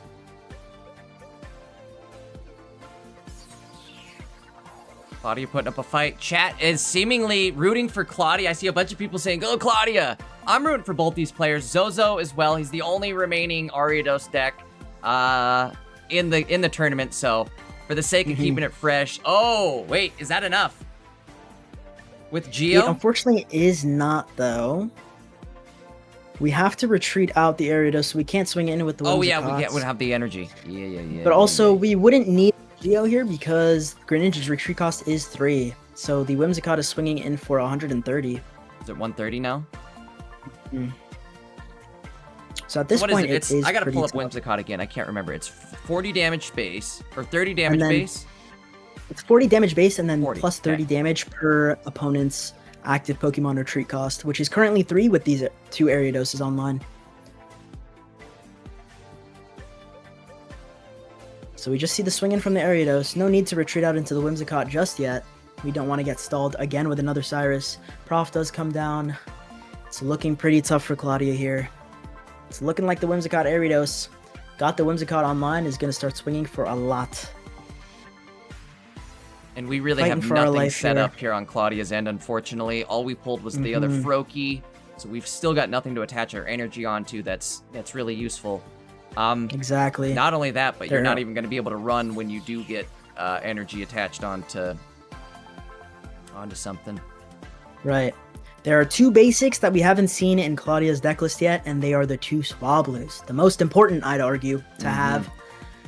So, it's looking pretty rough here. Energy just attached to Chingling. This is kind of one of those things where it's like, yeah, you got the Greninja on. You got lucky with the Greninja early on, but now, you know, the luck has run dry. I don't know. I've been saying it kind of all weekend here where I've noticed, maybe it's just something in my head, but I feel like Pocket has this karma thing where, like, if you do too good too early on, expect karma to come bite you in your butt.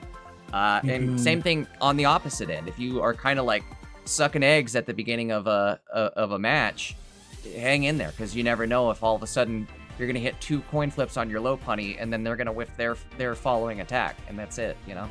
Exactly. Here we're just seeing the retreat out of the Ariados into the Whimsicots. At this point, it is GG's, if I'm not mistaken, because unfortunately with double Ariados online, it means that Chingling's retreat cost will be 2 energy. Running. Yes. So you can't even attach energy to a Swablu to try to sing. I think we're It's just very, burning very cards unlucky here here. to try to prevent any sort of copycat scenario, but I think you're still right where it's too little too late. They're not going to be able to run. Zozo, moving on, I believe. Is there anything that could stop this? I don't think there is. Let's see it. If there is one thing, it would be Prodigy with that Altaria in the finals, waiting for him. But unfortunately here, if only that Chingling was a Swablu, we could at least play for a Sing play here. A sleep? But with Yeah. Ariados increasing the retreat cost of the Chingling, the energy for turn needs to be committed to it if we wanted to retreat out anyways. So it's just game over here. That is rough. Very unfortunate. We're moving on to the next round. Rats to Zozo. That is it. Wow. In a way, I'm kind of happy that happened, just because I still I want to see this Whimsicott deck move on. I want to see it get to the finals, and it's now sure, here, I for guess, sure. huh? Exactly. Unfortunately, that is the end of the road for Claudia, but congratulations on the top 4. You did such a phenomenal job.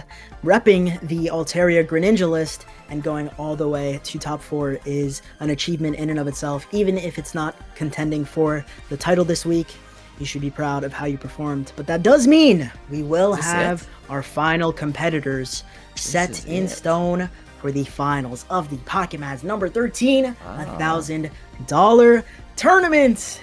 It's arrived, Jay. We're here. It's Yeah, arrived. we're here. We're here, baby. Game Prodigy goodness. running Mega Altaria Indeedee and Zozo with the Ariados Whimsicott deck. Let me get them all loaded up here, guys. So we have, I suppose we've got Zozo ready to go on my screen. So maybe we can just stay here and I'll load up. Let's put on Game Prodigy up here. Prodigy. Alrighty. Zozo with the Whimsicott Ariados list, making it to the finals versus Game Prodigy 88, running Altaria. Relatively standard Altaria. It does have that Indeedee. You have the Sableye in there. We've been mentioning mentioning it many times as we have been watching Prodigy kill it and make it all the way to the finals here with that double Rocky helmet, the Giovanni, the red card for hand disrupt.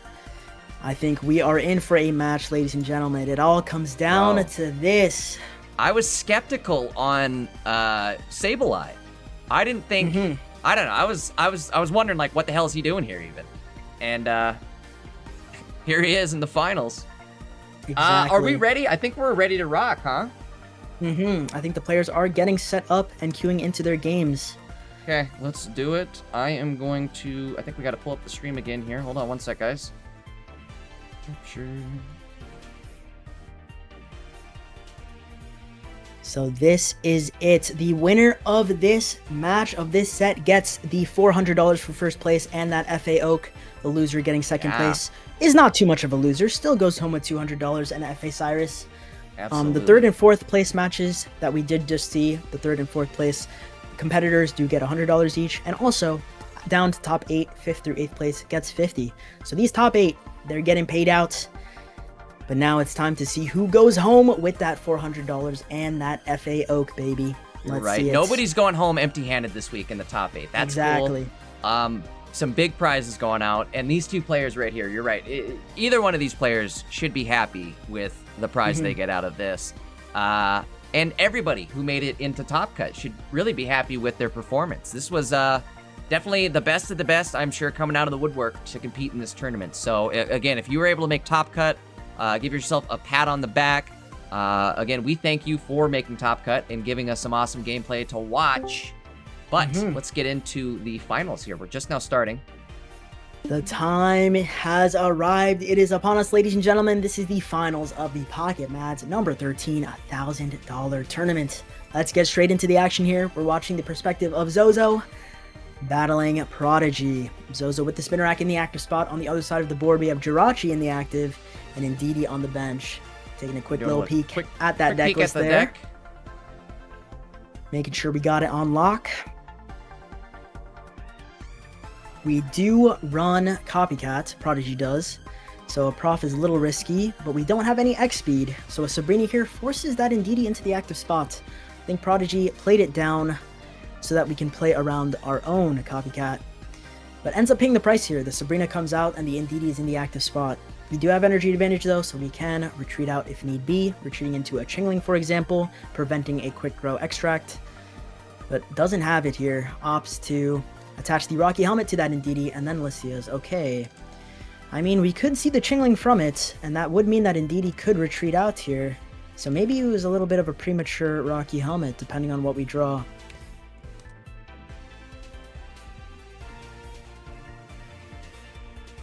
Doesn't look like Chingling. So we're attaching energy to Ndidi, keeping it in the active spot. Rocky helmet on it. Chingling does go down, okay, but we are committing to this Ndidi play. I don't mind this either, because if Ariados comes in and evolves, we would be able to swing on it. Okay, ultimately does go into Chingling. So yeah, we would have liked to see the Rocky helmet on the Chingling, I suppose, but alas, here we are. Ariados comes in. Ariados gets the one shot here, at least on this Jingling, yeah. Chingling. The Jingling on the Chingling. Alrighty. We get Cortana as well. Unfortunately, no Cottony. We do have those quick grow extracts in hand, ready to evolve as soon as we do find our spinner rack and our Cottony there. Where did the Cottony go? Where did he come from? Where did he go? Where did he come from, Cottony? No. Joe. Yeah, we'll say that Joe. Alrighty. Jirachi comes to the active spot. No energy on the board of Prodigy here. We're going to see a decent Copycat, though. I mean, I guess the Chingling for the item lock is nice, but all we would have been suffering is... I guess the Ariados does increase the energy retreat requirement of the Ndidi, so rather than risking it in the active spot, does decide to retreat out. Ultimately here, we are Jirachi still in the active spots. Not getting anything for, like... we need another basic here or something to set up. I don't really think you've got enough... Oh, wait, no. You can one-shot with Cortana and Geo. Yeah, okay. We are retreating out. Okay. Wait, no, we're not. Not taking the KO. Wait a sec. Is that a misclick? I would I would have retreated out and taken the KO with the Cortana. I mean, the attack button is kind of close to the retreat button. I don't know. Maybe they just didn't think what that was about. Maybe they didn't think about the Cortana swing, because now... I mean, still Jirachi can't retreat out. It's still stuck here. Mm-hmm. Maybe they big-brained it, though, because now it's sitting like at I was 30 gonna say... HP. Exactly. The Geo here, I still think I would have taken the KO with the Cortana, but Geoing here does allow them to get the KO. It wasn't necessarily burning the Geo, but allowing it to get the KO this turn here. But I mean, ultimately, it comes down to Cortana retreat out anyways, right? Yeah, I think same thing, just extra steps and full health, and you burn your Geo. I guess it does allow for, like one more turn of draws, which is the difference here. Because now we have like Cortana on the board. We're hoping to draw into our Cottony. I guess that's the idea behind not rushing that KO there. Because there's a world where the Cortana gets... We KO with the Cortana, the Altaria comes in, swings, and KOs the Cortana, and we're just stuck on Ariados. But now we're a bit safer since we have that Cortana, second Cortana on bench. Swing does come in. Zozo is sitting at 2 prize points here. Prodigy securing their first prize points. Cortana is going to come in here. Retreat cost of Altaria is 2. We have the 2 energy on it. Cottony does go down. Okay, instead of attaching to the Cortana, we're just going to attach to the Cottony. Get it ready. Might as well, right? I think this is a smart play. Again, checking the deck list, making sure there's no Sabrinas, no Repels. Looking decent so far. We do have a Cyrus, but I think we could afford to lose 1 Ariados and still be okay. It would still suck, but... Yeah, now we're in a bit of an uncomfortable spot. This is we true, need though, Leaf helmet. Cape on the Whimsicott. We need Leaf Cape on the Whimsicott so that we don't swipe in on this Mega Altaria and get in KO range. And also, the Cyrus on the Ariados is now lethal. Buckle so up, we are folks. proffing here. We need Leaf Cape. Pokeball, Cyrus. So... That is not... No, they've already got... As I say, there's really no way out. Yeah, it's over. Yeah, that's Jove. I mean... Unless... the Altaria... Well, wait, no, you can't one-shot it ever. I was gonna say, what if you put the Aria... or the other Pokeball in your hand down, you build up your other Ariados, would that have been enough damage? But no, it would not have. Yeah, the thing is, we evolve to Whimsicott. We don't swing because we don't want to get KO'd. We Pokeball Ariados. It brings the retreat cost from 1 to 3, which means that Whimsicott is swinging in for 130. So no matter what, the Altaria is 2-shot. We would have needed the Leaf Cape there to swing the first time. So that's the game. That's the first game going to Prodigy here. Let's see as we go into game 2 if Zozo is able to clutch up, bring it to a game 3, or if Prodigy goes home the champion. We need a game 3 here. Zozo, you're gonna have to clutch it. I think Let's the entire... see We've it. got... Hey, speaking of which, real quickly, we have over 1,000 people watching now, I think. Between Twitch and YouTube. Close to 1,000 people watching on Twitch and YouTube. Shout out to everybody for tuning in. Big thank you. Make sure to drop a like on the stream while you're here. Make sure you drop a sub on Maddie's YouTube, a follow on his Twitch, and me and Navrix as well. Come on, show some love to the casters. Navrix streams on Twitch. He's the 2-time champ. He's one of the best players in the world. Go drop a follow on his Twitch. Same thing with me, except for I'm not the 2-time champ. Go drop a follow on my Twitch. Go drop a sub on my YouTube. But either way, guys, thank you everybody so much for showing up this weekend. It has been a crazy one. A wild tournament. This is going to be the biggest tournament for the rest of the year. And it was a good one. One of these 2 players 100%. taking home the prize. 100%. And Jay, you're the 2-time champion of my heart, okay? Hey, what can I say? I should almost put that on the screen. I got 2-time champ by your name. I'm going to do 2 times cool as heck. 2 times cool as heck. That's exactly Just right. kidding. Hopping All into right. game 2, let's see. Swablu in the active spot. Energy advantage. We do see Swablu on the bench as well. Chingling and Jirachi on the other side of the board. We are just going for the sing play on this Cortana. Do we wake up is the question. Could. Come on, set your alarm. Oh, no. Bro hit the snooze button. He had the sleeping Geo in in. hand, too. That's very unfortunate. Geo in hand and that Cortana swing would have been game over, or bye-bye to that Swablu in that active spot. But unfortunately, we are stuck asleep here. Ariados does go down. We do get that evolution. I think we're thinking about... The Scopy Cat? No. Yeah, the thing is, it's 2 cards in hand. We have the Quick Grow Extract. And the Geo. We're just gonna hope. I would I ride think it the out. idea, yeah, it's scary. The thing is, by staying in with Swablu in the active spot, as opposed to Copycat, I think the idea is if he wants to Mars or not. Because I think that Mega Altaria is in fact in hand right now. Otherwise, it most likely would have been a retreat into the Chingling. You're right. So Swablu staying in the active spot and risking that like There we go. Cortana There swing he Geo is. means that Mars is play, coming. Yeah. I think the play like somehow transmitted from your brain to theirs. The Mars play going out. Let's get rid of the Mega Altaria that they more than likely had. Or are we getting bluffed? Still asleep though. Still Let's asleep. see. Does That's Mega not good. Altaria? We Mars so that we try to get rid of that Mega Altaria. Do we see it again Pokeball here? goes out the first, so that question. could be a good sign. We do see it. Ooh, this is gonna be rough. There's no Cottony. We just have Cortana to our name at the moment. This is not looking good, folks. So now Copycat has to be used to find the Cottony here. Even though it sucks that we're getting rid of that. Okay, hold up. Okay, hold on. You guys, hands in the air. Hands in the air. What do we got here? Oh, no! Okay, it's still not over, because now we can still Copycat, right? Yeah, we need to find Cottony here. And then the Quick Grow Extract or the... Okay, Lycia? unfortunate. But you're not going to have enough. There's not enough. At this point, That's it's it. too little too late. Yep. The Cortana's Oh, gonna no. swing in, get KO'd. And at Oh, best, no. the Ariados comes in. It's just over. We specifically needed Cottony on this turn to then hope for a Quick Grow Extract or Whimsicott. We had the Quick We Grow, tried. too. Yep. We tried, we Marsed, we knew the Altaria was in hand, but they still got it back. As a Ow. matter of fact, they get the second one here as well. KO comes in. 2 prize points to Prodigy. And he's sitting pretty. I think he knows. He knows that he has it on lock He's checking here. his All bank we account. have- He's sending that message over to Maddie right now. Here's my bank info, bro.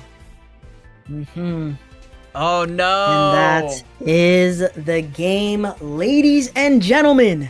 Your Pocket Mads number 13 champion is Prodigy. Congratulations, Altaria, tearing through the competition, making it to the finals. Unfortunately, it didn't go the way for Zozo, although it was a very, very good showing of this Whimsicott Ariados list, making it all the way to the top 2. Totally. Goes down, but hey, can't be too upset about it. Still goes No. home with some of that prize money. Still goes home with an FA card. Excellent Congratulations to performance, Prodigy. Oh my goodness. though. Yeah, what a tournament, dude.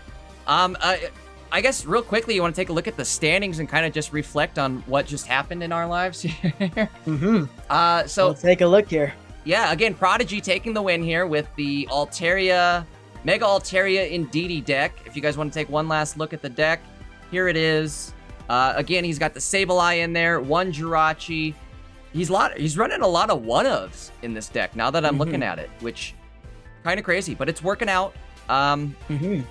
Obviously, it worked out well for Prodigy. Enough to win it. Let's see. Going back through the list here, we had the Whimsicott Ariados coming in second. Mega Altaria Greninja coming in third place. And I guess we'll do our top 8. Let's go through the top 8. These are everybody that's taking home some money today. So third place going to Claudia Uwu. Fourth place going to Robs. Fifth place going to... Fifth and sixth place going to the PGX guys. Fifth place going to Evan. Sixth place going to Marco. Seventh place going to Outlaw with that awesome Jolteon EX deck. We took a look at that one. That was a cool one. Eighth place, a Suicune Greninja. So we did have a Suicune Greninja at least take home some prize money, but they are way down in 8th place. Not a bad turnout this week. We got a little bit of variety in there. Quite a bit of variety, actually. I think we only had, what, the one doubled up deck there? I'll take that. Yeah. Actually, Yeah. very nice. I was expecting to see a lot of the Absol Hydreigon take Yeah. it because the meta share going into the top cut, 31 out of the 87 players, Wow. 35%, almost 36% of that top cut was the Absol Hydreigon. So it was by numbers, you know, you would expect, especially in day 1, I think it was a total of 183. Looking at the numbers there, cut down to that 31. It makes sense for the most represented deck in the Swiss rounds to be the most represented deck in the top cut. But yeah, we see the Altaria. I think one of 3 Altarias from the top cuts, Prodigy taking home the first place prize. It's awesome to see, man. Awesome. Alrighty, I guess we will have Maddie go into the standings a little bit more in depth tomorrow on his meta breakdown for Meta Mondays. So if you guys aren't subbed over to Maddie's channel, which is where we're at right now, make sure you hit that sub button. Make sure you drop a like on the stream too if you could. If you guys are over on Twitch, drop that follow. And then one last time, Nabrix, again, we were joined with the two-time champ. We were blessed with his presence. You guys make sure you go drop a follow over on Nabrix's Twitch channel. Nabrix, I think you said you're doing 31 days of streaming. Are you going for it tonight? Are you going to continue tomorrow? I might have to call it for tonight. I think after witnessing weekend, the cinema that we just watched, I think I'll have to let it marinate, let it sit with me a bit. But I will be going live tomorrow, booting up that stream and streaming for all of the remaining days of December. So if you do want to see more Pokemon Pocket content from me, I am Nabrix, Nabrix_ on Twitch. I am, as Jay mentioned, the 2 times Pocket Mads champ. But this week decided to, instead of throw my hat in the ring, have the honor and privilege of casting. And it's been such a fun time. I mean, dude, Jay, I'm so glad you did amazing. You killed it. It's been such an awesome time. Hey, teamwork makes the dream work, and I think this dream 100%. Is working pretty darn well. So I loved it. We're going to have to do this again. It was great getting to hang out with you, talk cards. Again, we're going to have to do this again. I will drop in on your stream probably Monday then if you're going to be live, or sometime throughout the rest of this week. Sounds good. But and before we leave, ladies and gentlemen, I apologize. Just before we do anything, we first need to thank each and every one of you for tuning in, showing support to these tournaments. You guys are the lifeblood of the competitive scene. I love participating in tournaments, and these tournaments would not exist if it wasn't for the wonderful community always showing support. We have to shout out Pocket Mads, the GOAT himself, for hosting this amazing tournament series and being able to provide such a large prize pool with the money and the FA cards that are being given out. The amazing work that Pocket Mads is doing to keep the competitive scene. He's carrying it on his back, man. So it's very awesome. Also, shout out to the entire Pocket Mads team, the judges, the moderators, everyone. It takes a village to raise a child, really. So thank you so much for all of the work that you do. It just makes this experience so special, man. It's just crazy. I gotcha. I know, man. I totally agree with that. I do just want to agree with you on the fact that we big shout out to everybody that's involved. The viewers, the casters, the judges. There's a lot of people behind the scenes that make these tournaments work. A little insider info, tidbit, spoiler. Maybe I shouldn't be saying this, but I think we're looking pretty good for future tournaments on the Pocket Mad scene. Maybe some sponsorships in the future. Okay. So make sure you guys are tuning in for more Pocket Mads tournaments. We're going to be here again next weekend as well. I don't think Maddie's made any official announcement on the tournament yet. So guys, make sure you're keeping an eye out on Limitless. That's where you can sign up for these tournaments, is over on Limitless. They're free to enter. We're not going to have any ranked until January. So let's get some tournaments going. Come on back to the tourney scene. Anything else, I guess, before we head on out of here? Actually, I know what I want to say. You guys all make sure to have a Merry Christmas, too. I don't think we're going to see you again, at least on the tournament side of things, before Christmas takes place. So you guys all make sure to have a Merry Christmas, Happy Holidays, and we will be back next weekend. Nabrix, anything else you want to say before we wrap it up here? Keep playing Pocket, baby. Yes. Love it, dude. Love it. All right, bro. We will definitely be back with Nabrix in the future. Thanks again so much, everybody, for joining us today. You guys have a great one. Merry Christmas. Happy holidays. We will see you all next week. Adios.